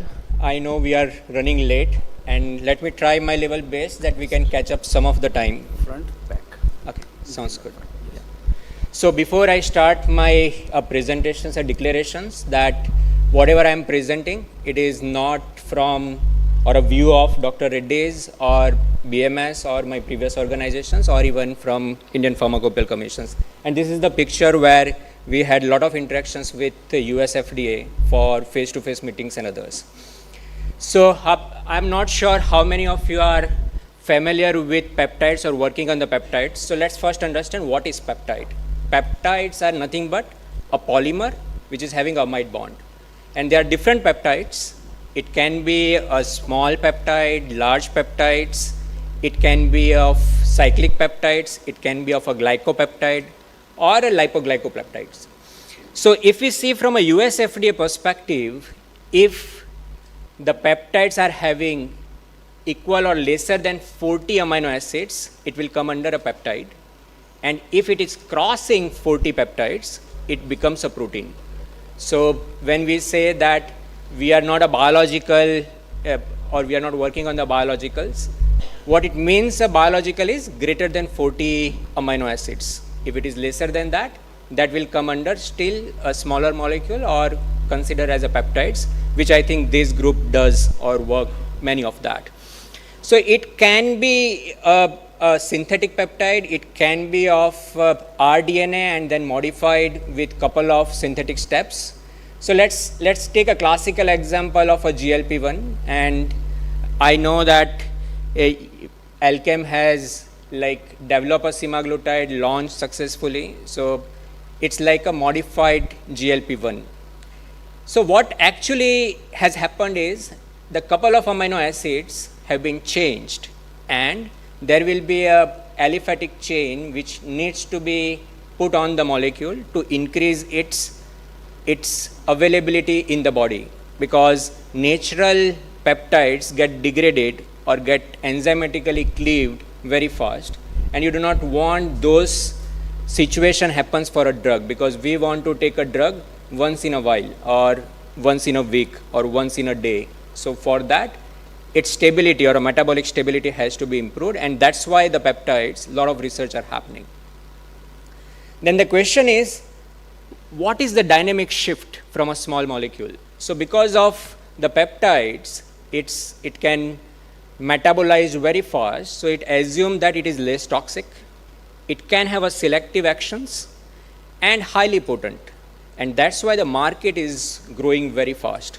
So whatever I am showing, it's again the projections till 2030. It is like almost double if we consider from 2024. And And I'm still not considering insulin related products. So that's why you can see the number of $1 billion are lesser. So as a pharma professionals, as well as in the company, we need to understand a regulatory. If we do not understand a regulatory, the product cannot move. And as sir also told, that the regulatory also drives the quality of the product. So what, as a generic peptide, regulatory is looking for? So regulatory is looking for having a pharmaceutical sameness. What it means is, if it is a peptide, the bond what you were seeing as a amide bond, they can freely rotate. So as it rotates, it can have a secondary structure. And if it rotates more, it can have a higher order structures. So whatever you see in the US FDA guideline or a lot of guidelines, they say the HOS. It is nothing but higher order structures. That has to be same. Only the same chemical structure doesn't mean that you have a right product. You also need to understand the probability of aggregations, because in the peptide, when you have a larger peptide, there are already certain groups like a tryptophan, or there is aromatic groups which is present in the peptide, which has a tendency to make a very different way of a hydrogen bonds as well as a pi-pi interactions. As a result, they may have aggregations, and those aggregations is of a concern with respect to the quality. So you need to understand that. The impurity profile, obviously it is very, very important. And the chiral purity if it is a synthetic peptide, because during a synthesis, we have to use certain acid or a base, and there are certain places where chiral inversions can happen. So regulatory is very particular about that, and I am sure whenever you file for a regulatory, 3 batches needs to be submitted for a chiral purity assessment, and generally that happens in a US and a Europe. Most of the people send to the CROs to doing that chiral analysis for 3 batches. And then the bioassay immunogenicity assessment if it is needed. And I will come back to this point with the guidelines. So if we say that there is no specific general guideline available for peptides so far, like we have ICH guidelines for a small molecules, and they are like certain expectations which we need to follow for a small molecules, but peptide is not having the same way of a reporting threshold, identification threshold, and so on. There are obviously product-specific guidelines. GDUFA 4 is coming from 2028, and the announcement has started. So GDUFA 3 is currently ongoing, and there are a lot of provisions where US FDA supports. And I think our chief guest, Dr. Amitabh, has indicated that what regulatory means. So in a US, the regulatory literally teach to the company that what to be submitted, and generally expect that those things are submitted in the filing, and that is actually happening. So we will see a couple of things. Let's start understanding in July 2026, 1 month before, US FDA has revised 17 product-specific guidelines only for a peptide. They have revised multiple product-specific guidelines, but for a 17 product, they have revised, and this is the list of that.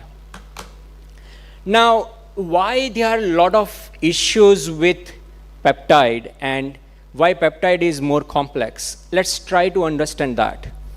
As we have seen that the structure is in between of protein and a small molecule. So please understand, if there is a protein can fold to a specific way because they are a big part. So to stabilize the protein during a equilibration or during a time when it passes, it goes to some specific structure.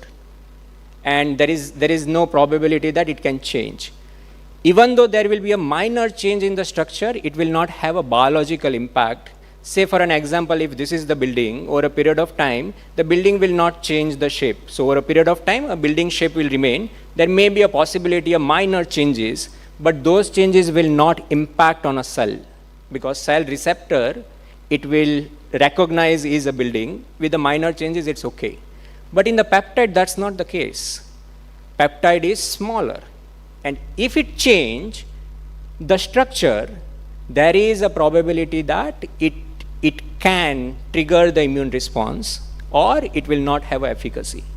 So the questions comes, what do you mean by a characterizations, or what should we consider as a complete characterization? Somebody says only the HPLC purity is good enough. That's not the case for a peptide. It's not only the HPLC which works. Then the questions will come, accuracy of a measurement. So how to prove the accuracy? So again, what we say on the small molecules, 100% assay or a 98 to 102% assay or a 95 to 105% of an assay, and that's the accuracy. But when it comes to the impurity, again we says that, okay, the relative response factor is almost 1 or a RRF is almost 1. So area percent wise also it will be a similar if it is considered as a similar product. So we will come back on that part also, what do you mean by the accuracy. The another expectations from US FDA is a statistical analysis. Means when you say a similar or equivalent, what do you mean by that? So guideline says that you take 3 batches of RLD, but 3 batches of RLD, how many time you need to run? What is your bias of analytical bias or your method bias versus the product bias? So there are like a lot of things which is coming. So if you have attended couple of program of a US FDA, maybe a virtual program, they specify what to be considered as a statistical tool or statistical analysis, what to be done to consider as a equivalency. The range, how you will consider a standard deviations, visual display. So are you using a PCA or a SIMCA type of statistical analysis or not? So ultimately, my favorite picture that, and this story we have learned many times, that the blind people are trying to understand or assess the elephant. So sometimes the peptides are also similar. If you have a only individual analytical method, you cannot understand what exactly the elephant is. And you need to have a multiple analytical method for a comprehensive data analysis. Okay, let's take one example. So simple ANDA, in the analytical method or a characterizations method, we say that specificity and selectivity are sufficient to prove that my method is accurate. But in peptide, that is not possible because the false positive and false negative will be very high. And why it will be very high? So if you see the structure of a peptide, there will be one amino acid might got changed, or a slight change has happened to one of the amino acid. It will have a same UV response. It will have a similar RT. There is a high probability that under the main peak, there is a small peak which is hidden. And nobody can catch it because they are structurally so similar. And if that is there, the Q14 guideline came on analytical method development, and there is a requirement to prove a discrimination, and those discriminations are very, very difficult. So that's why when you file a US FDA, you need to prove a discriminations for all your analytical method. What it means is a false positive and false negative you need to give. And that's why the role is coming for a strong characterizations and regulatory teams. How you file the product, that is going to matter a lot. Still few of the peptides have been filed in the US. I have seen couple of disciplinary review letters and CR letters for some of the companies. They are very, very tricky. They ask very specific questions. By the way, let me tell a couple of things from my experience with US FDA. US FDA has built in 2017 the AI, and we talk about AI a lot. So in the US FDA, they have developed basically a software, and that software is now very powerful. In fact, they have announced also. So what it means is a generic company, say for an example, Zydus has filed something, Teva has filed something, and now Alkem is filing. So whatever Zydus and Teva has considered as a critical quality attributes or a critical process parameter, that will pop up when they are reviewing Alkem's filing. What it means is in the Alkem filing, if those CPPs, those CMAs, or those CQAs are not mentioned, you will get those in CR letter. And you might have seen that in the CR letter, if you have worked in different companies, certain things are coming common, certain things are not coming common in the CR letters, and those are like generated from AI, which US FDA has already adopted by understanding as a comprehensive quality assessment for the dossier. So now let's understand what is PSG. It's a product specific guideline. Obviously, US FDA are very particular. They do not want legal cases. So they always says that it's a draft guidance, and they always put that legally enforceable responsibility is not there with the guideline. But they expect this guidance has to be followed. So I'm sure, how many are from regulatory, by the way? Okay, so there are a lot of people. So you know what it means. They says there is no legal binding, but indirectly you have to follow 100%. If you are not following 100%, there is like, definitely they will not give a RTR, refuse to receive, they will not give, but you will get a lot of questions about that. So I have taken a couple of cases of a PSG. There are multiple PSGs available for a peptide, and thanks to US FDA. US FDA is very particular. They have a separate research group who makes this PSG in collaborations with companies also, as well as a research institute, and they are very exhaustive. The language sometimes is diplomatic, but they have to be diplomatic to avoid certain interpretations. So what they says is, if you see for a semaglutide, and I purposefully took a semaglutide PSG, so one thing they says is a higher order structures where applicable.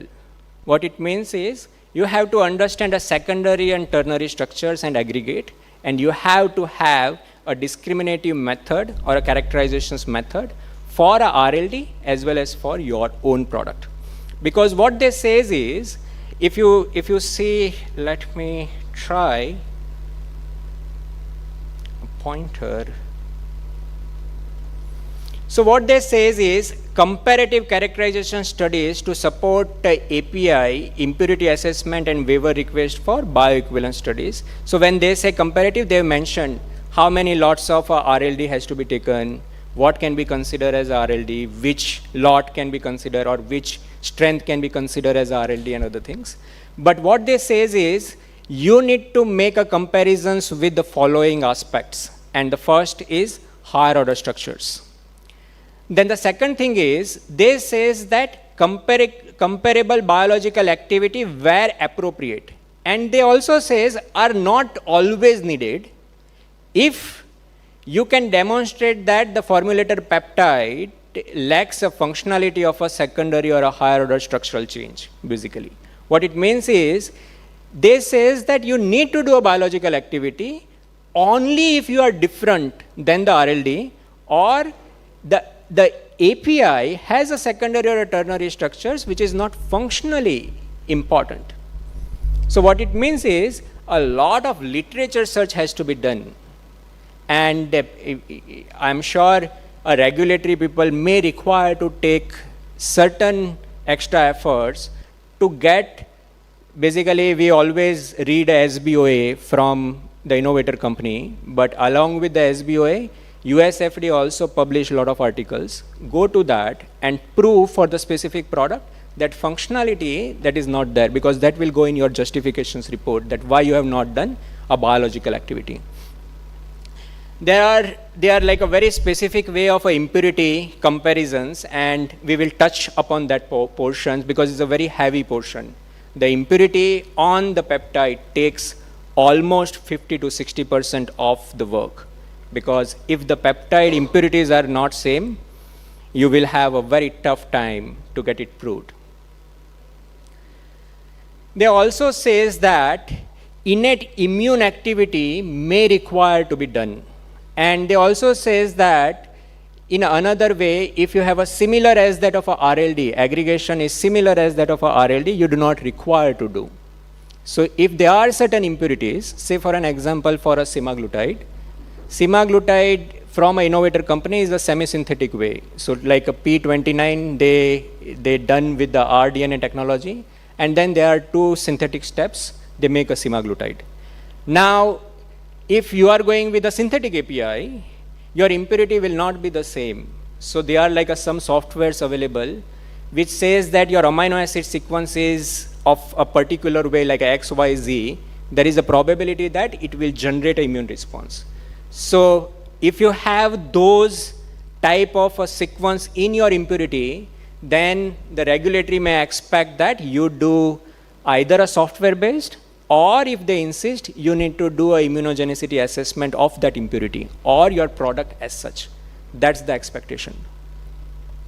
Now, they also says that non-clinical method can be used, unlike India. India asks, currently a CDSU asks that you do a clinical trial.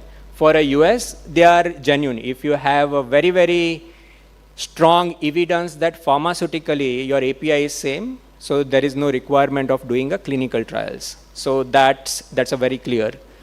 They also suggest that if you are not meeting in certain criteria, it may be of a impurity, it may be of any other criteria, you can also ask for a meeting request, and they give a meeting request. So you can go and talk. It's like a pre-submissions type of things. You can go and talk to US FDA, explain what your assessment, and you need to ask that does agency concur with our assessment. You cannot ask to agency, are you fine if we are submitting that? They will not answer. They will say you submit. So you need to say that does agency concur with our understanding or something like that. So your technical terminology has to be very proper, and that's allowable.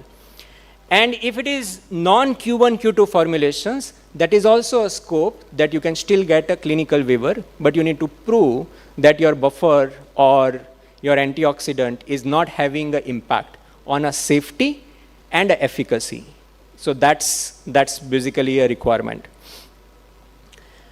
Now, there are certain other things, and analytical team should start understanding this aspect. So there is another PSG for which is a desiglucagon, and this is basically a medical device. So there is an injector, and that injector, agency says that bioequivalence is not required.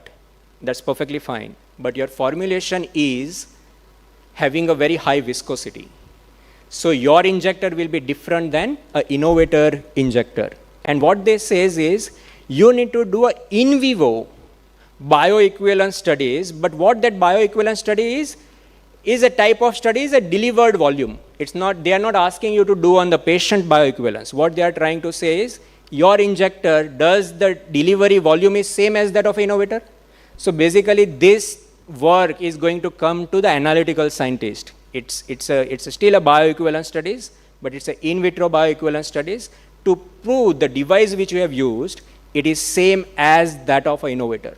And this guideline is very, very important. Currently, it doesn't look like, but if you see the PSG of July, which is the last month, it came. So if your formulations in future is going to come, which is having a slightly different device, you need to do a bioequivalence with a same way of a population bioequivalence for a delivered volume, enhanced needle length, injection time, and triggered force, how much force the doctor has to apply. And that study needs to be done. So analytical team should get prepared that this study may come in future if you are filing to US. So now let's go a typical way of understanding what it means. So when somebody says a higher order structure, obviously the first way is a primary structure has to be proven. And for that, an intact mass, which has to be HRMS, a de novo sequencing, MSMS, hydrogen deuterium exchange, we will cover a couple of them, and Eidman degradation is a requirement. The secondary structure, CD is one of them.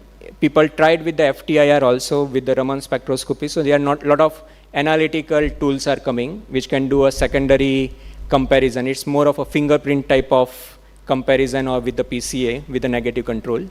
And then there will be a ternary structures which is required if required. Means it's not all cases, but if required, you need to do again with the CD and intrinsic fluorescence, sometime a DSC, and sometime a NMR.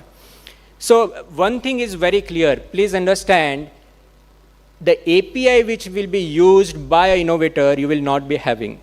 So the first work for analytical team is to isolate the API which was used by an innovator company.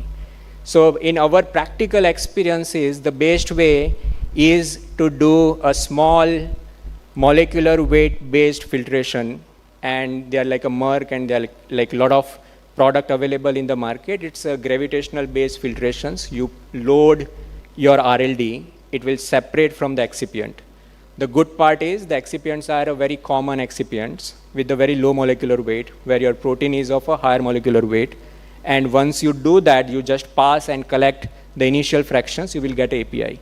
But you need to validate that, and that will be like a first step to get the API which innovator has used, because all comparison has to be done with the innovator. Then the regulatory requirement. So the first thing for a regulatory requirement is whatever method you are developing, try to have a backup of that method. It should be at least a 2 method with the different columns. If possible, with the different way of a mobile phase as well. So I'm sure some of you have worked for a semaglutide. There are a lot of reported methods with a very, very different columns as well as mobile phase, but at least you should be having a 2 method. On those 2 methods, understand on a RLD or an innovator product what impurities are there, and then start comparing the API which you might have procured or done in-house synthesis. You try to understand, are you matching with the RLD? So the first step is the impurity same as that of a RLD? If yes, you are relatively safe. If it is not there, does the impurity level is greater than or equal to 0.1%? Because for a peptide, there is a general guidance is there. It's not a general guidance, but they are for a 5 peptides. US FDA has published a draft guidance which says that a reporting threshold will be 0.1%. And when I say a 0.1%, if some of you have worked in API reporting threshold is 0.05% in most of the cases. And in this case, it's a 0.1%, so you are saved. If it is lesser than 0.1%, don't even report. That's perfectly fine. If it is greater than or equal to 0.1%, you need to report. So if that is there, that it is greater than 0.1% but not present in the RLD, if that scenario is there, your method should be capable to do a very good quantitations. It should not be a scenario where your peak is coming so broad, or you are not doing in an appropriate way, because some of your competitor would have reported that impurity. If they have reported that impurity, US FDA is going to ask you. So for filing, it's okay, but CR later will come with that. So please do appropriate quantifications, and that's why I always say try with the 2 methods. In the 2 method, you should be carefully choosing where the impurity is showing a more percentage. And then if it is still lesser than 0.5%, you are still saved, because above 0.5%, whatever is there, the US FDA says that you need to characterize the structure. And once you have a characterized structure, US FDA always expect that you have a standard of that and you do appropriate quantitations for that. So if it is lesser than 0.5, you are safe still. But if it is greater than 0.5 and that impurity is not present in RLD, you have a very, very tough situations. They may not able to give you a ANDA. They may again ask you to do a complete assessment, and they may again ask you that do as a 505(b)(2) type of a product submissions, and they may say that they may not be able to allow as a ANDA because the impurity is greater than 0.5%, not available in the RLD. So you need to justify with a lot of data, if that scenario comes, that it is a safe, available at a higher dose at this amount. So if it is a higher dose, that amount is allowed. At least lower dose you give as a ANDA because it will be safe. So regulatory role will become more complex how they file it. They also have added one thing in the recent guideline, that if that impurity is available in a RLD and crossing 0.5%, and by chance it is crossing 1%, in the innovator product, if that impurity is say 1.2%, in your case it is 1.1%, still the US FDA is going to ask you decrease lesser than 1%. So they have mentioned, if you see here, they have mentioned that if even though in the RLD is 1%, they will be say whichever is greater. What it means is US FDA expect as a generic player, you need to have a tighter control than an innovator. And that's their expectation. So that questions is going to come. So there are like a lot of things which you should be aware what to be done and how to file when you are dealing with the peptide. Now, I will take, because some of you may not be knowing what LCMS is there, and without a LCMS, peptide is not possible. Okay, so let's understand what is the LCMS. I'm sure that some of them are from formulations and some of them are from regulatory or business. So let me take a minute to explain what LCMS is there. So LCMS is nothing but HPLC. When the flow enters to a mass, there is a nitrogen which convert to a mist. So everybody has gone to a saloon and there is a droplets of a water which the barber will put on us. Similar way, there is a gas, it will convert to a small droplets. But those droplets, when they get generated, it passes through a capillary which is already charged. So what it means is there will be a charge on those droplets, and the temperature will be there, which is almost a 250 degrees centigrade or a 300 degrees centigrade, but that is a flash temperature. So for a very fraction of a second, the temperature will come. As a result, the solvent will evaporate. When the solvent will evaporate, there will be a shrinkage on the volume, and the positive come closer, they will repel. As a result, it will convert to a smaller droplet. Again, the same phenomena will be there. Again, it converts to a smaller droplet. And ultimately, per molecule, there will be a charge. And as a molecule, it will be a charge. It's an ion which is there in the gaseous form. What it means is they are available on a single molecule in the vacuum or in the air, and that will transfer. Now, there are two types of mass spec. I'm sure you will be having both type of mass spec. One is HRMS, which is nothing but a high resolution mass spec. And the another is a MSMS or a quadrupole or ion trap, which we generally use for a quantitations. You will require both. Now assume that if I have changed the mobile phase, instead of a water, D2O, means deuterated water. And as we know, deuterium has a 2 mass, where hydrogen has 1 mass. So if we do that, say for an example, this molecule is having a 125 mass, but these hydrogens, these 3 hydrogens has been replaced by deuterium, then the mass will become 128. Why I'm telling this? Because this is very important for a characterizations of the impurity. In certain cases, you may not have a standard, but you have a characterizations through LCMS, because certain impurities are not possible to have a standards, but at least for a early filing, you should be doing a fast filing. At that time of a fast filing, you can still justify with the very exhaustive mass data that this is the structure, and you file.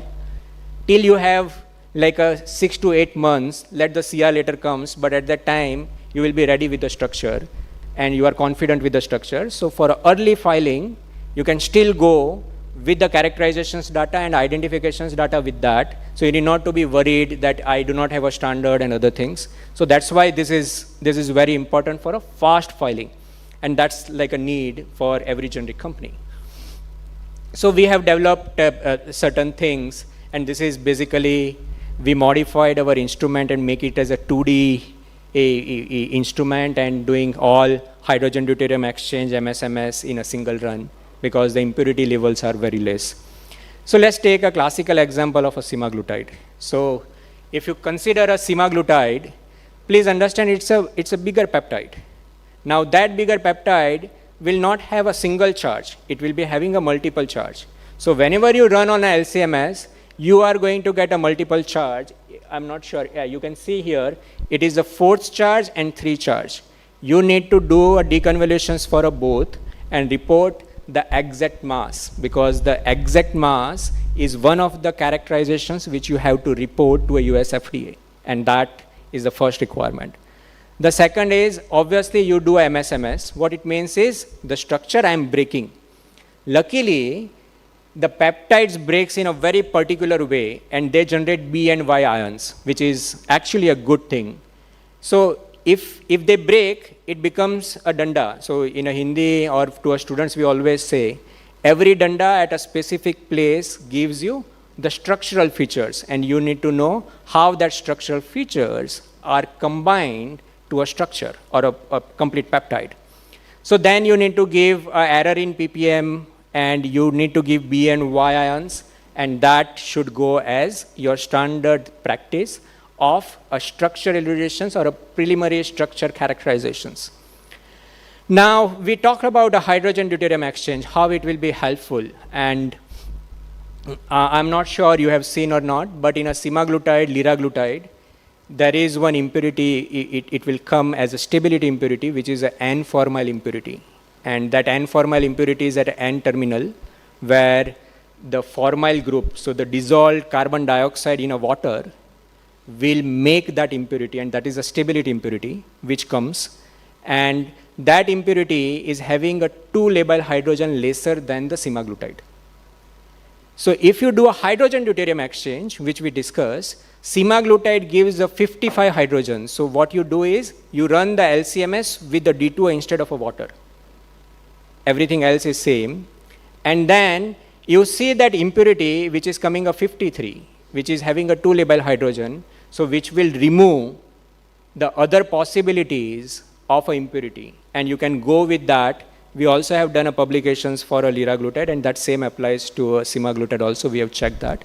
So that type of impurity characterizations you need to do. Now let's switch about some of the formulation team is also there, and if you are working for some other glycopeptide type of formulations, sometime you make a formulations and those formulations start giving you a precipitate. There is a very small precipitate which on a clarity means if you are very vigilant, then only you can see. The assay will drop very minor, but there is an assay drop. So we have seen that started happening for one of our product.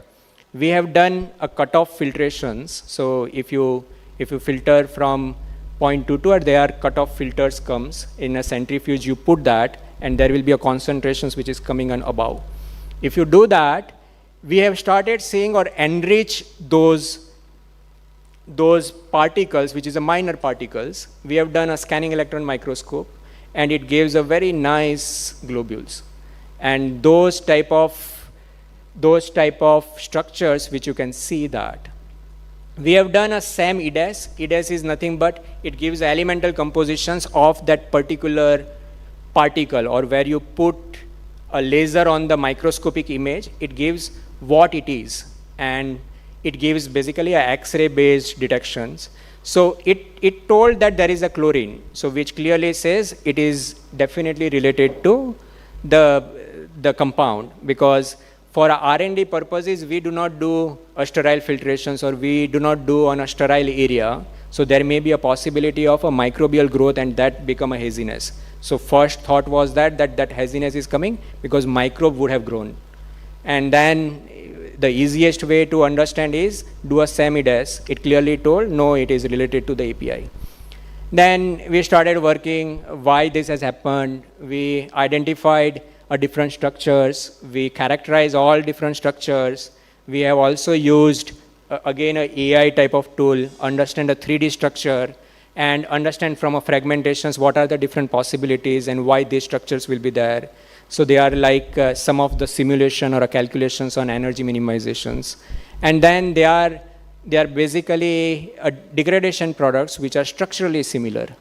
We identified all different degradation structures and understood why a degradation is causing the aggregations of the peptide, and that aggregations of the peptide make us that a particular way of making those globules, and that is like a typical investigations which require in certain cases.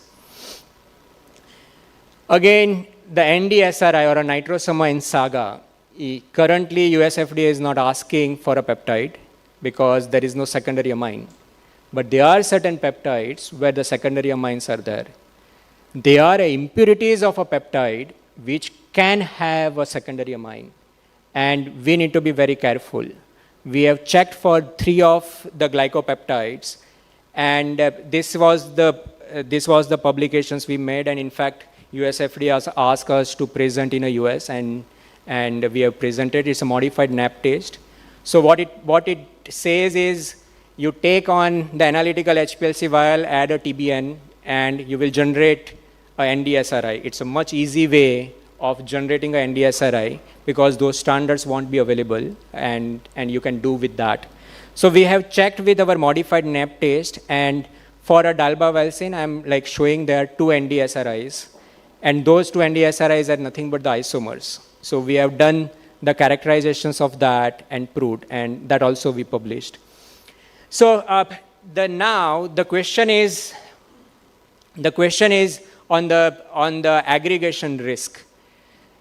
As a formulator or as an analytical characterization team, it's like a very early to make the samples which can potentially make a standards for you for analytical method, because aggregated impurities you are not going to get it.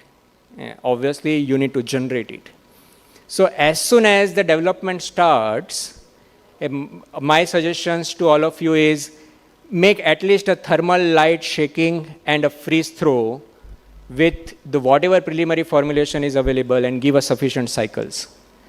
And the easiest way to check whether the aggregation has happened or not, the best way is to check a DLS. On a DLS, if the zeta potentials got changed from a standard, your aggregation has happened. As a very, very simple, quick way of doing it. Let's see, so this for 2 APIs, zeta potentials were changing, which says obviously the aggregation is there, and a PDI also get changed. So if the polydispersity index will change, what it means is there is a monomer peak and there is aggregation peak, and you can start saying that, okay, aggregation is forming. So which method or which conditions aggregation forms, that you can check very quickly. Once that is done, then you can do a size exclusion chromatography. So there are 2 types of aggregates. One is a physical aggregates, which you cannot detect from size exclusion, because on a size exclusion chromatography, basically you are giving a pressure. So your sample is under a pressure traveling. So please understand, non-covalent aggregation, say my both the hands are there without any bond or any covalent bond, if a pressures will be there, they get separated. So what it means is in size exclusion, you will get a single peak. Because even though the aggregations were there, because of your analytical method, they got separated. And you get a monomer peak, even though the aggregate peak you will not get. But there is a bond, which is a covalent bond, that you will start seeing in a size exclusion chromatography, and which you can check with the mass spec. On a mass spec, you will get a different masses, and that can say that, okay, this is a covalent aggregations bond, which sometime may break during a higher temperature, sometime doesn't break. But please understand, if you are going with the US FDA and says that there is no aggregation peak, only based on size exclusion, they will not agree. They understand that a covalent bond, if there, then only you will see on a size exclusion chromatography aggregated peak. And they understand this well. So they will be asking you through an orthogonal method. And generally, some of you might have seen the CR letter. They write down, the method is fine, but kindly prove with the orthogonal method. But they will not tell why they are not considering only a size exclusion method. And And please try to understand the background why they are asking. You can also do a CD, and on a CD also you can start seeing the differences. We are still optimizing a CD because the variations in a CD is huge, and it's very difficult if you want to understand RLD and in-house through a CD. CD also has one another problem. If there is a formulation, in the formulations we use a buffer, and that buffer concentration sometimes is very high for a CD, and it doesn't work. So you need to remove the excipient from your RLD, and once you do that, your assay will change, because it's basically a filter what you try to utilize to make your API separated from your innovator product. So our suggestion is always that you make your own formulation also, do the same process, try to match the concentrations head to head. Means don't even try to have a 95 and 100 is same when you do a CD. Try to have exactly same. Otherwise, you will start seeing intensity difference, and which is very difficult, because ultimately you have to tell how much % is alpha helix, how much % is a beta, and that's a very tough. You can also do, so we are still developing it. There are certain things which is called a tryptophan. So some of you might have worked with Abraxane, where HSA and a paclitaxel is there, where basically the paclitaxel is attached to HSA, and how it has been attached on the surface, how much amount it has been attached, in which form it has been attached. So that is very difficult to check. So what it means is, there is a protein, it has a tryptophan, how much amount of a tryptophan on the surface, and how much amount of a tryptophan inside the 2D structure, means it's not available on the surface. That type of a things which you can check through a fluorescence studies. And intrinsic tryptophan fluorescence can say an indirect way that it is same or not same. We are still developing, we require to have a chemometrics, so the software or AI tool which can differentiate a minor differences, and that we are doing. In case if you start working on a complex peptides, you need to be very careful, and again the AI you need to develop. I can give you a classical examples which we are currently working, which is a cerebrolysine. So let me take a minute to explain what cerebrolysine is there. It's a very old product, came from Austria, from Europe. It's basically is a serendipity. In like 1950s, people used to think that if somebody is having a brain problem, you take an animal, take or eat brain of the animal, it may help. And it started with that.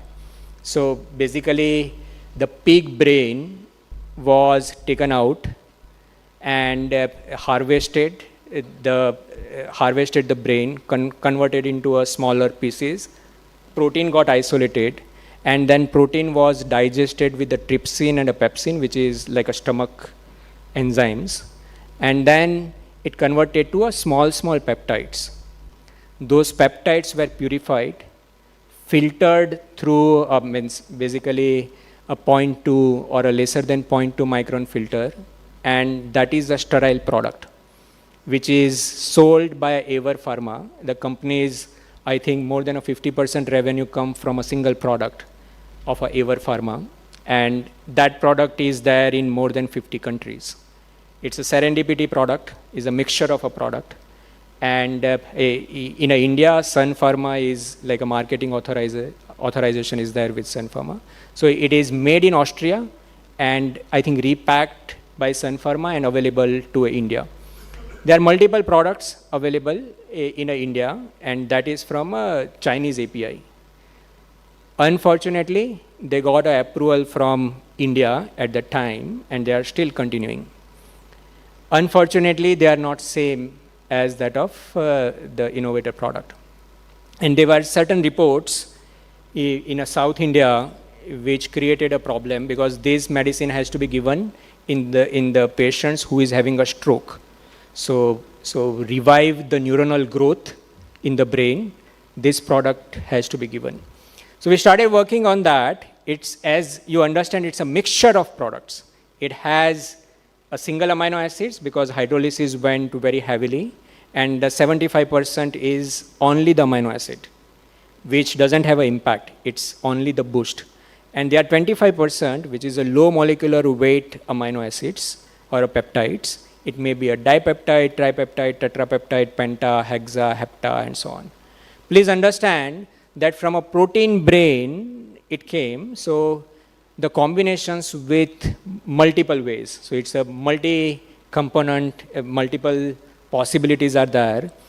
And we have started doing a data mining. So again, the LCMS is used. We try to run the LCMS, identify each peak, understand the mass of that, MSMS of that. It's a hydrogen deuterium exchange, and started building the library which is there. And it's a difficult. So started working without a AI help, it is not possible. So we started making our own software because there is no available software to do such type of a data mining. And we make a dipeptide elucidator, and we started working how to put the data, and that we work. So basically, we do not have much time, so I'm just rushing. We also made a couple of other softwares to understand basically the larger peptide, and that is PepHDX, where we take a proteome of available proteome of a pig brain and try to understand what is the proteome of a human. Out of these 1,000 compounds, only 25 will be active. So what those 25 could be, because that is available in a human proteome. We done a lot of work and identified a couple of pentahexapeptides, which is related to basically a human proteome. So any synthetic team can make those and make a product which may be more effective than basically a cerebrolysine. So one of the PhDs working on that, and we could succeed to a very high level. So these are a confidential data we have not published so far because we want to have a patent right and other things. So coming to the end of the things, I have some suggestions. If you are working on a peptides and the peptides, the way it is moving, day by day, the regulations will become more stronger. US FDA, particularly US FDA and EMA, may be asking more of the data, and we should be prepared for that. Because if you see a product-specific guideline revised every 2 years, they are like changing the product-specific guideline with the additional things, and that's keep coming. So suggestions for R&D, where to start. So once the product is finalized, please take a R&D. If it is not available from an Indian market, take, but start working early. Generally, the analytical team always get blamed that the method is not ready, and the formulations team tells that I have everything, data not came. And that's a common problem. Means I work in an industry multiple years, and the poor analytical team is always at the victim side, and that happens, right? So that's okay, but what as an analytical team, what we should be doing always is like start early and take a RLD and start working on a method much early. Don't wait a formulator to give the product. Sometime your supply chain management might have given a 5 gram of API or a 1 gram of API. Always ask, give at least 100 milligram to us. Don't give everything to a formulator, and start working early. Then the questions will come, how many RLD lots you should be checking? So sometime regulatory team will say, as per regulations, they have given 3 lots. So you take 3 lots, and supply chain management will only procure 3 lots. Please understand, you need to decide the range based on your RLD data. So for you to have a maximum range, always try to take more than 6 lots or a minimum 6 lots. Try to have a consecutive years, which is already mentioned, but please tell your supply chain management understood that it's a very costly RLD, but we will save the amount or number of RLDs by decreasing or decreasing usage, but please give us 6 lots. So that's my suggestions. Please, means in my experience, if you go with 3 lots, you will be going with the so tight, and once the PV batch will come or a manufacturing batch will come, you will say I am not meeting. And that will be a very, very common problem which everybody face. Where the analytical thing is, please try to give a SIMCA or a PCA, which USFD always ask. So please have one statistician who is good in representing the data, and a regulatory team should be filing in a very appropriate way, and that will be very, very important. When a regulatory does a filing, please file with, if possible, with the QTPP type of or basically a CMA, CPP correlations with CQA, because in some of the cases, you might have seen that it will be very helpful how you present the data. So please try to have a very appropriate filing. It means couple of filing in my past, and currently also, like I'm a reviewer for dossier for CDSU and others. Seen the way it has been written, please write appropriately, and it should be like a very clear-cut understanding what correlation is with what, and that is missing in most of the dossier. So please make it proper. One suggestion, try to have a risk register for a project management team, and make it a risk registered, well maintained, having a backup plan, because otherwise for such complex things, it will be like whose fault is there, and it will like keep coming, and most of the cases it may come to the analytical that because of that the late thing has happened. So try to have the risk registered followed well. So just to give, there are like a few papers which we have published in last 2 years on the peptide side. We work on multiple things, but on a peptide side, there are like a few papers. And you can have, means I gave a presentations to Alkem, means whomever is actively working, they can have access of the presentations and can go through the papers which we have published on peptide side.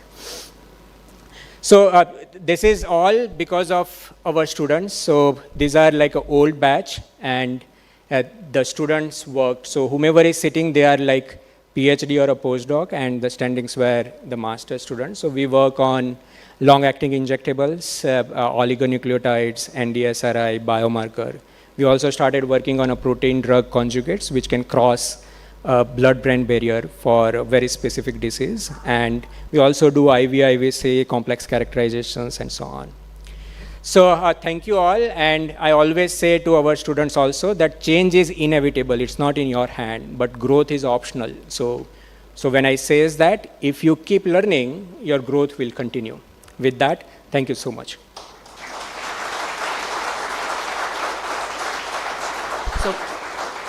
So by the way, if anybody is having questions, we can meet after the sessions. We are running already late.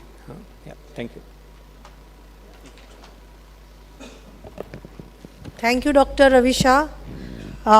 Absolutely, the way you have taken us through your presentation, that shows the passion behind the research, and absolutely enriching session. So a big round of applause for Dr. Ravi Shah, please. I'll request Ashish sir, just a minute, team, please, to felicitate Dr. Ravi Shah.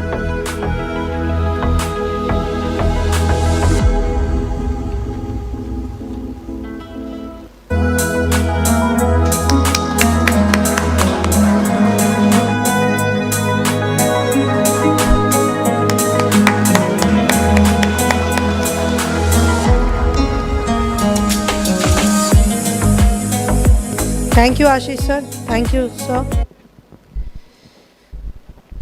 So, ladies and gentlemen, what a day it has been. We began the morning by reflecting the purpose of science. We heard from our leaders. We celebrated the next generation of Alkem talent through Founders Fellowship Program. We explored AI-enabled drug discovery. we witness introduction launch of Elixir Next Gen therapeutic video and website, unveiled medical research book, explored the possibilities with Alkem MedTech, and we heard the leading experts, eminent speakers on next generation therapies and peptide and overall on science. So I'm sure all of you have enjoyed today's day one. It has been a very insightful day indeed. So we are deeply thankful to each one of you to be here with us for day one. May I once again request all of you to be there on time tomorrow, because tomorrow's schedule is first half. We have some interesting poster presentation by 8 to 9 colleges, then employee poster presentation and Alkem's next edition winner presentation. Then the second half, we have other 2 guest speakers who will be talking on different subjects or topics, followed by the winner announcement and prize distribution. So I'll request you all to be there, same place, same time. And before we close officially, I'll request to close day one session. I'll request Ashish sir if you can have a closing remarks.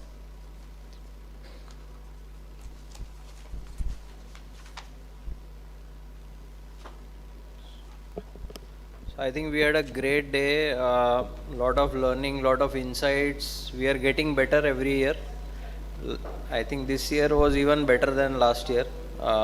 We had multiple different topics on medical devices, AI, peptides was simply awesome. I think this team will have a lot of things to take from this session that you gave, Dr. Ravi. Lot of things to learn, lot of things to adopt, because we are working on lot of peptides now. So thank you very much. Let's continue this tomorrow as well. Let's have a full participation from the team, and happy learning to all of you. Thank you. Thank you, Ashish sir. With this, we are closing day one of Alkem Scientifica. See you all tomorrow, same time. And thank you for those who are joining us virtually. Bye-bye. Thank you.